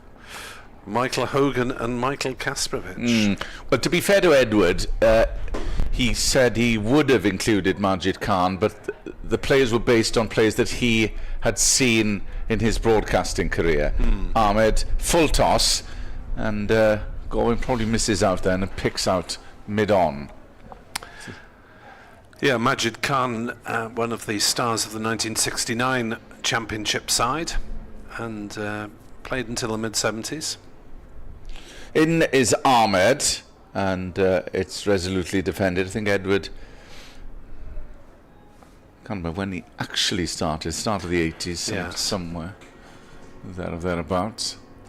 He'll be here tomorrow to tell us. Full toss, and that's bisected both fielders at mid-wicket and mid-on, and will go all the way to the boundary for 4.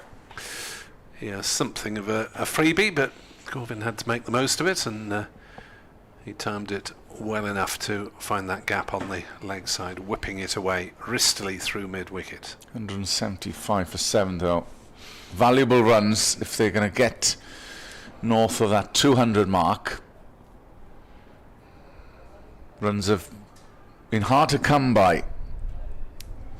Initially they weren't after lunch, when Carlson and Ingram were there. Short this time, but defended. Bit more zip on that one by Ahmed. That is the end of the over. Glamorgan at 175 for 7. As Dr. Hignell reminds us that tea will be taken when 32 overs remain. In other words, in 4 overs time, or 12 to 15 minutes, well, possibly less if Ahmed bowls a couple of them. So we hopefully will see what cake will be served up for us on day 1. It's a choice of offerings there at the moment. Flapjacks, Welsh cakes, and some waffle biscuits, I believe. As Ben Mike is at it again, bowling to Cook, who punches it into the offside. They'll take a single, they'll think of a second. Gorvin turns and then says no, seeing that the cover fielder, deep cover fielder, had already got the ball. 176 for 7. Gorvin averaging just 10 with the bat last season, potentially a better bat than that, I think. Did well with the ball though, 24 wickets at just under 24. A decent contribution as he leaves this one down leg side. No contact made. An obtrusive cricketer, really. He's not the tallest or the broadest, but certainly made considerable contribution to the championship bowling attack last season, as well as being one of 4 regular seamers in the successful One Day Cup campaign. So well done to him on persevering, really, and getting a first-class career in the second half of his 20s. He needs to hang around in support of Chris Cook if he can, and short ball from Mike sees Gorvin ducking underneath it. So one of these bowlers has an, if I can say, awkward pace for a batter. Yeah, skiddy, isn't he? Andy Gorvin with the ball. Ben Mike, rather larger, rather more burly, shall we say. Yes. As I think we're going to see a helmet brought on for a short leg fielder now. As Chris Cook rubs a bit of dirt into his hands. Make sure he has good purchase on his batting gloves. And we haven't seen Rishi Patel re-emerge onto the field, which is somewhat concerning for Leicestershire, having, well, he might be still sitting in the waiting room of A&E for an X-ray. Well, you hear? We've heard that it is a dislocation. It is. Oh, I missed Yes, that. yeah. But the severity of it, we don't know. Because usually a dislocation, in a way, is better. It's better than a break, yeah. So,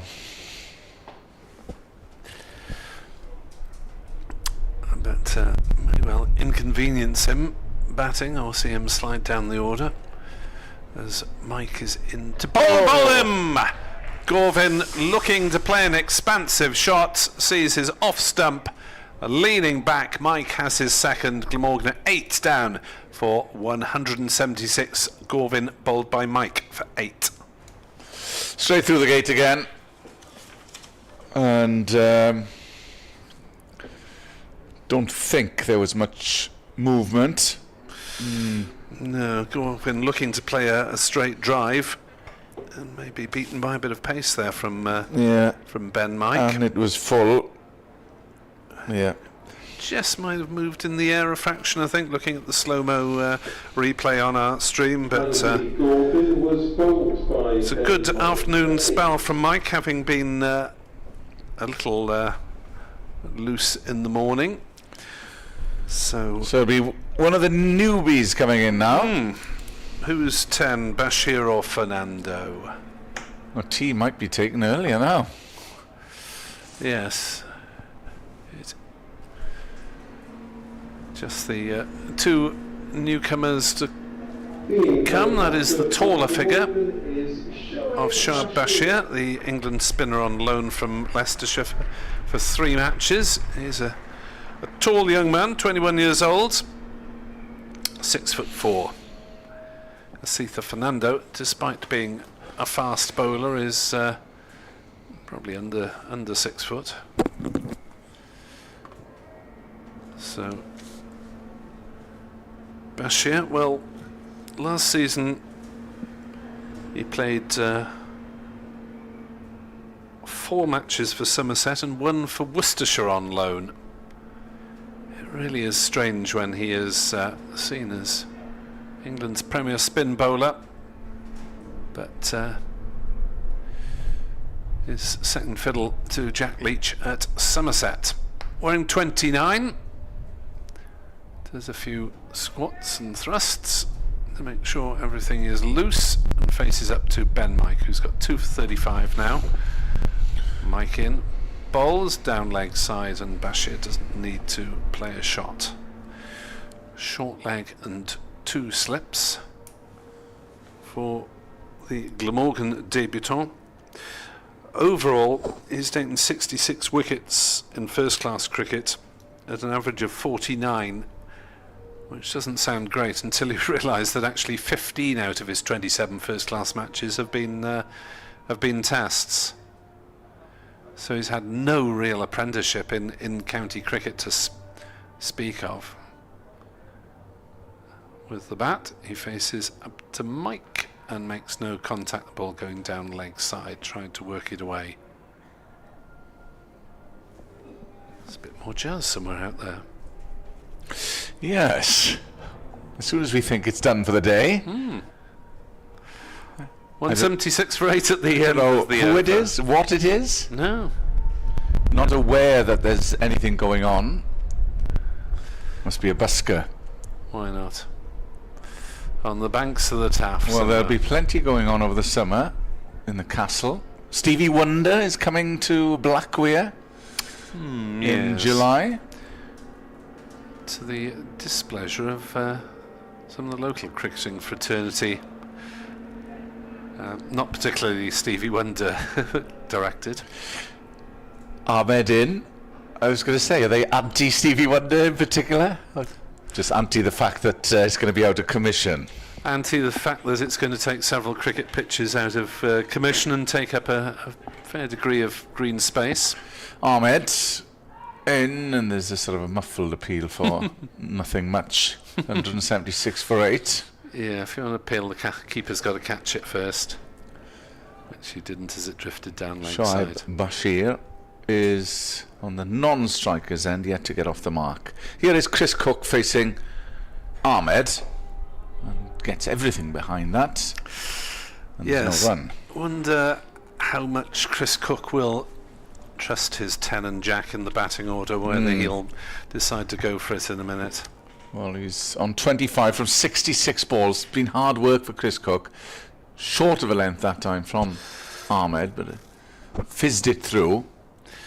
He's certainly not going for it yet. I think he had 4 runs off his first 30 balls, so really had to work hard to get in as Hanscom summons. He wants to keep moving. Chris Cook from taking a single now. He's bringing Mid-off is up as well as mid-on. and cover as well. Ahmed just put a bit of width on that time, and wasn't taken cleanly by keeper Cox. Ryan Ahmed coming in and bowls fuller that time, and it's straight down leg. There might be a couple here as it's gone backwards of square, and they come back for a second. Yeah, I'm a little surprised at that. I thought Cook might just take the single there and keep the strike, but he's obviously reasonably satisfied that he with can get Bashir's ability to survive, if nothing else. 2 overs scheduled till tea, but of course if a wicket falls now, then we will play on until Glamorgan are all out, or there's another half hour gone. So the Loney Bashir will be on strike. Yeah, to continue my thoughts about the concert venue at Blackware Fields. Why? Here's Ben Mike in to bowl to Shoaib Bashir, who glances down to fine leg for his first run in Glamorgan colours, 179 for 8. Your suggestion is that there should be a grander venue for someone of Stevie Wonder's talents? It is apparently going to take 30,000, I read, the new temporary venue at Blackware Fields, but there's an awful lot of green space being churned up, including, I suspect, a couple of cricket pitches for a fair chunk of the summer, which won't be great. Here's Mike in to bowl to Cook, and Cook drives into the offside, and we'll take a quick-ish single, so happy to take what's on offer. Well, I'm actually guilty because I'm going that night. All right. As well as going to the Stereophonics. I was unable to get tickets for Oasis, so if there anybody out there, get in touch. Well, that's at the Principality Stadium, isn't it? Yes. But my view being that Cardiff does have existing concert venues, indoors and outdoors, of a range of sizes, so why is another one needed? As that's a short ball, that's a nasty one, fizzes past Bashir's helmet and into the... Well, it's the latest venue because the Castle had many gigs last year. Well, if Castle have got some this year, there's Coopersfield, Butte Park already. Sophia Gardens have held in the past as well. But if you want 30,000 capacity, you've got the Cardiff City Ground, which has staged concerts in the past. And if you want, your 60, 70,000, you've got the Principality Stadium. And, they still insist on creating another venue in the middle of a park. Great. Ben Mike bowls. Shoaib Bashir is beaten outside off stump. Sure Cardiff Council are listening to you, Nick, in terms of your protestations. Yes. Well, I understand that tickets went on sale, I think it was to Kings of Leon, before the licence had even been granted, so I despair sometimes. 180 for 8. Bashir on 1, faces up to Ben Mike, who's pushing forward, is Bashir, defensively up to mid-on. Confident enough with that one. Yeah, the gigs season will be here soon enough. Yes. Which means one thing, Nick, I can't park at all. Anywhere in this area. Ah, yes. Kenneth lives just down the road. 180 for 8. As Mike finishes his over and Bashir is forward defending. No run. Oh, I see Bashir's got a score of 44 not out for Somerset, so he can't be a complete duffer. Against Hampshire at Taunton. 180 for 8 at the end of the over. Yeah, I saw Deacon Blue on Wednesday night. They were excellent. Supported by the Welsh singer-songwriter Martin Joseph over in Bristol. More from Ryan Ahmed. Yeah. Unless a wicket falls, it will be the last before tea. So, survival the mode for Glamorgan then, in this last over before the interval. And that's struck out to deep extra cover. And a single is taken. Bashir against his fellow twirler now. See if he can play spin. Here for 3 matches, given the injury to Mason Crane. So 12 first-class games, 15 test matches. Real Ahmed in to Bashir, who works that but is fielded at short backward point. One slip, leg slip. Cover, mid-wicket, mid-off, mid-on. Bashir rocks back and defends. Yes. Paul trickled a couple of metres there. Cover, extra cover, and there's a deep square leg. There's protection for Ahmed, who comes in and bowls shorter that time, and Bashir gets down to the pitch of the ball and is defended back to Ryan Ahmed. Coming in over the wicket. Again, good length delivery. Again, there's no run. Yeah, it's been quite a laborious session for Glamorgan. 91 runs added, and this is the last ball, the 34th over the session. But at a loss of 5 wickets, Ahmed in, just squares Bashir up a bit, trying to work it into the onside, but squirted into the off. And that is the final ball of this session. A session that's gone in Leicestershire's way. 91 runs, as Nick mentioned, for Glamorgan, but they've lost 5 wickets in the process, and it's been tough work since they lost Carlson and Colin Ingram. Kellaway, Timmy van der Hoogten and Andy Gorvin, the others to fall. So Glamorgan still will be hoping to get above the 200 mark, which, who knows, might still provide a stern test for Leicestershire. We shall see. So they depart in the sunshine at Sophia Gardens with Glamorgan 181 for 8. We'll take a break as well, and make sure you rejoin us after tea.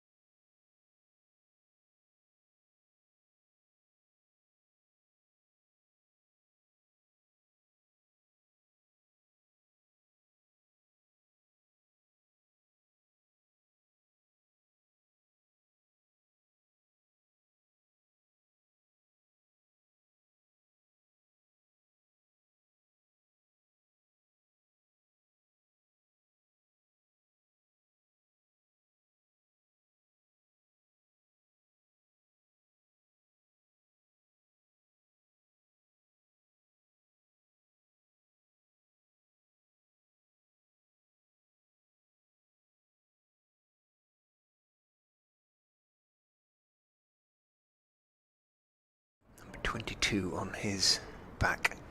In he comes and bowls to Hassan, edges and caught. So Ian Holland has struck with his first ball of the season. It was slightly short of a length at the left-handed. One. Right is in to bowl, and Byram will get runs here with an elegant turn of the bat through the leg side, the ball away to the... Goes in and bowls and just nurdled nicely, waited for it northeast, pushed it away between third slip and gully, and that's going to run down to cross the... Right is in to bowl to Byram, who drives this one through point. He'll get runs here, he may get four. It's a longish square boundary, but it does just... on his face as in goes Holland and bowls down the leg side, helped nicely on its way by Byram, who picks up his third boundary of his inning. In bowls very full this time, and Byram plays it really nicely. It was full just outside off stump, and he just guided it down between. People will know what he means. In goes Holland, big drive down into the ground and over wide of the jumping hill. Northeast 2 will be facing Scriven, is on 9, and that's played fine, and will race to the leg side boundary for 4. Scriven coming in. Penultimate ball of the over. That's driven nicely through the gap this time, evades mid-off, and will race in past the umpire. Balls nicely driven, nicely timed, and nicely placed by Byram. Straight back past him. Races away. 46 for 1. Next ball played nicely by Byram through the offside, this time backward of square. It's racing away, and it'll just beat the left-handed Eddie Byram, who's on strike, coming in past the umpire, bowls, and that's a good length delivery, but that has been squirted away behind third man, and it'll Scriven to Eddie Byram, who's in, and that's again past the slip cordon and almost in the identical spot, raced away. Zainul Hassan Scriven coming in, and that's a good length ball. There's a shout, and he's out leg before Sam Northeast falls. It looked a good length. It was, they all went up, including the slip cordon. Coming in, trudging in from the River Taff end, bowls, and that sprung up on Carlson, and that struck well, and that's bisected both fielders. Is in and bowls over pitched on the leg side and clipped away very nicely by Carlson. Mike again is giving Green bowls, and there's a big appeal. Has Byram gone? Yes, he has. That is the one that Leicestershire wanted. Ben Green has struck, finding the outside edge of Eddie Byram's batter. Relatively simple.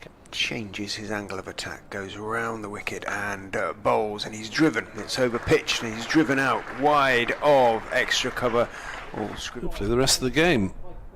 There's Carlson's clipped that one off his legs, and he'll pick up a boundary because it's fine off fine leg as the ball runs up off the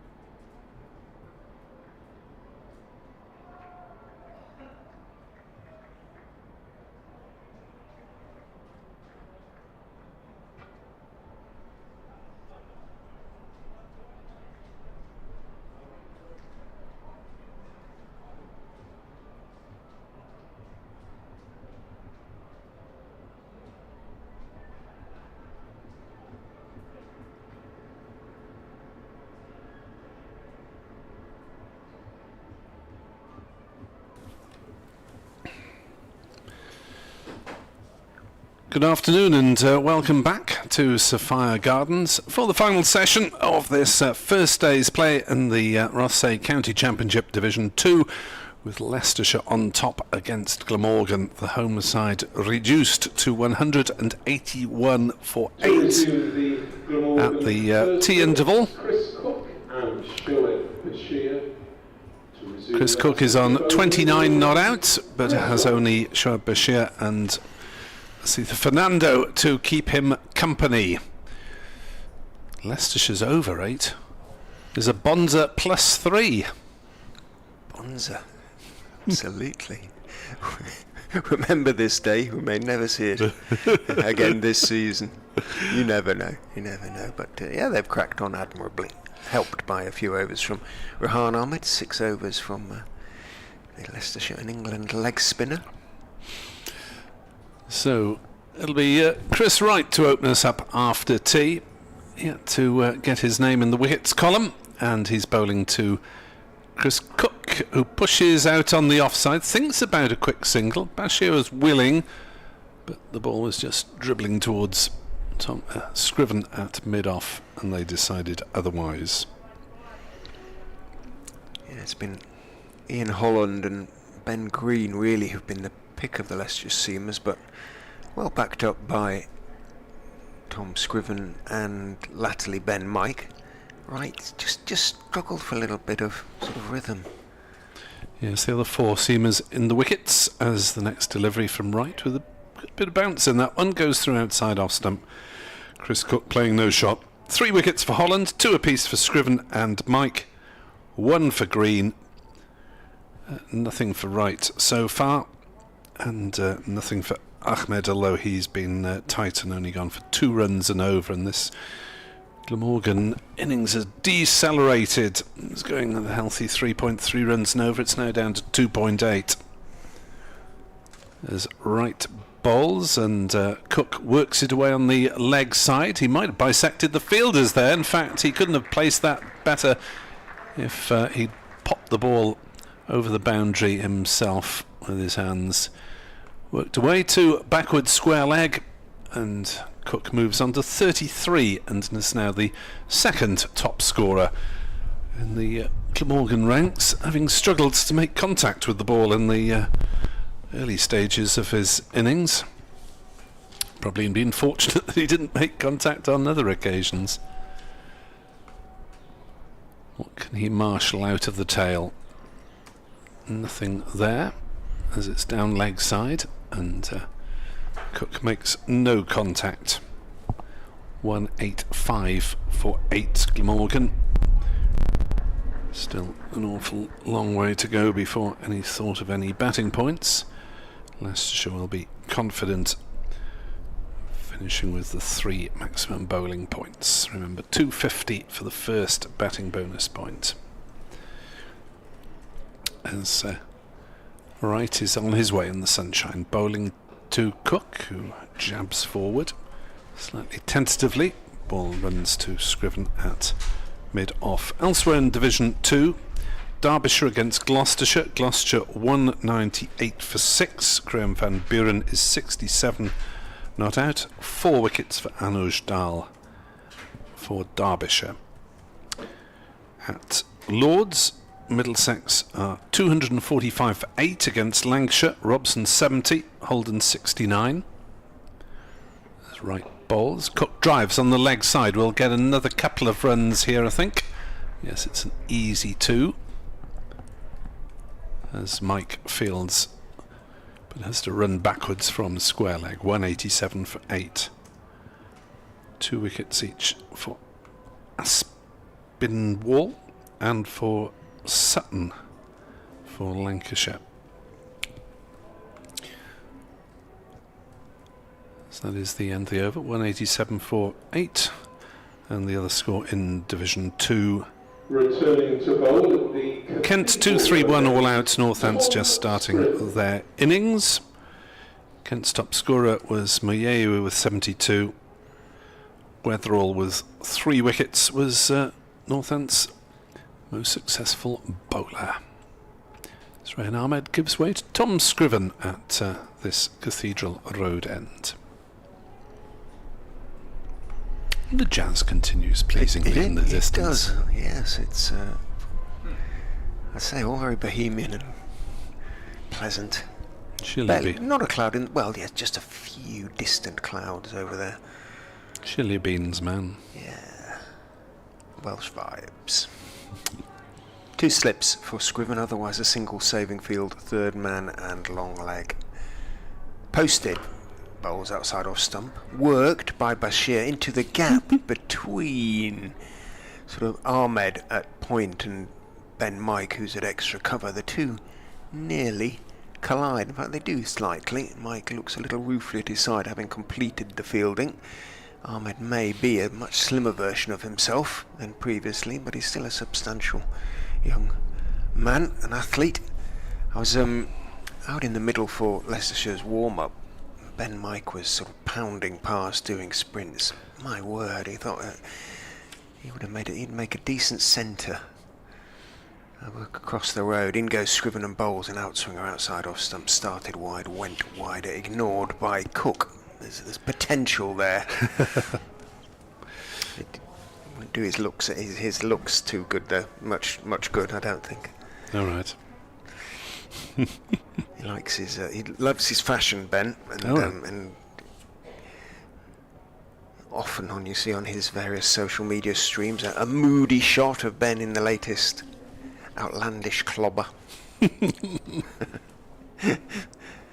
Looking very smart. In goes Scriven, Bowles full, and Cook sort of looking to drive, gets a bit inside out on it, and he indicates with his right hand as he walks away, having rather jammed it out to mid-off, that it moved a bit, and he was looking, I think, to punch it much straighter than it actually went. Do you think rather smart is the sort of approbation that he'd actually want? No, absolutely not. Probably be rather, you described him as sick.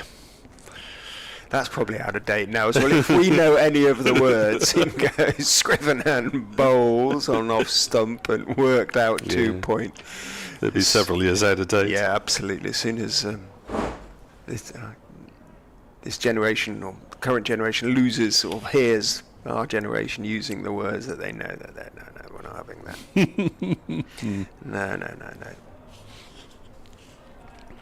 He's out at deep extra cover at the moment. They're sort of inclined, Leicestershire, to give Cook a single, which, given his earlier struggles, he wouldn't have anticipated that sort of situation arising outside off stump. Cut a little late by Cook, but he got it past Ahmed, and it means Mike has to run round and field. He does, picks up left-handed, transfers it to his right and throws on the turn. Good throw as well. And so Cook has to settle for 2. He moves on to 37. His approach is going to be interesting. He'll be positive, I think, on the basis that Bashir goes in when he plays for England at 11, doesn't he? So he's come in 10 here. So one assumes then Fernando. I think he is a number 11. He's definitely a number 11, which suggests that Cook will look to get what runs he can. Be positive as in goes Scriven, Bowles to him, and he does look to drive foolish delivery, but might just have held it back a bit there. Tom Scriven went for the drive, was a fraction early on it, hit it down into the ground, and it rolled slowly out to Ben Green at mid-off, Greener, as he's known by his teammates. Greener. Bold Greener. The grass is. And it is at the moment very 190 for 8.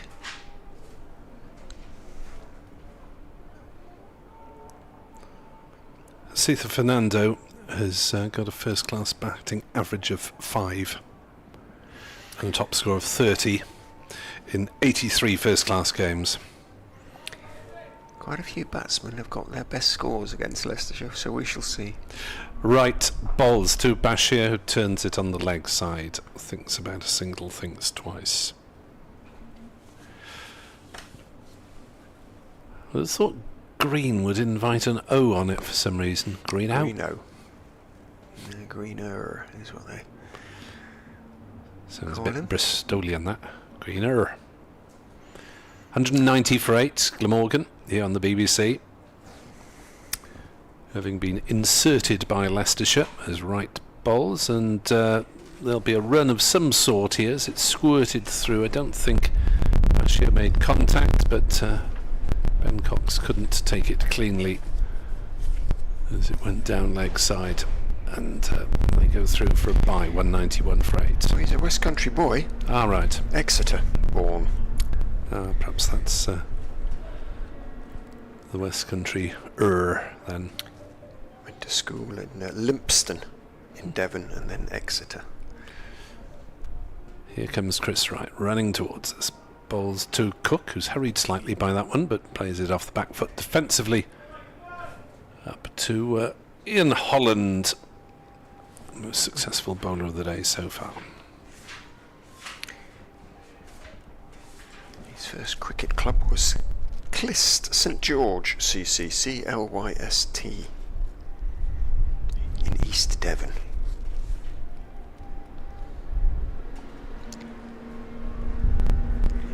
Right in bowls. Cook squirts it out into the offside. Probably could have got a single, but decide that discretion is the better part of valour as Ahmed does the fielding. And he has played international age group water polo. Good heavens.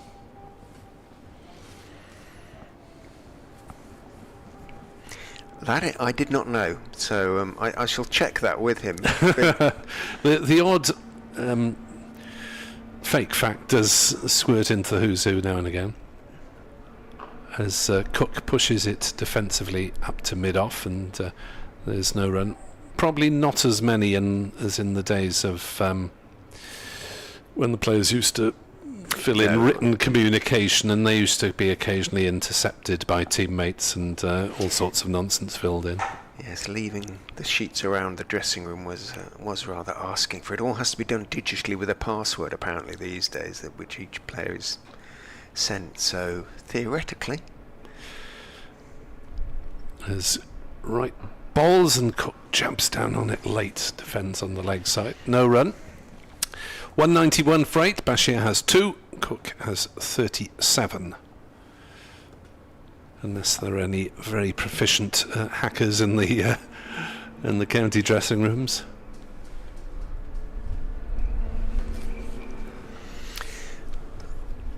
It depends on your definition of hacker, doesn't it? There's a few who wield the bat in that respect, but yes, I meant in the digital in the digital sense. sense, yeah. Possibly not. Scriven, who is him? Intelligent young man, and I wouldn't be at all surprised if he's extremely computer literate. We'll continue from the Cathedral Road end at Sophia Gardens. In he goes and bowls. Bashir looking solid post tee, is appropriately solidly behind that one. Leans forward with a certain elan and blocks it back down the pitch. A couple of communications from Nigel Harris. Nigel Blues on X. Great to see Glamorgan back, especially as it means I haven't got to watch Cardiff City too much longer. Painful season. Hope they stay up. Well, that's not certain at the moment, unfortunately. Scriven bowls, brings Bashir forward. Not quite as stylishly. Got solidly behind it, but he sort of almost fell over himself as he walked forward into that one, determined to get to the pitch of the ball. 17 deliveries he's faced now for his 2 runs. Nigel also says the Glamorgan wicket has more green than Swansea City's pitch. I'm surprised he didn't put asterisks in the word Swansea if he's a Cardiff fan. Also has words about my rants about concerts earlier on. Scriven bowls outside off stump, looking to drive is Bashir, not timing it as well as he would have liked, and Ben Mike makes a comfortable stop. He suggests that there's wouldn't be time at the Cardiff City Stadium this summer because Wales are playing there in June, Stevie Wonder's mid-July, and Cardiff City will be playing pre-season games late in July, so no time to use the pitch and allow its recovery. So thank you for putting me straight on that one, Nigel.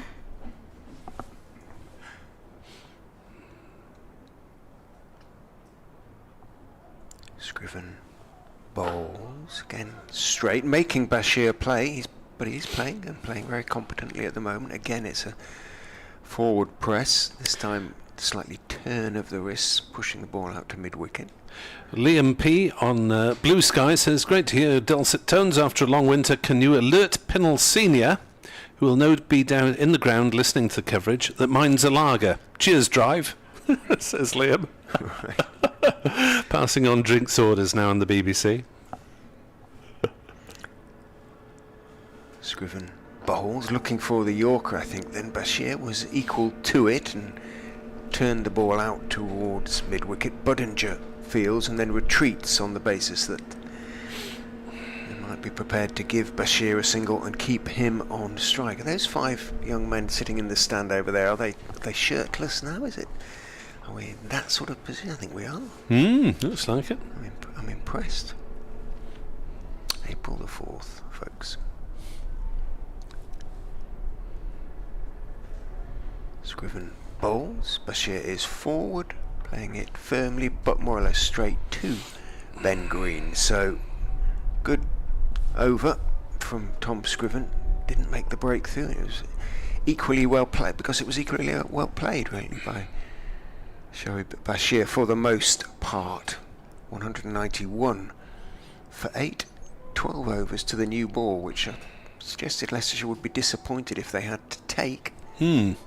Or ended up taking, but 12 overs is a lot of cricket.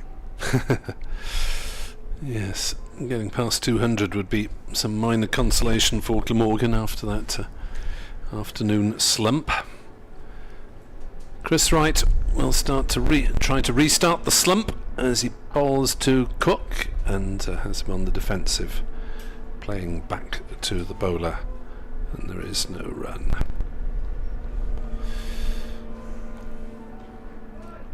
$191 for 8 as the Jazz does battle with the building work in the background, one considerably more pleasant than the other.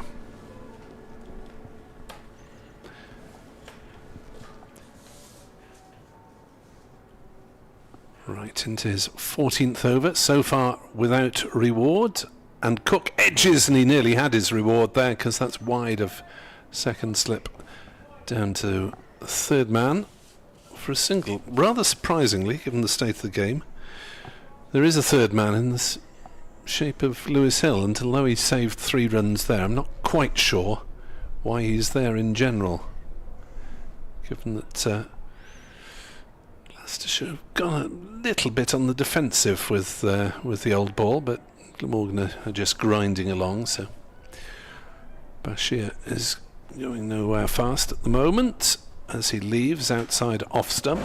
2 off 22 deliveries, suggesting that he is purely the support act to whatever Chris Cook can accumulate at the other end.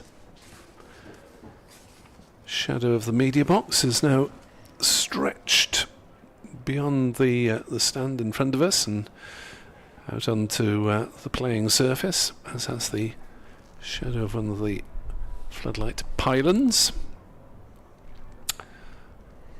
As in comes Wright, balls to Bashir, plays it on the offside. They'll go through for a quick single.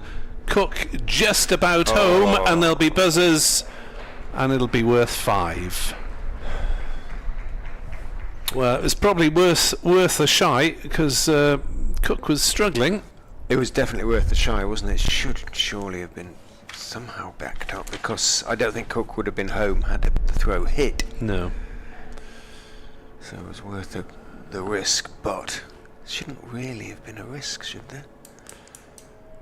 It was an odd single called by Bashir, and looking at the field, I suppose, where everybody, it was a long way for them all to get there. Well, Green at fine leg might have been the man expected to get there, but didn't quite do so. A 5 for Bashir. Moves on to 7. 197 for 8. Right, bowls to Cook, who sees that one off the inside edge onto the pad. Didn't know where it was going. Peter Hanscom in from the slips to pick it up.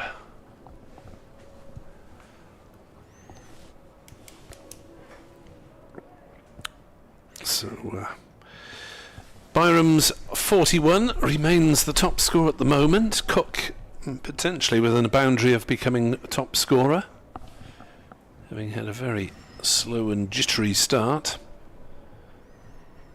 And Wright bowls to him, short ball, pulled through mid-wicket. That one bouncing away for 4 runs, and Cook knew that square leg was in and played the shot in the air, and that is the 200 up for Glamorgan, and Chris Cook is now Glamorgan's top scorer with 42. Well batted. Power to add still with Bashir playing pretty solidly. The odd rush of blood concerning running notwithstanding.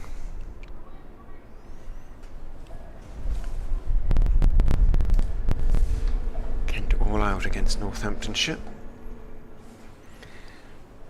Already lost the first wicket. Scriven is in to Bashir, who works it past the diving Ahmed at a point. He's going to pick up 2 because there's a bit of work to do for third man Ian Holland running in with a sun hat on. Yeah, Bashir's obviously got no qualms about his batting there, because he could have settled for a single off the first ball of the over and say over to you, Cookie, but hastened back for the second with those long strides. So partnership now 27. Useful runs in the context of the innings as a whole, more than useful.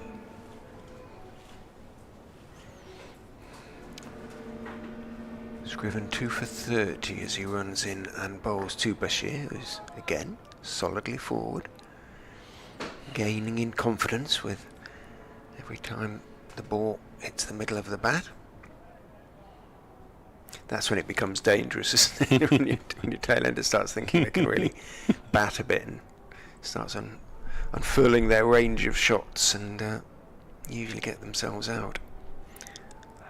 Certainly Leicestershire will be hoping to see something like that from Bashir. No signs at the moment. A little bit short from Scriven, on off stump though, and Bashir, tall young man, there's plenty of time just to block it out into the covers, where Ben Mike is doing some vigorous calisthenics. Is that what you do before your wicket-keeping stints, or are you keeping wicket this season? I did about 20 overs behind the stumps last season, so it's getting more and more occasional. But you'll be very much wearing the whites, or whatever colours. In goes Scriven, and turned nicely by Shoaib, but straight to mid-wicket where Budinger is the fielder. When they're short, basically. But we've got a run of championship games at the start of the season, so can't really play until June anyway. Yes, the Friday to Monday thing ruled out a fair few events for me. Yes, I'll be available for selection for about 10 games or so. Yeah. Probably playing about 2 of them. Any Tuesdays that are yes, in goes Scriven, bowls, and Bashir with a real flourish and sort of doesn't quite hold the pose, but sort of follows through a little bit with a real style as he pushes that one to right at mid-on. He's clearly got some ability with the bat. No whites anymore, even in Division 11, At any stage. With the men in maroon. Not even on a championship game, at sort of anything like that, a league game at the weekend. In goes Scriven and bowls. Bashir leans forward, works it wide of mid on right. Takes his time getting after it, and as a consequence, Bashir picks up a couple. Moves on to 11, 205 for 8. Virtually everyone in the South East Wales League is now in coloured clothing, all the way down. Which means there is talk apparently of moving to an orange ball, because it's apparently easier to pick up against coloured clothing. I think in Leicestershire and certainly in Yorkshire, whites are still very much the order of the day in most of the comps. I stand to be corrected, but certainly from what I've seen. I think there was a general view that coloured clothing was easier to attract the younger generation.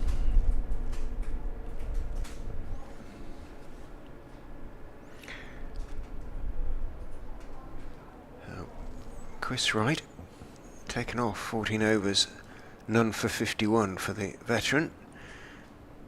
And Hanscom turns back to his quote-unquote enforcer, Ben Mike, to see if he can finish the tail. So Cook on strike, having watched from the other end the last over. And Cook pulls hard and will get 4 runs, despite Holland having been dispatched to the square leg boundary to guard against that sort of eventuality. Mike wanting Cook to hook in the air, but he pulled and got 4. Hit it hard as well, didn't he? Almost knocked over Travaskis. He's got good bat speed, Chris Cook, when he goes for it. 209 for 8, Cook to 46 not out.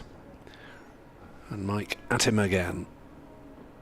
Pulls another short ball. Cook plays a rather more controlled pull shot and will look for 2. Oh, could be trouble here as no, Bashir's got back to the non-striker's end. Holland with the throw from mid-wicket. It looked, as they turned, as if there was bound to be a run out, didn't they? But it did. Long legs for Bashir. Maybe Holland could have gone to the other end. Must have chosen to go to the bowler's end deliberately. But there we are, 211 for 8. Cook to 48 not out, and Leicestershire posting subfielder Kimber halfway back, maybe, at square leg. Or a squarish mid-wicket, as well as Holland on the ropes and Green at fine leg. Chris Cook might have second thoughts now. As that one's outside off stump, he can't hook that one. There's a long way outside off stump, and Cook does not risk it.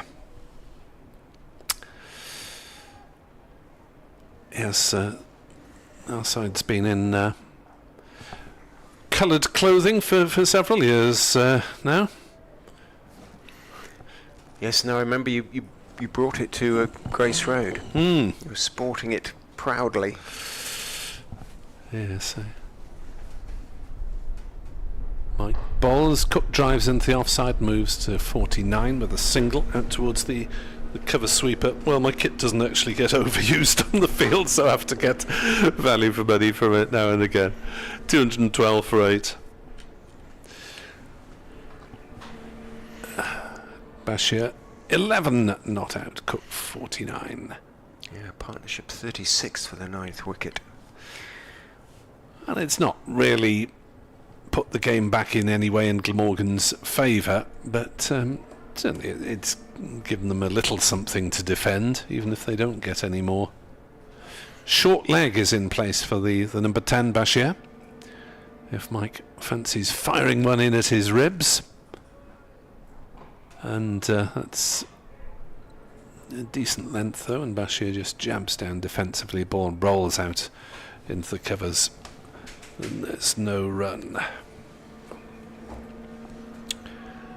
So Glamorgan were 90 for 3 at lunch, a reasonably even first session. 181 for 8, Leicestershire claiming 5 wickets in the afternoon. And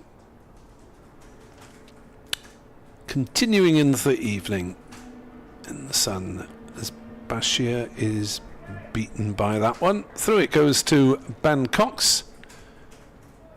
There is no run. 212 for 8. Bashir 11. Cook 49. The main contributors to the card for Glamorgan: Eddie Byram 41, Kieran Carlson 25, Colin Ingram 32, and in the wickets column, 3 to Ian Holland, including that vital double strike early in the afternoon to send back Carlson and Ingram. 2's Ben Mike later in that session, couple to Tom Scriven, and 1 to Ben Green. Pictures some very big crowds at Chelmsford, by the way. queues to get in, apparently. Packed ground. Essex against Surrey. Excellent.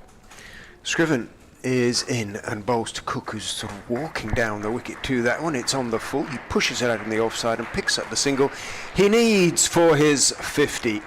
Chris Cook raises his bat to the pavilion.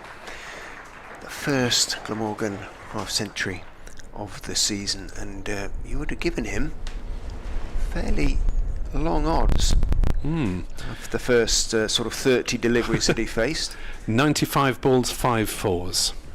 Well batted. It just shows if you get in, if you stick at it, it gets easier. In goes Scriven and bowls towards the legs of Bashir on the back foot. The Surrey man works it out to the Somerset man. He is Somerset, isn't he? Somerset, yes. Well, Surrey born. Surrey born. That's what you're thinking of. Yeah. I knew there was a Surrey connection. He picks up a single anyway and moves on to 12. He's very much played his part in this partnership of 38. Now, Scriven into his 15th over. Bowls. Cook, minimal foot movement, just drops the ball out into the offside, sees that Green has a bit of ground to make up to the ball from mid-off. And by the time Green does so, Cook has called Bashir through for a quick single. He is perfectly happy to give the junior partner the strike now, and no wonder. He's batting very well.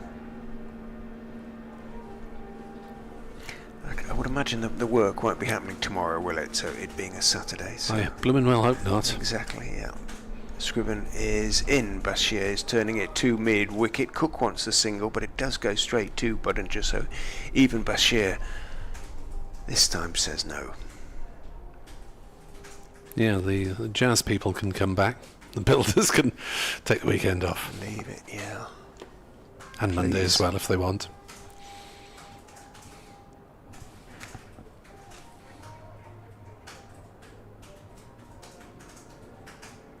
Budinger comes in from a single giving position to a single saving position at mid-wicket as Scriven is in, but he's let that one drift onto leg stump, and Bashir can wristily lean forward and clip it nicely down to fine leg for a single. The throw from Hill overthrows Ben Cox, but lobs over his head, and Mike at extra cover backs up. Just wonder whether Leicestershire need to be doing something more proactive at the moment. Scriven in, bowled, little bit short and punched away off his hip by Cook out towards deep backward square. Hill scampers along the ropes, gets there, but he can't prevent Cook taking a couple, and it's beginning to look reasonably straightforward now for Glamorgan. 218 for 8, the partnership up to 42. Batting bonus point ahoy. Still a way to go. 32 runs needed.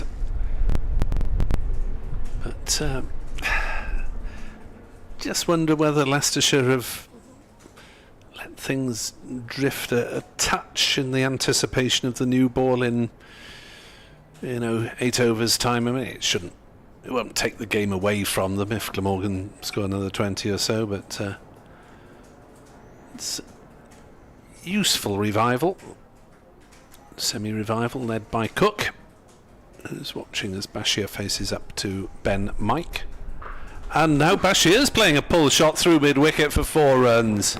Well, he's been watching Chris Cook from the other end and thinking, I'll try a bit of that. As Leicestershire post a short leg, hoping the number 10 batter will tamely fend away. Bashir saw that one, short of a length, pulled through mid-wicket for 4. 222 for 8. Bashir moves to 17.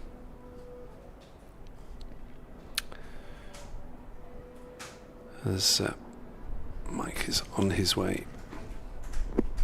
2 slips and a short leg, and Bashir plays it into the offside. It is a no ball, so another 2 onto the Glamorgan total. 224 for 8. I just think that Bashir is going to have to work really hard for his wickets in this little 3-match loan spell. If it stays as 3 and Mason Crane's back fit again, because spin does not often take wickets early in the season anywhere, and the wickets at Bristol have tended to be on the flat side in recent seasons, and Glamorgan started with the run fest at Lord's last season where even Crane couldn't get a game, so Bashir's going to have to work for his wickets. But he's batting now, and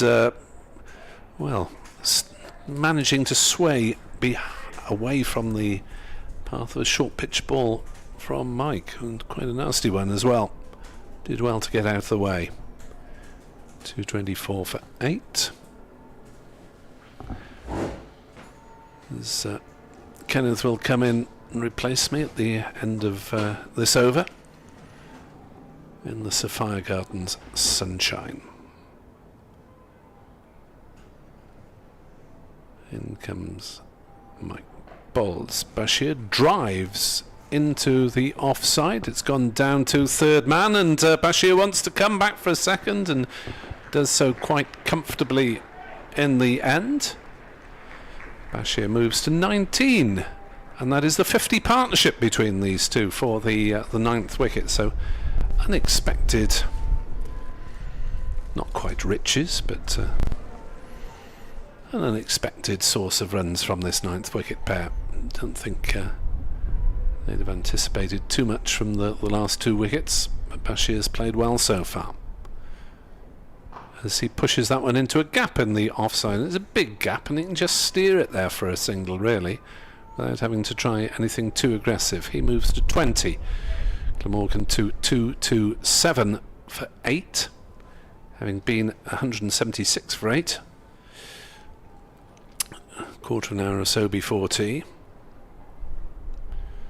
But Cook and Bashir have resisted well. No one in the top order really getting going. Byram 42, Carlson 25 and Ingram 32 threatened to, but none of them could go on. As Cook gets one up in the block hole, which he drives to mid-on. They dash through for a quick single. 228 for 8. And there just seem too many options for the batters at the moment.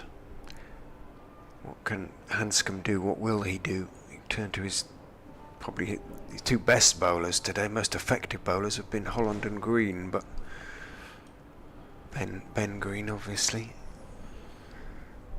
Yes, we have to add the first name because there's another Green on the Foxes staff.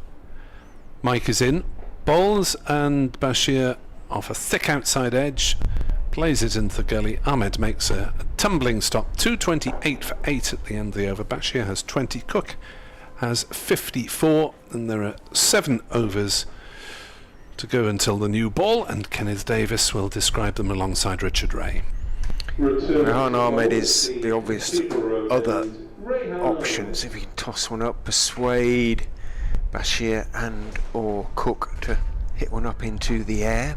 There's no obvious turn for Ahmed in the overs that he has bowled so far. 6 overs, none for 13.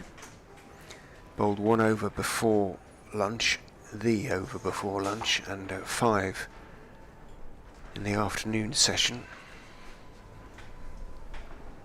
Didn't really look too much like beating the bat, though. Maybe things will be different this time. Hanscom will tell him to toss them up. Just got the 1 slip, Ahmed, as he goes in and bowls a half tracker. And back goes Cook and chops him away through the offside. Ben Mike is the fielder. Overthrows Ben Cox behind the stumps, but Chris Wright is backing up, so there isn't going to be a 5 for Cook to match the 5 for Bashir. Leicestershire conceded a few overs ago. Ahmed's ready to go, but he's waiting for Mike to come up to cover. In goes Ahmed, bowls. Forward goes Bashir. Just about smothers the ball on off stump, pushes it out into the offside. And no, he calls to Cook, as it went more or less straight to Ian Holland, sort of coming up from backward point. Ahmed is in, huge swing and a miss, and he's bowled. Well, he was playing so well, showed Bashir, that it just seems a shame for him to have done that, really, but it worked. Leicestershire went to Ahmed and he went for the big hoik, missed it and was bowled. Fun while it lasted. However, more than fun, it's been an important cameo from Bashir, because this total beyond Glamorgan's wildest dreams, really. At one point when I was in commentary, they were in the 150 mark, and we mentioned north of 200. Well, they've certainly got that, but as you mentioned, Richard, because he'd played so handedly, they'd have probably been looking to get to 250 here, just to put a bit of squeeze on and get Leicestershire in the last hour. Well, had he Fernando, let's say, at the other end, then the shot would have been entirely understandable. But he has Cook going very nicely with, you know, a proven bat with a lot of runs to his name. So, arguably, slightly irresponsible shot, but he did very well in playing his part in a 50 partnership. So, one is loath to criticise in that respect. So, Fernando is, according to Nick's records, not necessarily the most productive of batsmen. Yes, I think Chris Cook will have to, if he gets on strike, he'll have to manipulate the field here. And there's a bit of a conflab going on between Cook and Fernando. Not much instruction out there. Just survive. So this could be entertaining. We shall see. 3 balls to survive. Sitha Fernando, 84 matches, 287 runs. As Nick mentioned, a highest score of 30 and an average of 5.04. Well, what will Ahmed do? He's telling Kimber, who is at deepish mid-on, sort of more than halfway back, to stay a bit deeper. In he goes and bowls to Fernando, who just leaning forward dabs the ball down in front of him and then makes the leg spinning sign as though he's just realised that he's facing he bowls leg spin this boy. In goes Ahmed and bowls, and he goes back and sort of at the last minute just dabs it down towards gully. Oh, he looked quite... Yeah. In goes Ahmed, brings him forward on off stumps. A little bit flat, really, that delivery. No real loop to it, and Ahmed raises his eyes to the heavens before taking his cap from umpire Lungley. But a successful over for Rehan Ahmed, his first-class wicket of the season, of the county season. 1 for 14 for him, 22949, and a third bowling bonus point for the Foxes.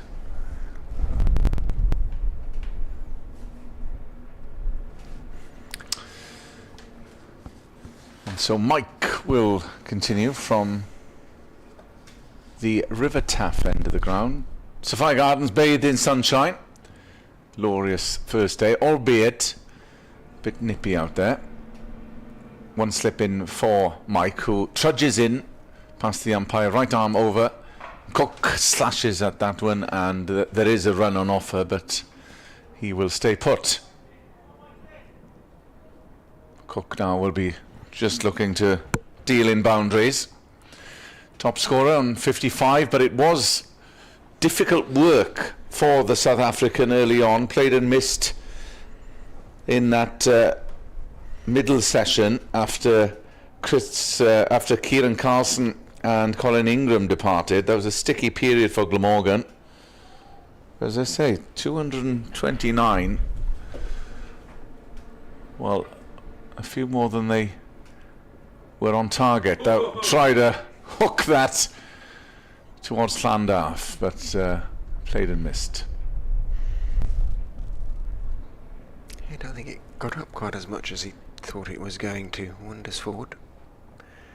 Taps at the pitch. So Mike has taken 2 wickets for 54. Holland 3 wickets. Ben Green picked up the wicket of Eddie Byram.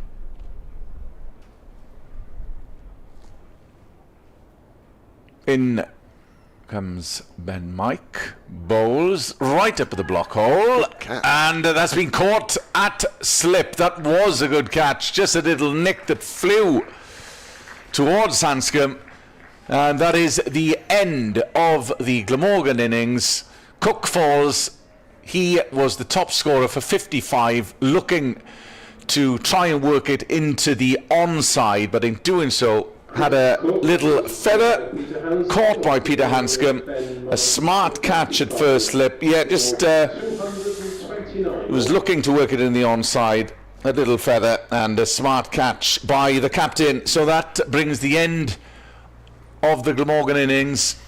And it was a bit of a rearguard action, because at one point they were struggling and they would have been struggling to get to 200. But a 50 partnership between Cook and the newcomer Shoaib Bashir has meant that they have posted a decent total. It will remain to be seen how decent it is. So Leicestershire trudge off Sophia Gardens, and will be trying to hunt down Glamorgan's tally of 229. We'll take a short break before Leicestershire's openers come out, so we will be back in less than 5 minutes. For those of you who like to keep your scorecards up to date, I'll give you the Leicestershire bowling figures in just a moment.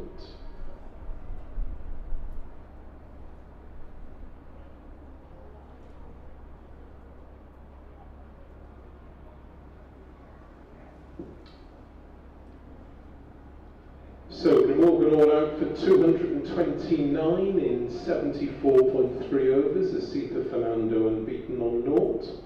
In that total there were 2 byes, 1 leg bye and 16 no balls.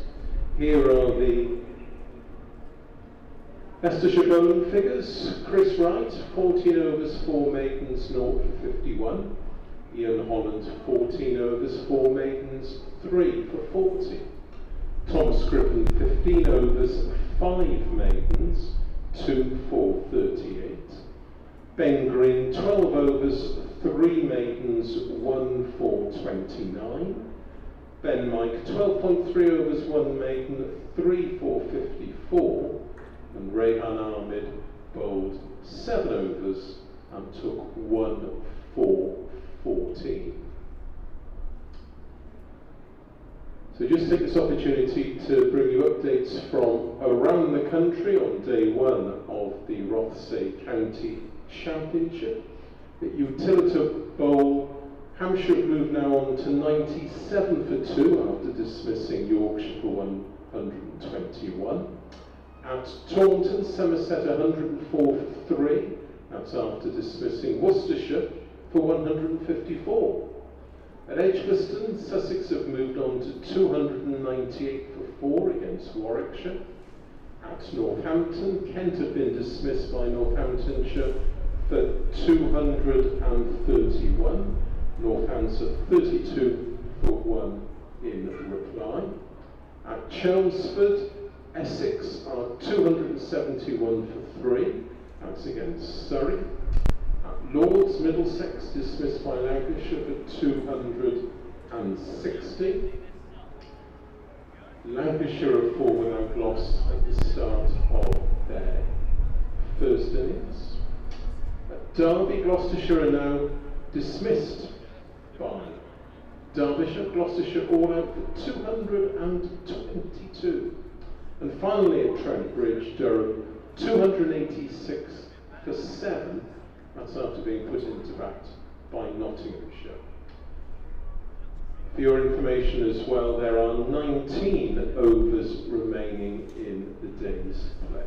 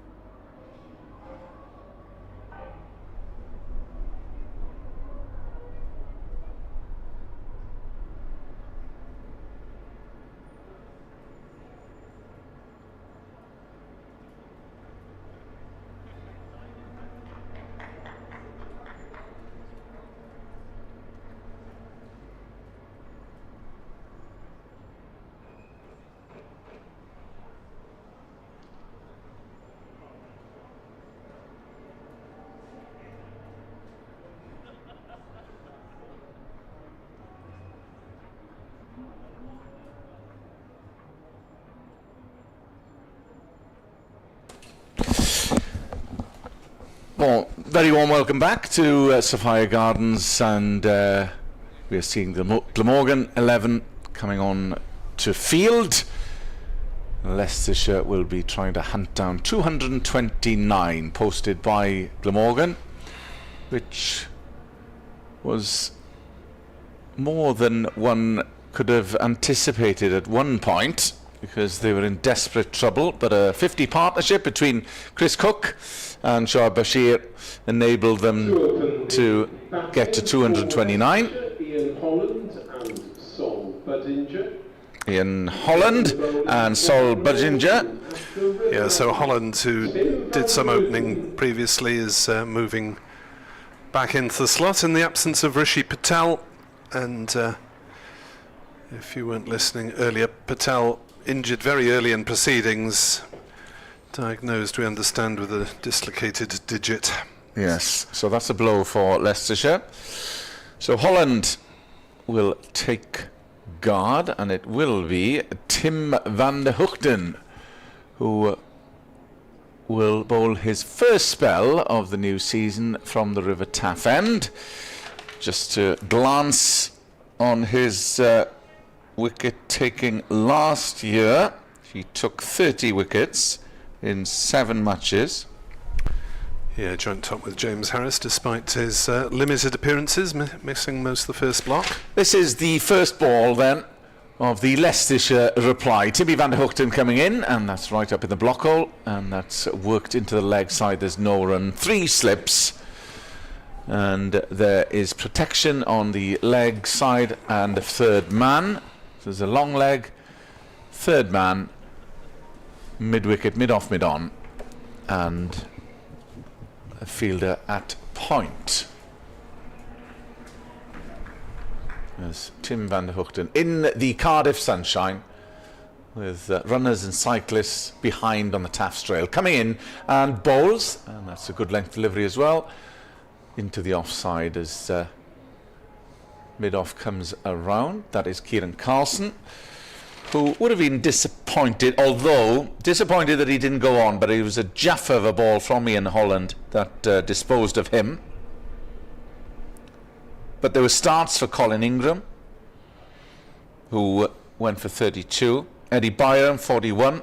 Top scorer was Chris Cook, who made 55. In comes Tim van der Hoogten, and that's off the edge of the bat, trickles down to point, flung back in to Chris Cook. There's no run.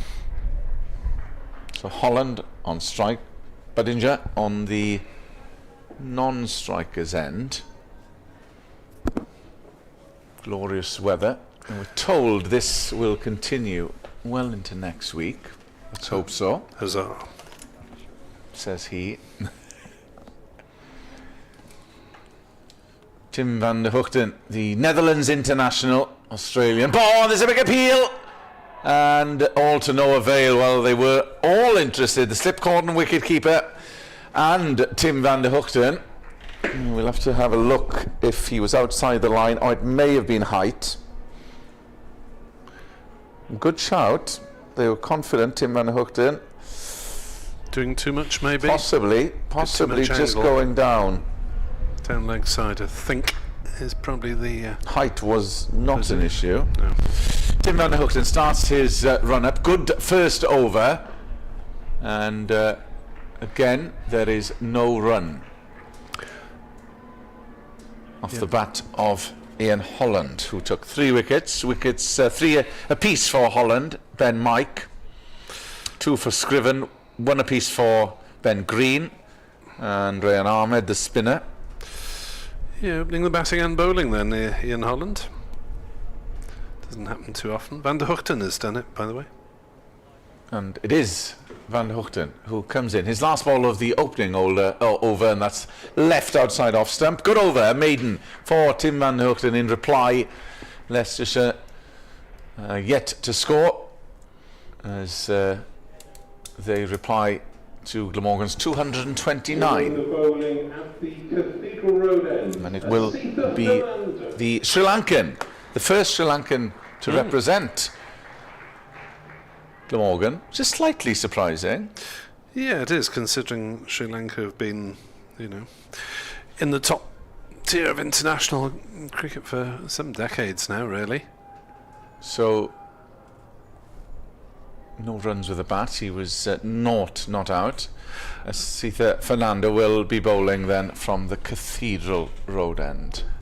And maybe we ought to be grateful that it is someone called Fernando who has been signed rather than one of the more polysyllabic Sri Lankan names.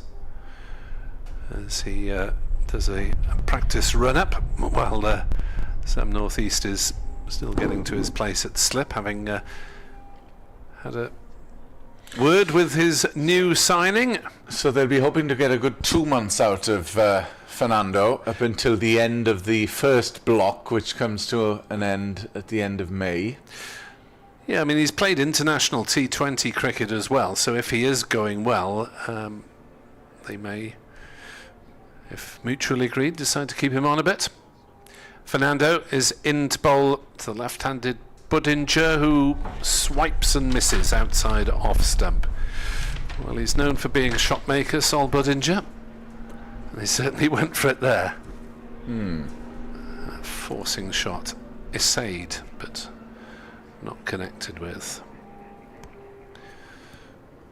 So, 229, still a fairly modest score despite the belated fight back for the 9th wicket.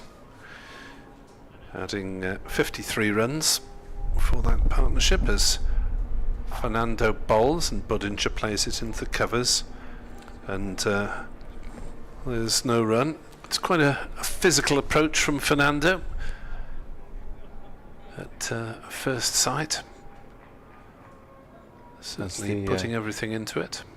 As the saxophone playing continues, he must be getting paid by the hour. But if anybody knows where that is coming from, do contact us. I think it's the other side of the river. Fernando racing in to bowl to Budinger through outside off stump, lowish.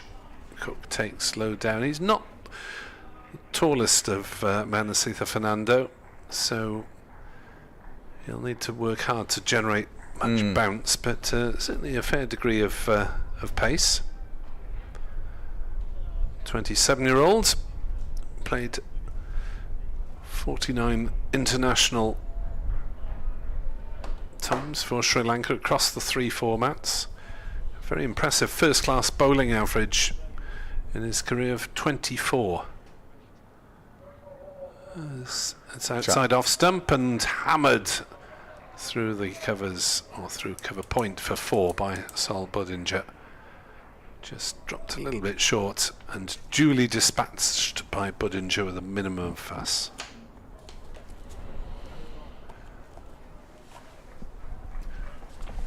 As the crowd disappeared from underneath us, yes, there are a precious few in this stand. They've moved round to the sunshine. Yeah. Those with any desire at all for heat, because this whole stand beneath us gets a little bit parky in the final session. Fernando bowls, and there'll be more runs here as this is steered backward of Bashir at point. He makes a sprawling. Oh, he's left the ball behind, and they settle for 2. There's probably 3 there as Budinger went down. It's got a long way to go down from 6'4". It didn't haul it in at the first attempt. 6 without loss. Budinger has all of those.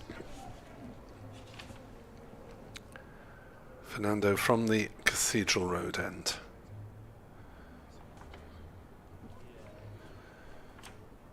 In bowls, and Budinger didn't know much about that one. That was an inside edge. He was looking to defend on the offside, and the ball's trickled down towards fine leg for a single.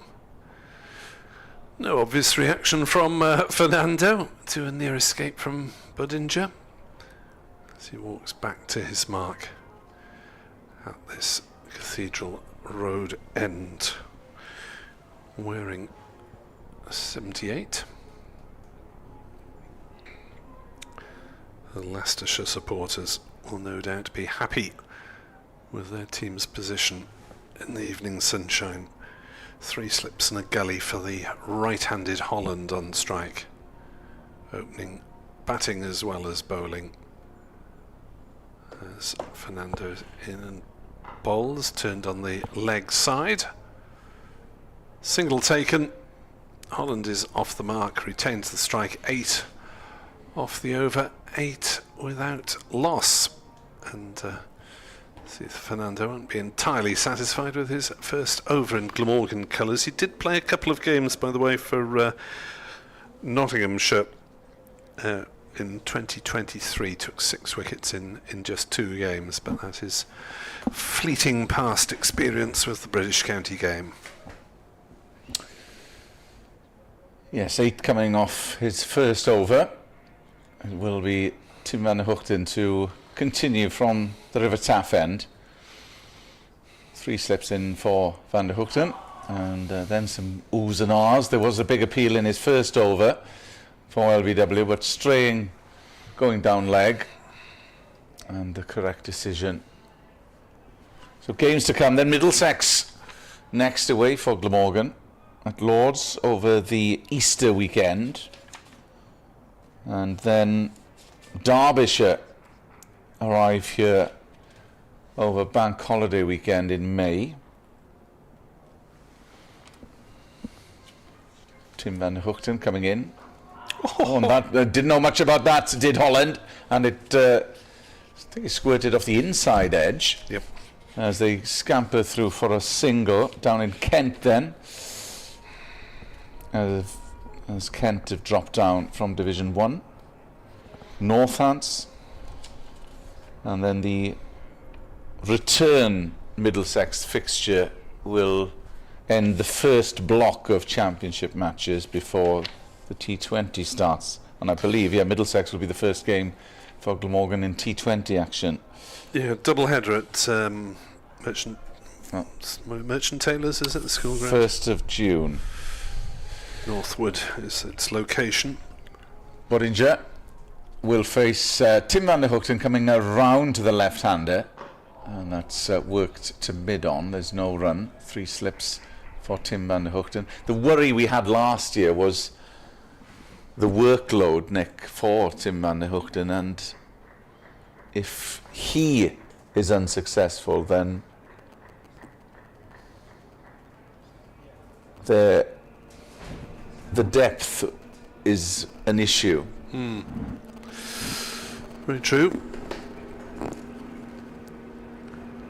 Tim van der Hoogten coming in and bowls, which is why they would be hoping Fernando can make an impact in the first 2 months. You mentioned the Glamorgan schedule. Leicestershire entertaining Derbyshire next week, last season's bottom side, and then difficult fixture away to Lancashire at Old Trafford in round 3, off like Glamorgan in round 4. Yeah, Glamorgan having not progressed in T20 action through the group stages since 2017, as van der Hoogten comes in. Good line, but that's worked into the onside. There's no run. They really need to try and have a bigger impact in that competition and just get some consistency, which they haven't had certainly the last 2 years. They started well the year before last, but it sort of petered out. Yeah, a lot of injuries then, weren't there? Last year was, well, a very, very mixed bag. Tim van der Hoogten wheels round past the umpire, coming round to Bodinger. Well, there was an ooh bit off the hip, I think, and Chris Cook, the flying Chris Cook, couldn't take it cleanly. That is the end of the over. 3 coming off Tim van der Hoogten's second over, and Leicestershire are 11 for no wicket. They trail by 218.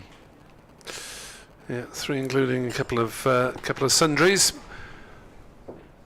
Just 1 off the bat. 11 for naught then. Leicestershire in reply to 2-2-9. There are 16 further overs to bowl, and Leicestershire will be reasonably content with things as they stand. Glamorgan, you'd have thought, need at least 2 or 3 wickets to get back into this match in the final hour of the game. Sitha Fernando is into bowl, driven by Holland, bouncing to mid-off. No run. Just going back to that T20 campaign last year, just shows though the victors were Gloucestershire, unfancied Gloucestershire. If you get through your group, I mean, it's an obvious thing to say. It's all about rhythm in my view at T20, finding a successful formula about who bats where, who bowls where in the order. Fernando into bowl, and it's played defensively by Holland. The nature of T20 competition as well means that there will be games. You can have more one-off games where you don't perform well and you can get beaten quite handsomely. Well, if you're chasing a big total, you have to go for it, don't you? And you can be all out for 100 if you're chasing 200, and it looks pretty awful on the scoreboard. But the other point with Gloucestershire winning, in that 11, I'm sure, and Mr. Seaborn would correct me here, there were 7 or 8 local or homegrown players in that victorious team. So it just shows what can be done. Fernando is into bowl and played rather tentatively by Holland out on the offside, and there's no run. Yeah, just the 2 Welsh-born players in this particular 11. Well, it is a bone of contention that's been going on for a while, but that's a debate for another time, probably with Mr. Bevan tomorrow.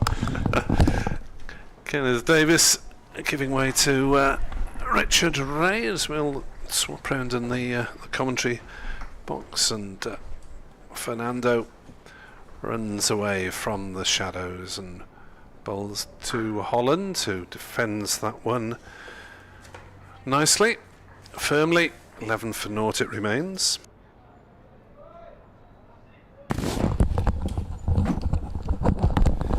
And Richard is enjoying the shape on this bowling.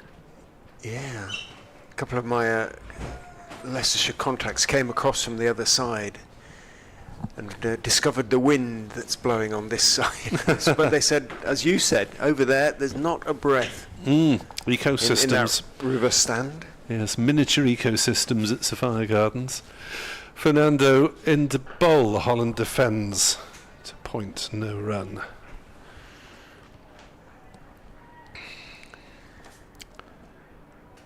It's quite often an awful lot warmer down on the riverside of the ground than it is in this main stand.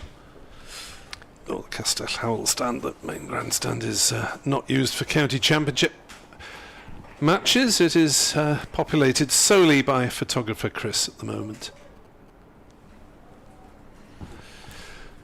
13 for naught.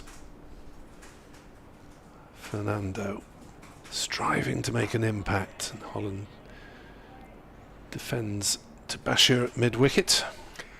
No run. Have you been talking about Fernando? I don't want to sort of repeat stats that you may have mentioned his international background, pedigree, 49 appearances and bowling average in first-class cricket of just 24, which is pretty handy.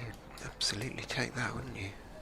83 first-class games, 256 wickets.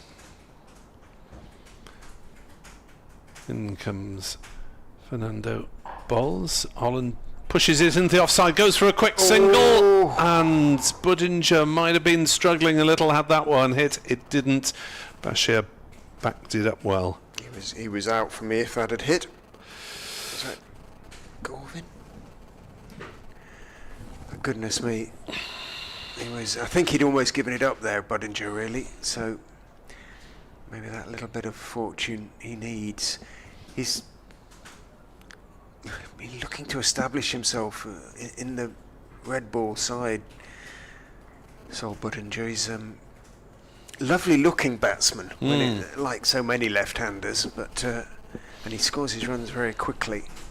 And if he can, then he could be so useful at the top of the order, quick 70s or 80s. Van der Hoekten from the River Taff End is in and bowls to Holland, slightly over pitches, and he's been driven 4-4. I don't think Carlson, quick as he is over the ground, is going to get there. He isn't. It trickles onto the covers in front of the electronic scoreboard over there, and Carlson follows it onto the covers. I always think the groundsman must wince when that happens. Presumably studs and whatever the material is don't make a good mixture, but I don't know whether they wear sort of studs these days. Occasionally you see them tightening them, don't you? So not just grips. In goes Van der Hoogten. Bowls edged, caught behind. Lovely delivery from Van der Hoogten. Holland's edged, and his head jerked back, looked back, always a giveaway. And it was a good catch, actually, by Cook diving across to his right, almost in front of slip, but a little bit of bounce, a little bit of movement. And Holland goes caught behind. I was trying to find out. Rishi Patel was out there, sort of not warming up per se, but he had a sort of glove and a bandage on his right hand. So by Chris Cook from the bowling of Tim van der Gooten for 7. So whether that means they might look at him tomorrow, because of the sort of time lapse, I don't know. We'll ask tonight, but anyway. Holland goes 18 for 1, Leicestershire. There have been 2 no balls from Fernando that I'm not sure I picked up in commentary. And my excuse is that if the umpire turns sideways to us, it's quite often difficult to pick up because he's signalling up to the scorers next to the dressing room. But there have been 2 no balls from Fernando, which is why he's 0 for 13. Van der Hoogten is 1 for 5 now, as Ian Holland is not as successful with the bat as he was with the ball. And presumably Patel, having been off the field for ages, won't be able to bat for a while. There is a site somewhere, isn't there, that breaks down bowling, the number of wickets bowlers have taken against each county. I bet Van der Hoogten's up there against Leicestershire. I'm sure that he's taken a fair few. Ben Mike coming in at 3. Well, Ben is not a night watchman, and there are 14.4 overs to go, so Night hawk, evening hawk. this is an interesting development. You expected Hill Hanscom, surely, Ahmed. But there we are. Yeah. Have you ever seen Mike promoted to similar dizzying heights in the championship match? So what has gone on in... Yes, I'm getting 3 letter questions. First letter being W and the second letter being T. Absolutely. From Leicestershire supporters. Flippin' heck. Expressing an element of surprise. But let us see what this is all about. It's a little dance, Ben Mike. I mean, he hits a long ball, but might struggle against the red ball early on. Van der Hoogten is in and bowls, and Mike is solidly forward. A flowing defensive shot, if you can have such a thing, in that there's a bit of a follow through to it as he strokes it out to Kieran Carlson, who's at mid-off. Emir Evans suggests the game progressing at pace. With the Foxes' batting lineup, they could be leading by the close. It's something of a poetic exaggeration. But, yeah, they've got some pretty handy batting averages in that Leicestershire side. Yeah, there's no mug there, that is for sure. With the bat, that is. I mean, Wright, obviously, Scriven at 10 is ridiculous, really. You know, he could be a number 6 or 7. Yeah. He has that sort of ability, but if Wright were the one to go out for Van Beek, then jeepers, there's no tail ender among them. Van der Hoogten into Mike, who leaves outside off stump. Emir also pointing out that was the Flying Dutchman dismissing Holland, nicknamed Dutch. It's a bit of a Dutch duel. Dutch international against Ian Holland, who isn't from the Netherlands but has an appropriate nickname. Australian American Englishman.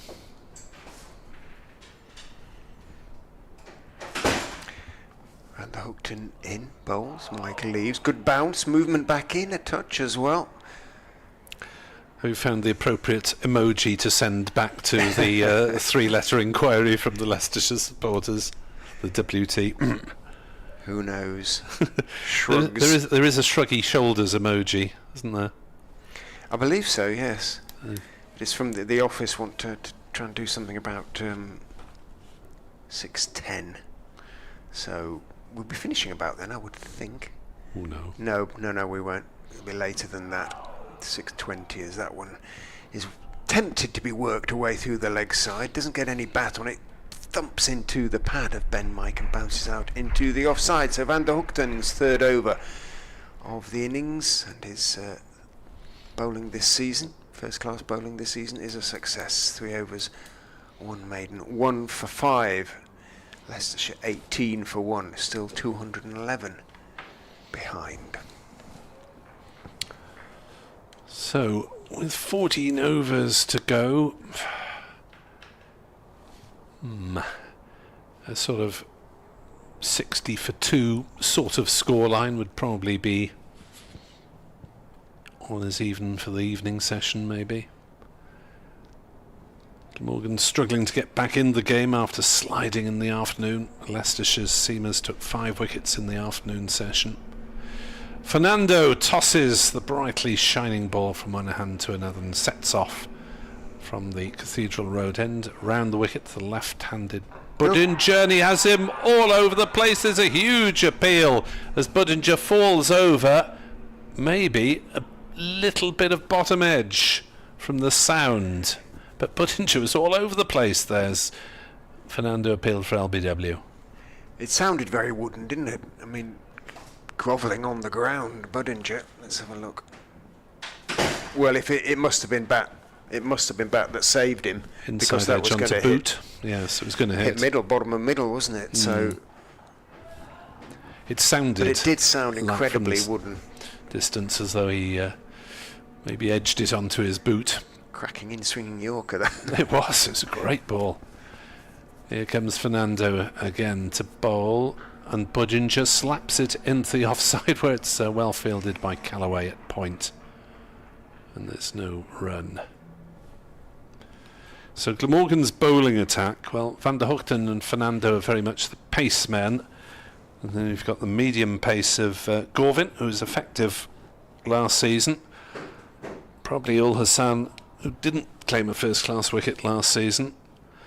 And then the spin of Bashir, of Callaway, possibly of Carlson.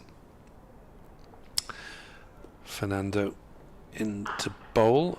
Budinger jabs it off the back foot back to the bowler, and there is no run. There's better stuff so far in this over from Asith Fernando. Having got his bearings, had a couple of training sessions with Glamorgan. He was around on Tuesday, presumably pretty much nets yesterday. Having not featured in the warm-up games, Bashir did. Only got 1 wicket against the students. Got a bit of tap as well at times. Fernando bowls. Budinger is forward, carefully, studiously. Usually entertaining to watch him bat, isn't it, Sol Budinger? Something happens quickly, usually. Yeah. And as I say, aesthetically, he's very pleasing batsman to watch if he hangs around at all. He'll score his runs both quickly and in some style.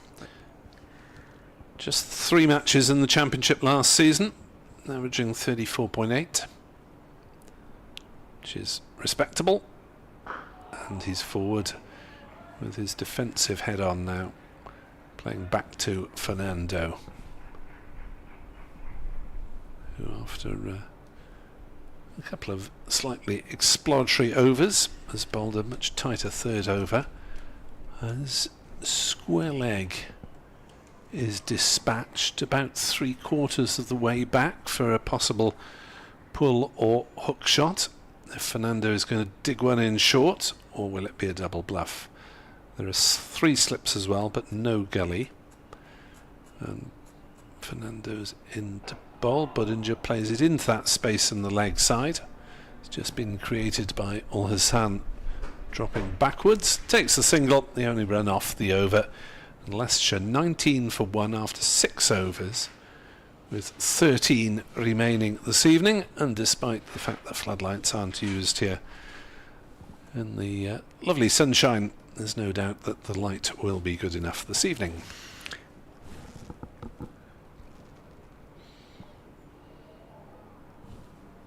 Mike and Budinger having a long, well, I was going to say conversation, but Mike's doing most of the talking, so what that's all about, I'm not sure.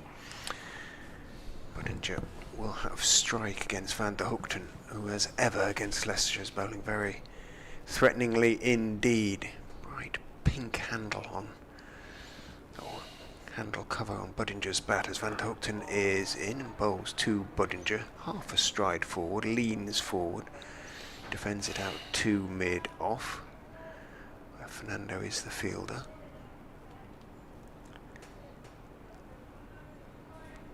About best part of a foot shorter than Van der Hoogten, I would say. Imagine if Hogan was bowling at the other end, who was taller than Van der Hoogten, wasn't he? Well, still is, but just not here today. Van der Hoogten is in and bowls back foot defensive, turn of the wrist from Sol Budinger. He's worked that one into the gap between the slips and backward point. It's a long chase back towards the boundary, but a successful one while the ball was slowing up fairly rapidly in fairness. So Eddie Byram picked it up almost when it had stopped rolling, threw it in, and Budinger, well, just settled for 2 in the end there. I thought they might have picked up 3.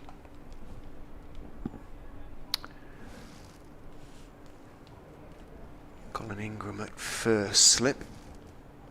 Northeast, of course, at second.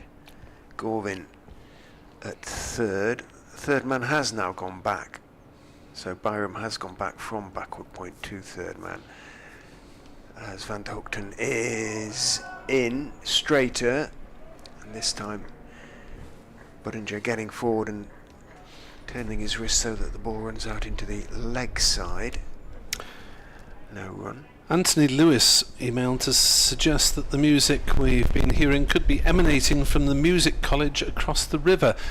I'd be slightly surprised if that were the case, because it is the far side of the park, but could be if the wind's blowing in the right direction and they've gone outside to enjoy the sunshine for their practice.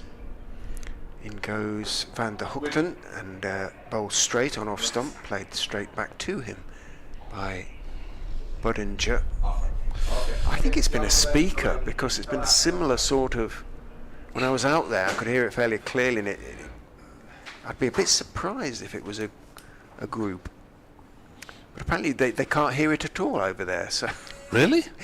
which I think it is over, but anyway, strange times, as you say, little echo gullies of gusts of wind, and I don't know, strange things happening. Van der Hoogten is in, bowls down the leg side, steps inside the line, Budinger shapes as though to sort of nudge it on its way, didn't get anything on it, and taken by Cook, moving obviously to his right.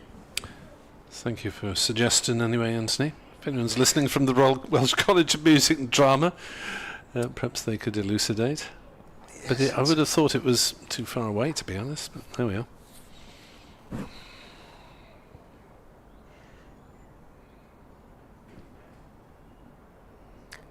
Van der Hoogten bowls. This time Budinger does successfully turn it off his legs down into the deep backward square area and manages to pick up one. Shoaib Bashir goes running round the boundary, picks up and throws. But Budinger picks up a couple of runs. He moves on to 12 and survives the over. Does more than survive the over. Picked up 4 runs in it. 23 for 1 Leicestershire. 206 behind Glamorgan on first innings. 12 overs remain tonight. Yes, and the supporters hopefully will hang around in the sunshine, enjoying the evening sun. Pleasant temperatures on parts of the ground anyway. Van der Hoogten 4 overs, 1 for 9. Fernando, first couple of overs were a little expensive, but just the single off his third. He's now bowling with 4 slips to the promoted Ben Mike. Normally, 7-8-ish Ben Mike in the batting order? Yeah, or lower. He's been, towards the end of last season, he was sort of coming in at 9s and even 10s sometimes. Let's see how he will respond to this unexpected promotion as Fernando bowls and Mike shoulders arms to a shortish ball that goes through outside off stump. I completely lost that one, which would unnerve me had I been at the other end with the bat in my hand. But I thought he hadn't let it go for a moment. Whether it's that low arm or... I think seeing Asitha Fernando charging at me would result in me being somewhere near the square leg umpire if I were at the other end. 23 for 1 here on the BBC.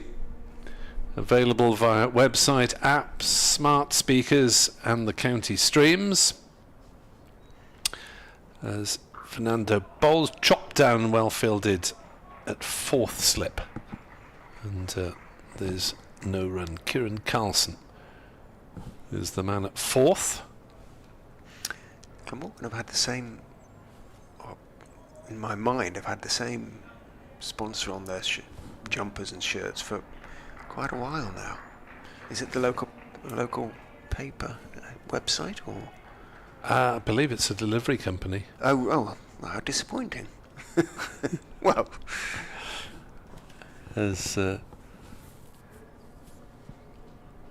Fernando into bowl and Mike plays it on the leg side, Bashir fields, and there is no run. Unfortunately, there's not always a huge amount of interest from written media, written media sadly. in this part of the world. Well, any part of the UK now, they're hungry for copy. They're just not prepared or able, indeed, to sort of pay for it, really. So they take the ECB Reporters Network copy voraciously. I've seen every word printed in sort of local papers around Leicester. Fernando in bowls, skidding through low outside off stump, and Mike plays no shot.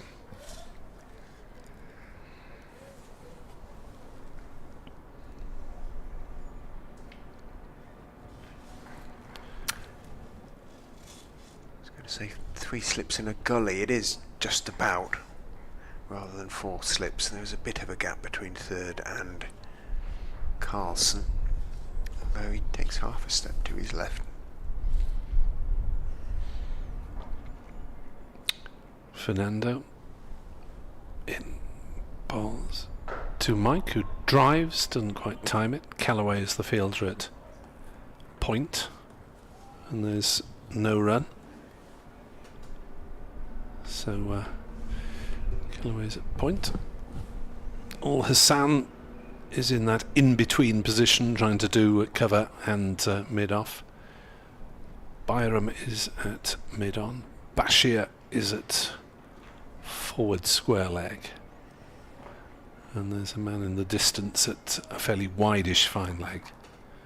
So gaps for Leicestershire to find if they time anything off the middle of the bat, and Fernando is in bowls and Mike plays defensively down into the gully. There is no run. Mike has played out a maiden from Fernando, so he is clearly not in Nighthawk territory, Ben Mike. I'm thinking because Lewis Hill doesn't like to bat at 3, nor does Peter Hanscom. Right. I don't think either of them would have been scheduled to had Patel. Holland would have come in at 3. Yeah.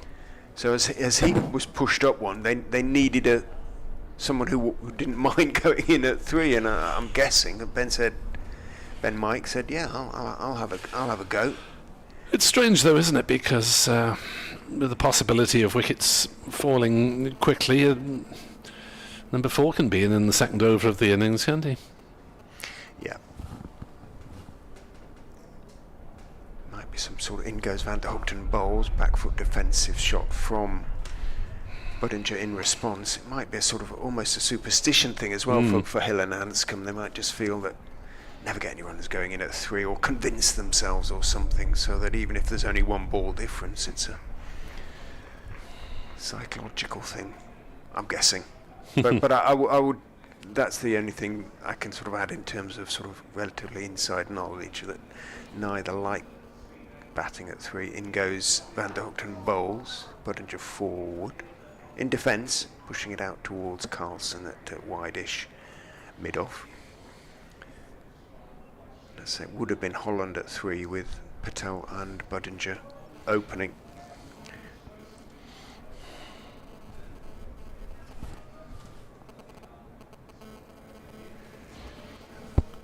Don't think that's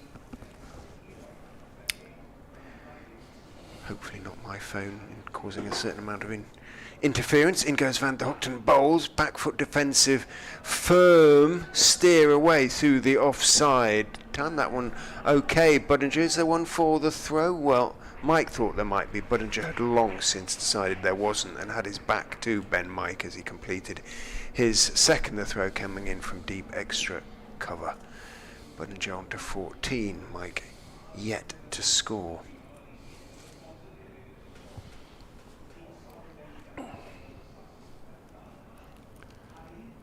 Kenneth Davis addressing the nation in the language of heaven next door. Okay, so it's coming through in the background. Van der Hoogten comes in from the river end, bowls and goes past the outside edge of Sol Budinger's bat. He leans forward and moves away, maybe just holds its own.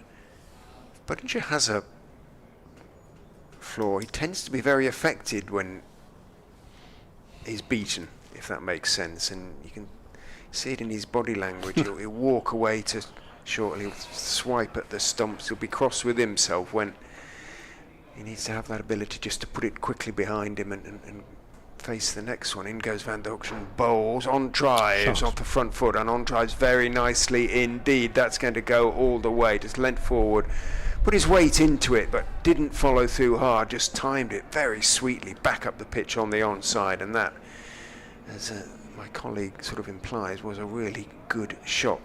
Arguably, certainly from Budinger and Leicestershire's point of view, the shot of the day, but one of the shots of the day as a whole, I suspect. What it must be to be able to time a cricket ball like that, to hit it for 4 effortlessly, or apparently effortlessly. Have we ever done it? Nah. Once, maybe. In goes Van der Hoogten bowls, edged, caught. No, didn't carry, or did it carry, and was it dropped at first slip? We shall have to see the replay from the other side. Colin Ingram, there was a sort of shout. Did it carry? Was it just short of him? Ingram examines his left hand a little ruefully as he picks himself up the ball, having spilled out in front of him. Let's have a look-see. Oh, it was a chance. Oh, and it wasn't too difficult.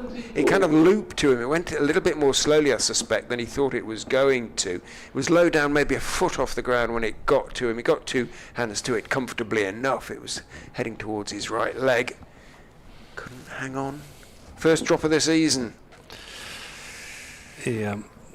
Be disappointed. Colin Ingram knows he ought to be taking that sort of catch. Budinger on 18.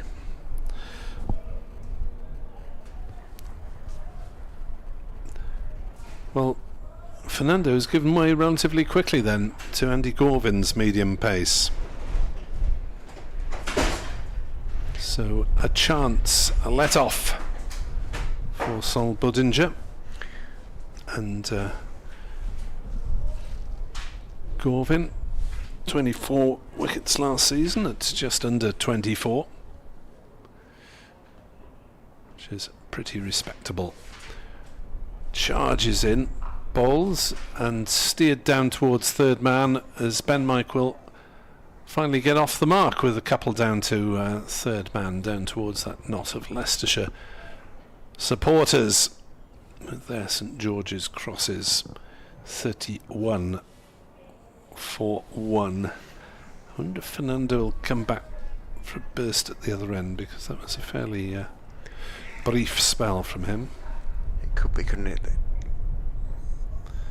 Van Hoogten bowled a couple more and then 4 overs, 0 for 14.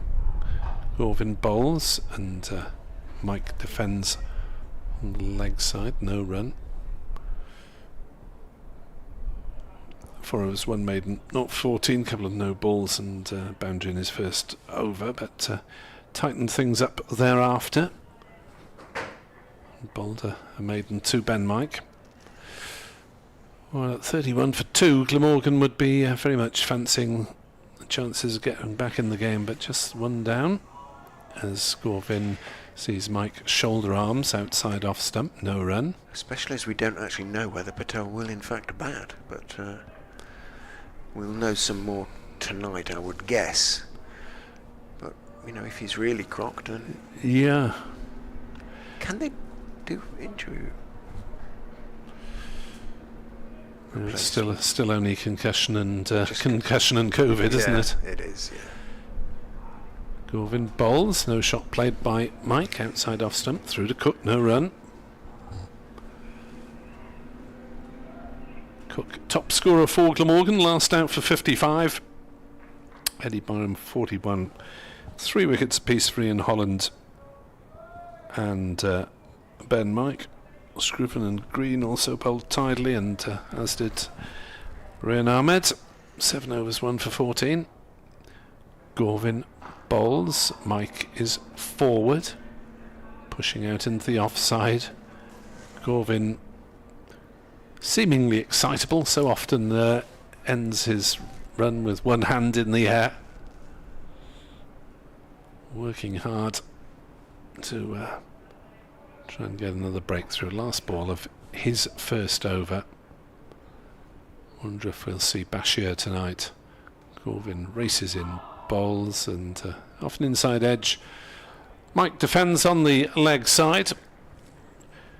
So Ben Mike has so far faced 16 balls for 1 scoring shot of 2, which was a steer to third man. So he hasn't actually come out all guns blazing. 10 overs have been bowled, 9 remain tonight. Leicestershire 31 for 1 in reply to Glamorgan's 2-2-9 all out.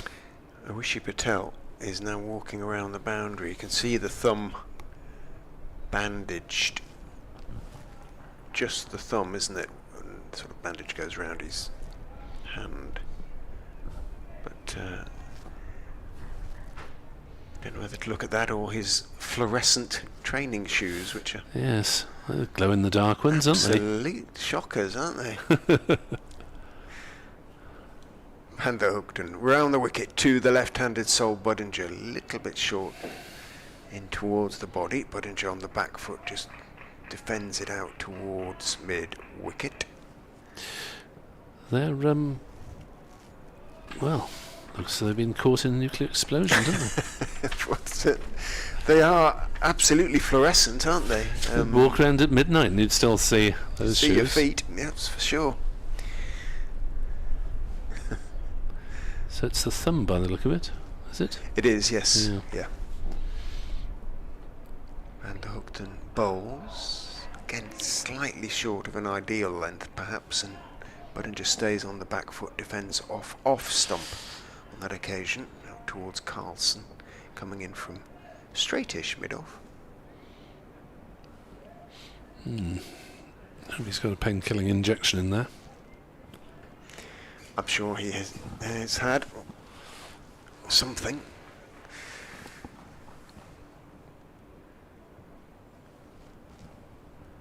Van Hoogten in bowls, pleasantly driven by Sol Budinger. He's got it through the gap in the covers, should pick up a couple and does. Didn't put his sort of full weight into it, the shot. Steered it away solidly enough though. He moves on to 20. 33 4-1. Can't quite pick out the words of that chant, which may not necessarily be a bad thing. Indeed. And Houghton casting a long shadow now is in and bowls. Budinger forward, bat and pad close together, so close together in fact that Cook's hands behind the stump started to go into the air, thinking there might be a big shout for leg before. May get a radio update sometime in the next couple of minutes, by the way, if I have to cut across you. No problem. I have to disappear at around about 8 minutes past just to do a little chat next door, if that's okay. Ben Green wearing sliders, I believe they're known as, wanders in front of us as Van der Hoogten is in, and again Budinger solidly forward, head right over the ball. Don't tell me you haven't got a pair of sliders to mooch round the Spanish swimming pool. Yeah, but possibly not round an English county ground in in early April. That was a terrible thing to say. A Welsh international ground in early April. English county ground, I say. Update for BBC Radio Wales to follow. This Van der Hoogten bowls and Budinger defends on the offside. And there is no run. 8 overs to go in the evening sunshine. Mike seemingly bent solely on survival. Hasn't really played a shot in anger so far. Budinger's played a couple. He's moved on to 20, but was dropped on 18 by Ingram off the bowling of Van der Hoogten. Might be the end of the Dutchman's spell. There's medium pace of Andrew Gorvin continuing and not delivering because Ben Mike was not ready. I'm not sure if there was a bit of a chatter from behind him. Whether we'll see the fourth seam of Zainul Hassan or maybe an over or two of spin from Bashir and or Callaway. Gorvin in, bowls, outside off stump. No run. 33 for 1.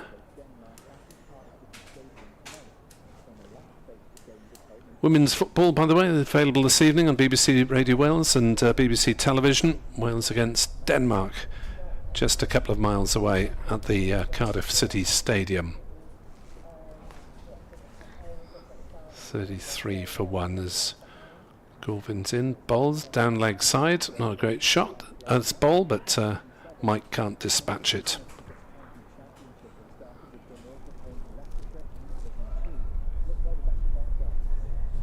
Into the evening session, Leicestershire 33 for 1 in reply to Glamorgan's 229 all-out. Not a great total to start the season, but improved from what it could have been by Chris Cook, who was last out for 55. Eddie Byram 41, the other main scorer, as Leicestershire's seamers dominated the day. Tim van der Hoogten took the first wicket for Glamorgan. Leicestershire in reply to 229 all out from Glamorgan, 33 for 1, 7 overs left to play.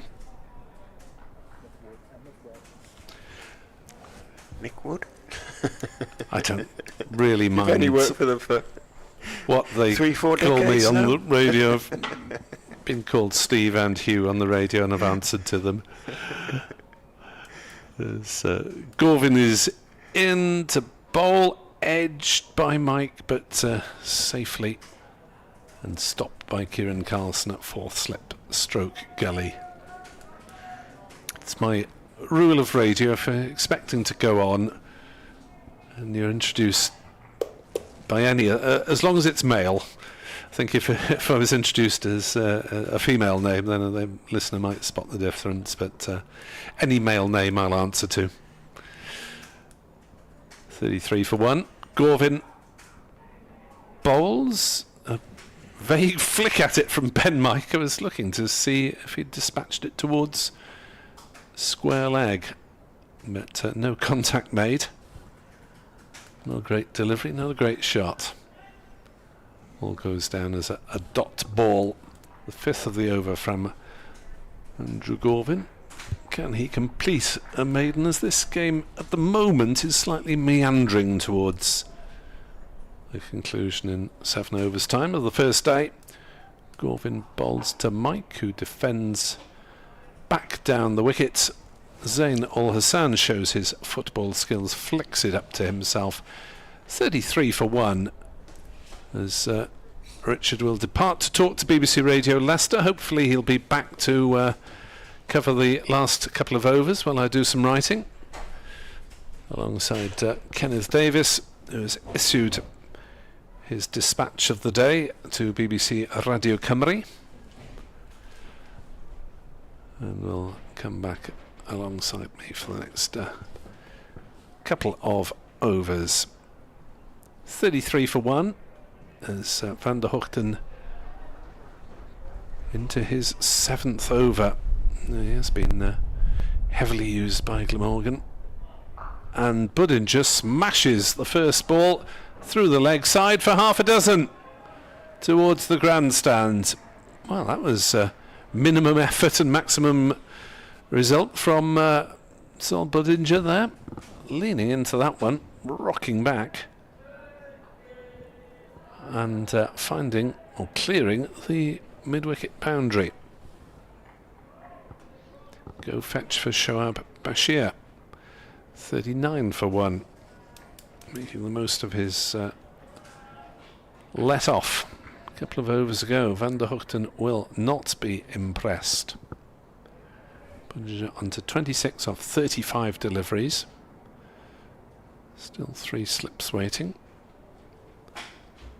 As next ball produces a defensive shot of rather more respect. The slips, by the way, Colin Ingram at first, who shelled that chance. Sam Northeast, the skipper, at second. And Andy Gorvin at third.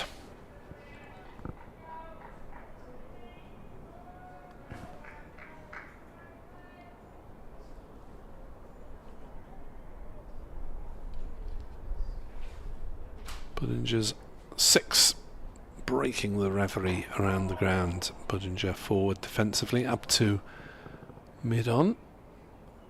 Fernando Fields. I wonder whether he'll have an over or two taking over from Van der Hoogten after this one, unless he's particularly keen on bowling in short spells. Be nice to see some spin though. Van der Hoogten bowls. Van der Hoogten plays defensively to Callaway at mid-wicket. No run. 39 for 1. So thank you for all your good wishes. Many people have got in touch over the day.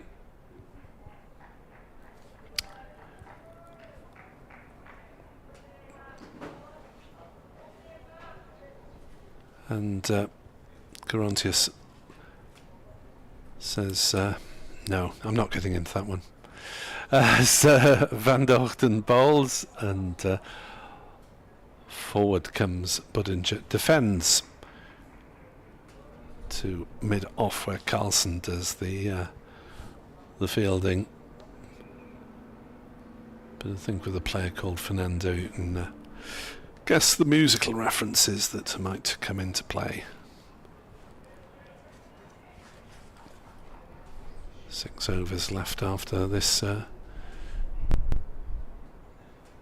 delivery from Van der Hoogten, maybe the last of his spell, and it's played down to backward point by Budinger. There is no run.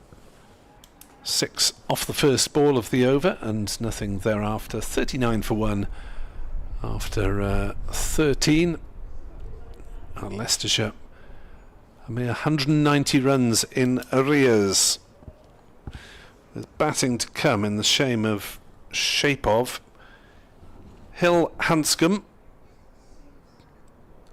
Patel if fit, and a lot of all-round talent.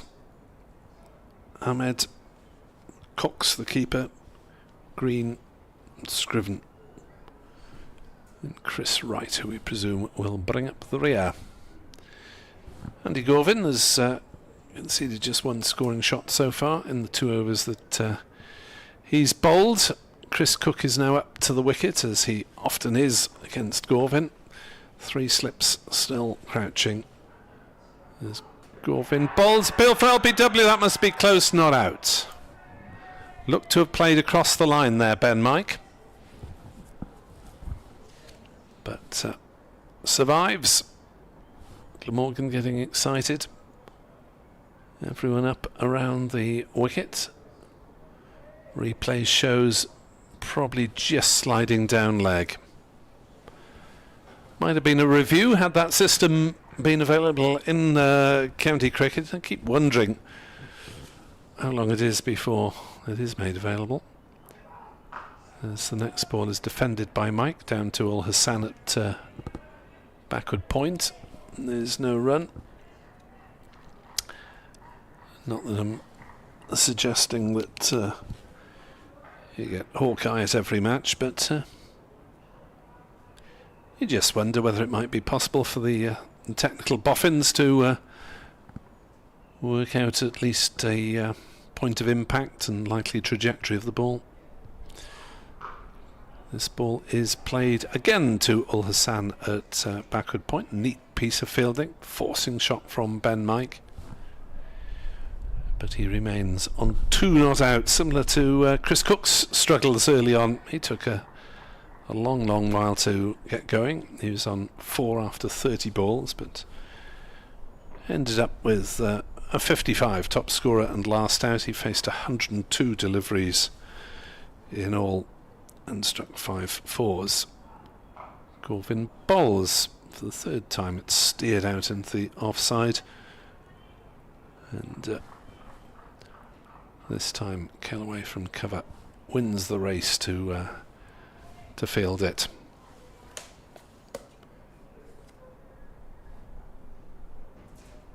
Gorvin wandering back towards us.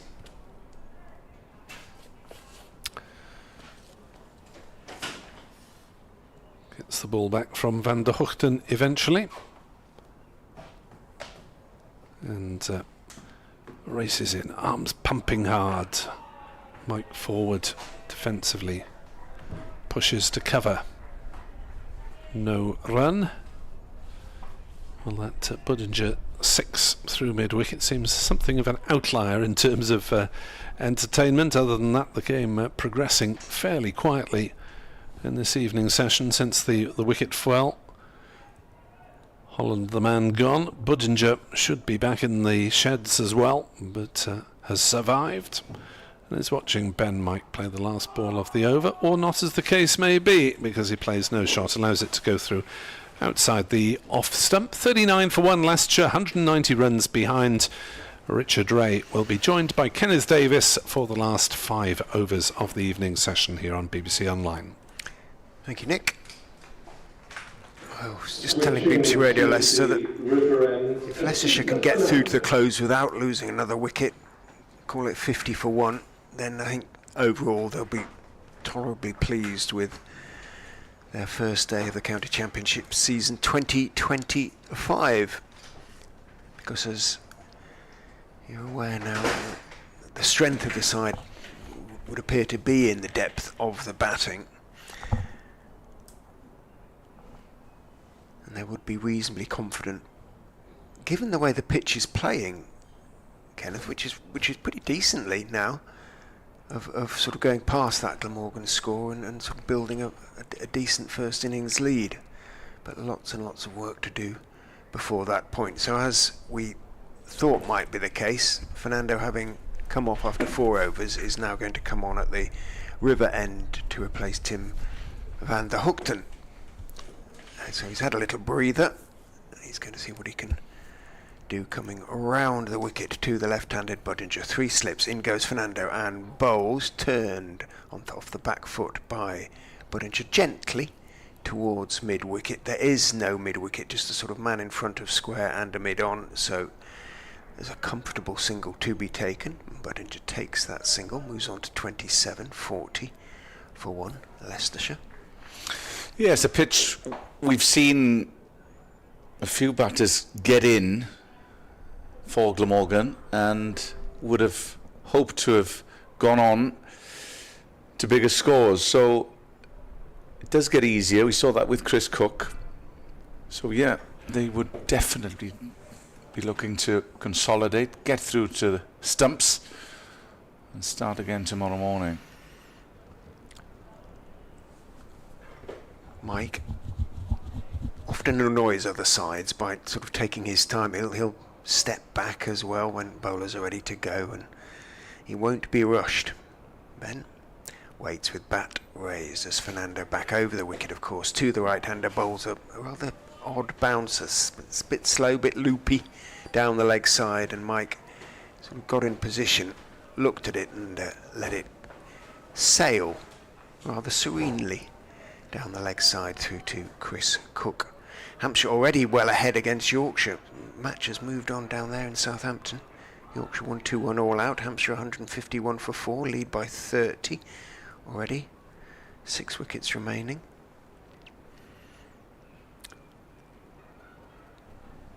Fernando turns, scampers in, bowls to Mike outside the off stump. Ben Mike sort of half stride. It's not a big front foot stride he takes. He just lets it go through outside off stump and then demonstrates what the ball is doing with it with his right hand. Somerset also ahead, having bowled Worcestershire out for 154. They're 178 for 4. They lead by 24 with similar games really, with 6 wickets remaining. Sussex piling on the runs at Edgbaston, 382 for 5.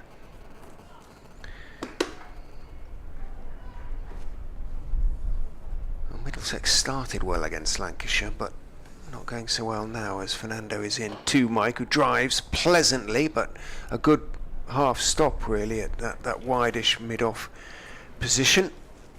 Means that it is 1 instead of 4. Fielder didn't manage to hang on, but did enough, got 2 hands down to it. And Mike has to settle for a single. Yeah, Middlesex, having started well, were in the end bowled out for 260 in Lancashire 54 without loss in reply. Kent making a good game of it now at Northampton. As Fernando back round the wicket to Sol. Budinger short, goes for the pull, top edged over first slip and into the hoardings, to the surprise of Tom Scriven, who was walking round there and wasn't really watching the ball. Looked round to see it thumping into the advertising hoardings, just a sort of foot or two behind him, but that was a false shot from Sol. Budinger, top edged, trying to pull it from outside off stump, flew over the top of about first slip. No chance for him reaching up there, Ingram.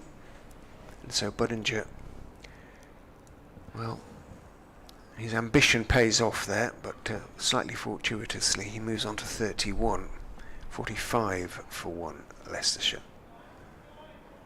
Now, obvious thoughts of the close as far as Budinger is concerned. He will keep going for his shots. 4.1 overs remain to be bowled tonight.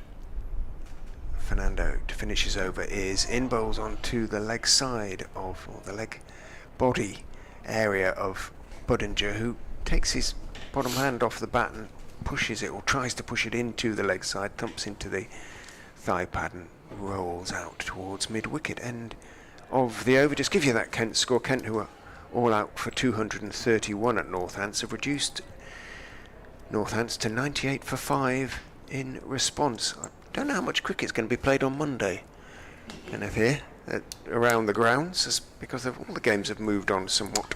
Well, this game has certainly ebbed and flowed, and another wicket for Glamorgan would tip the momentum back in their favour. That has been the nature of the first day's play. Glamorgan still on the attack, with Chris Cook standing up to Andy Gorvin, as he always does, with 3 slips. Point as Gorvin comes in and taken by Chris Cook, left by Ben Mike. 45 for 1. A rearguard action then by Leicestershire, since losing Ian Holland early on. the only wicket to fall. Caught by Cook off the bowling of Tim van der Hoogten. There's been a few shouts since then. In fact, van der Hoogten had one himself. As Gorvin wheels round from the Cathedral Road end, right arm over, medium pace, coming in. And that's worked to mid-wicket, but is fielded by Shoaib Bashir, who handedly made 20, helped Glamorgan to 229, a 50 partnership with Chris Cook, who top scored with 55. That looked like an unlikely tally at one stage, it has to be said. So still all to play for here as Gorvin steams in, bowls, and that's left outside off stump by Ben Mike. So they trail by 184 to the visitors Leicestershire. Just 3.3 overs remain. Still Sophia Gardens bathed in sunshine. And hopefully it will set the scene weather-wise for the next few days. It's a good forecast, isn't it, I think, so hopefully. Gorvin in, and that's pulled aggressively behind square, and that was a bit of a gift for Ben Mike, who capitalised instantly on a wayward ball by Andy Gorvin, strained down leg side, and it went all the way to the boundary.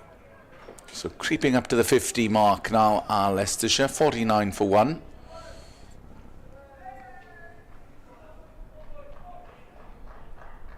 And they've consolidated, looking comfortable at the moment, just trying to survive the next 3 overs. Gorvin in, the last thing they want now is to give a cheap wicket, and they thought about a run, they thought better of it, right as we edge ever closer to stumps.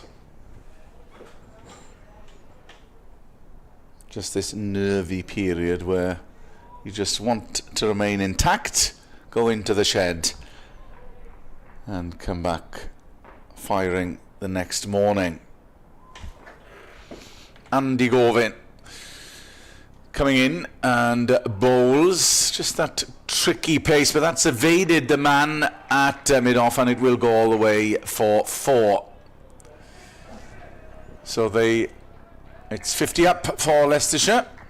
Still those cluster of Leicestershire fans opposite us with the 2 St George's flags in the distance. 53 for 1.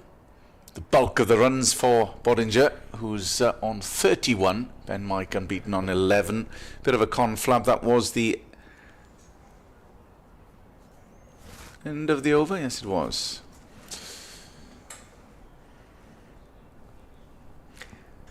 You just feel Glamorgan need a breakthrough. I mean, obviously they need a breakthrough, but psychologically perhaps just one more before the close and they'll feel it's been a tolerably balanced day. I think if Leicestershire get through to 60 for 1, something like that, then they'll be a bit concerned about tomorrow because the pitch is playing pretty well. It is getting better. Looking green, but playing pretty well. Round the wicket comes Fernando. Bowls 2, Bodinger over pitches on leg stump. Clipped by Bodinger very nicely out to deep backward square, and he has bisected the fielders. Bashir put in the dive. He's a tall young man, and he's quite athletic as well, if slightly ungainly, but that was nicely played by Bodinger, and he found the boundary. It is the short side of the ground. And as you said, plenty of batting to come, and Glamorgan would remember this corresponding fixture last year. They piled on the runs in the first innings, then Leicestershire just having a look, 251 and 369 for 6 in the end. Hanscom 139 unbeaten, and Rahane 102 as well. Frustrating Glamorgan. Fernando in again to Bodinger. Again, a slightly leg side, better length, but Bodinger goes back and just turns it out towards mid-wicket. There is no mid-wicket. Van der Hoogten has to run around from a wide-ish mid-on, trying to cover both positions. And Bodinger takes his single, moves on to 36.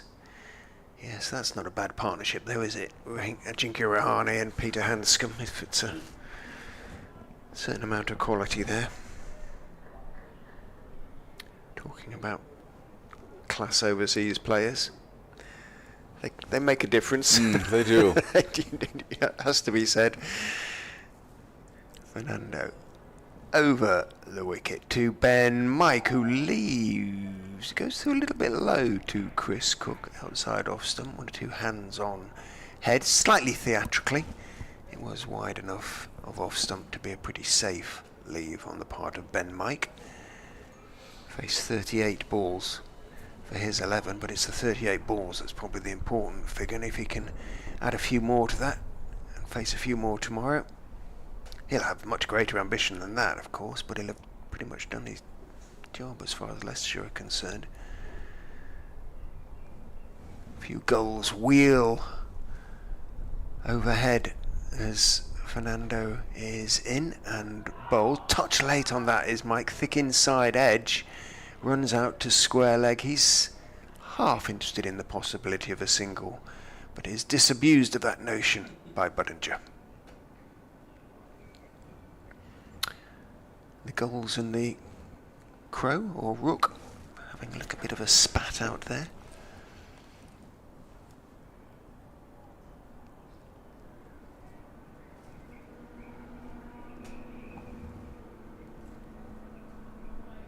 Might be some baby crows or rooks somewhere which need a defending. Fernando in bowls outside off stump, a little bit of outswing, but started just outside off stump, went further, and Mike let it go through. Look like pylons right, shadow of the pylons next to this media stand right across the ground now. Beautiful evening here in Cardiff. 6:30, what will it be? About 20 to 7. Par for the course. Fernando in bowls, short, pulled by Mike very, very comfortably and decisively over square leg for 4. He had a lot of time there, but that was a lovely sound off ball of bat. If you're a batsman, a lovely sound, and Fernando's last ball is dispatched. Mike picks up 4 to square leg. He moves on to 15, 62 for 1. Partnership now up to 44. Fernando none for 29 from 6. That looked a slightly weary delivery, actually. Yeah, short and given the treatment that it deserves. So they're going to bring spin back in the shape of Shoaib Bashir. Just the one over he'll get then. Yeah, Fernando hasn't quite found his line. They've tried him from the Cathedral Road end, then he's been bowling from the River Taff end. I thought he was better in his first spell. Don't know what you thought of it. I Yeah, he looked a bit more dangerous. so spin to try and pick up a wicket with 2 overs remaining of the first day's play. So pretty even Stevens still.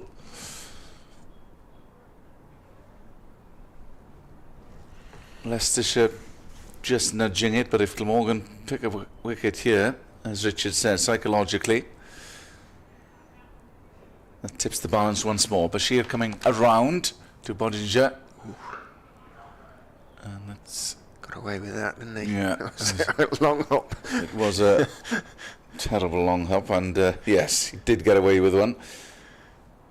Budinger trying to dispatch that through to the offside.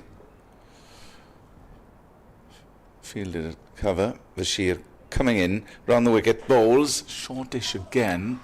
That's left outside off stump that time.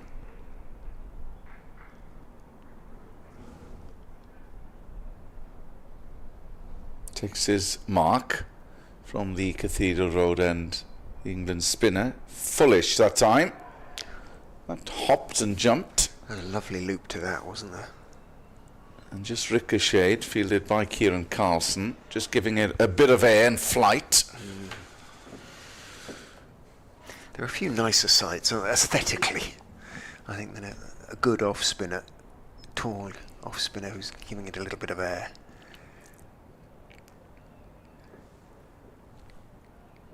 Coming in again is Bashir. Shorter that time, and that's worked into the onside. There's no run. Fielded at short leg. So it looks as if Leicestershire are just going to see this out. 2 balls remaining in the penultimate over of the day. 1 slip, short leg, trying to crowd the batter, and it's left and taken by Chris Cook. So there are runs to be had if you're patient. I think that is the order of the day so far. We saw that with Chris Cook, and another one goes through to the keeper, and that is the end of the penultimate over. Leicestershire 62 for 1. They trail by 167. Mike is unbeaten on 15. Bodinger 36 not out. If they can dig in, which they have, obviously they'll have to regroup tomorrow morning. They'd be confident of trying to put a bit of pressure early doors on the Glamorgan attack. Yeah, I think they will be with the batting lineup they have, and assuming Patel is, and it's a big assumption, can actually eventually bat, they will be reasonably confident of a first innings lead, I think, with, as I say, the batting lineup they have, and with the way the pitch has behaved itself for the most part. 3 slips for Fernando. Final over on this first day of the Rothesay County Championship 2025. Fernando is in, bowls to Mike, who's looking to on drive, slightly thick inside edge. It runs straight to Bashir, who's in at a short-ish mid-wicket. Yeah. The off-spinner makes as though he's going to hurl the ball up the stumps, and Mike just hops quickly back into his ground so that he doesn't bother letting go the ball. Good cricket.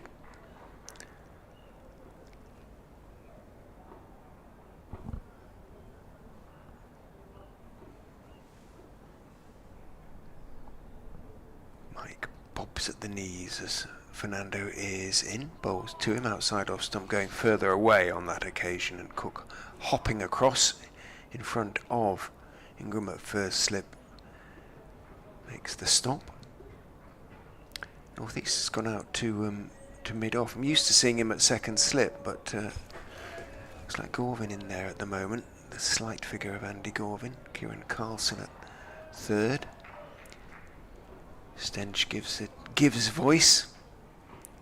The Leicestershire flag is being rolled up, furled. Is that the right description? Fernando is in, bowls short down the leg side. Not a great bouncer. No. Mike, last over of the day, has nothing to do with it. There is a deep square now, so he's unlikely to take on the bouncer. A deep square and, of course, a long leg. 62 for 1. 3 balls to go. So 1 or 2 clouds have just finally appeared to take the edge off the temperatures this afternoon, but it is very pleasant. A little group on the Taft Trail are watching the denouement over the top of the hedge, which is yet to grow high enough to obscure their view. In goes Fernando and bowls. Looking to leave there, Ben Mike. He was lifting the bat and it bounced up enough just to catch the face, and he got away with it. It's running down. It ran down straight off the bat face, down towards third man, and the gap between the slips and point, and he picks up a couple of slightly lucky runs. I think he just rolled his fingers across the seam of that one, just trying to get it to bite a little bit. Seth Fernando, and it did.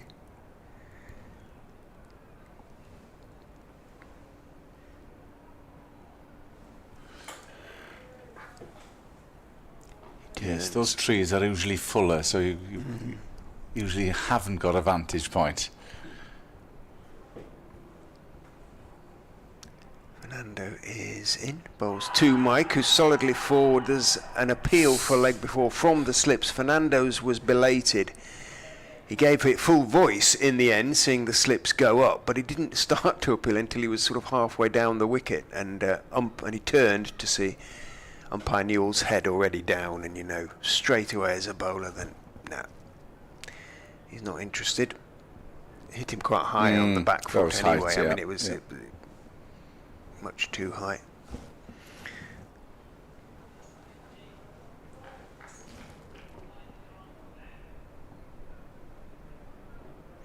Last ball of the day.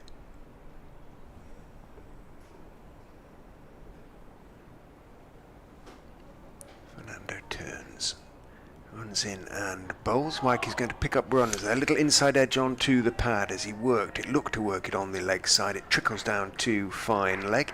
He takes the single. He will face the first ball in the morning, but for now, your first day's cricket is done. Leicestershire close the day on 65 for 1, having bowled out Glamorgan earlier today for 229. There was a battling half-century from Chris Cook and an important late partnership with Shoaib Bashir, which dragged Glamorgan to that score. Whether it proves competitive, I guess we'll find out tomorrow, but the pitch, it was a good toss, I think, Kenneth, for Leicestershire to have won, and they didn't quite make the most of the conditions, but they did well enough, I think. I think they'll be more than pleased with their first day's efforts. On balance of play, advantage Leicestershire, but they will be wary. A few quick wickets, and we've seen that in the course of the first day's play, and momentum shifts quite quickly, but they'll be looking to get into the groove early on, put pressure with their batting lineup on the Glamorgan bowlers, and it does look as if it's a good pitch to get in. It's going to play better over the course of the next few days, and if you can get in, there are runs to be had. So Leicestershire will be pleased with their first day's efforts. 229 Glamorgan made. In reply, the visitors 65 for 1. The only wicket they lost was that of Ian Holland, caught cook of the bowling of Tim van der Hoogte, and a few shouts here and there. But by and large, these two, Bollinger and Ben Mike, have stabilised things, have looked impressive as well. So, hopefully you can rejoin us on BBC Sport Online tomorrow. First ball will be bowled at 11. I will be absent until Monday, but joining Richard Ray and Nick Webb will be none other than Edward Bevan. Hopefully you can join us then. Until then, good evening, no star.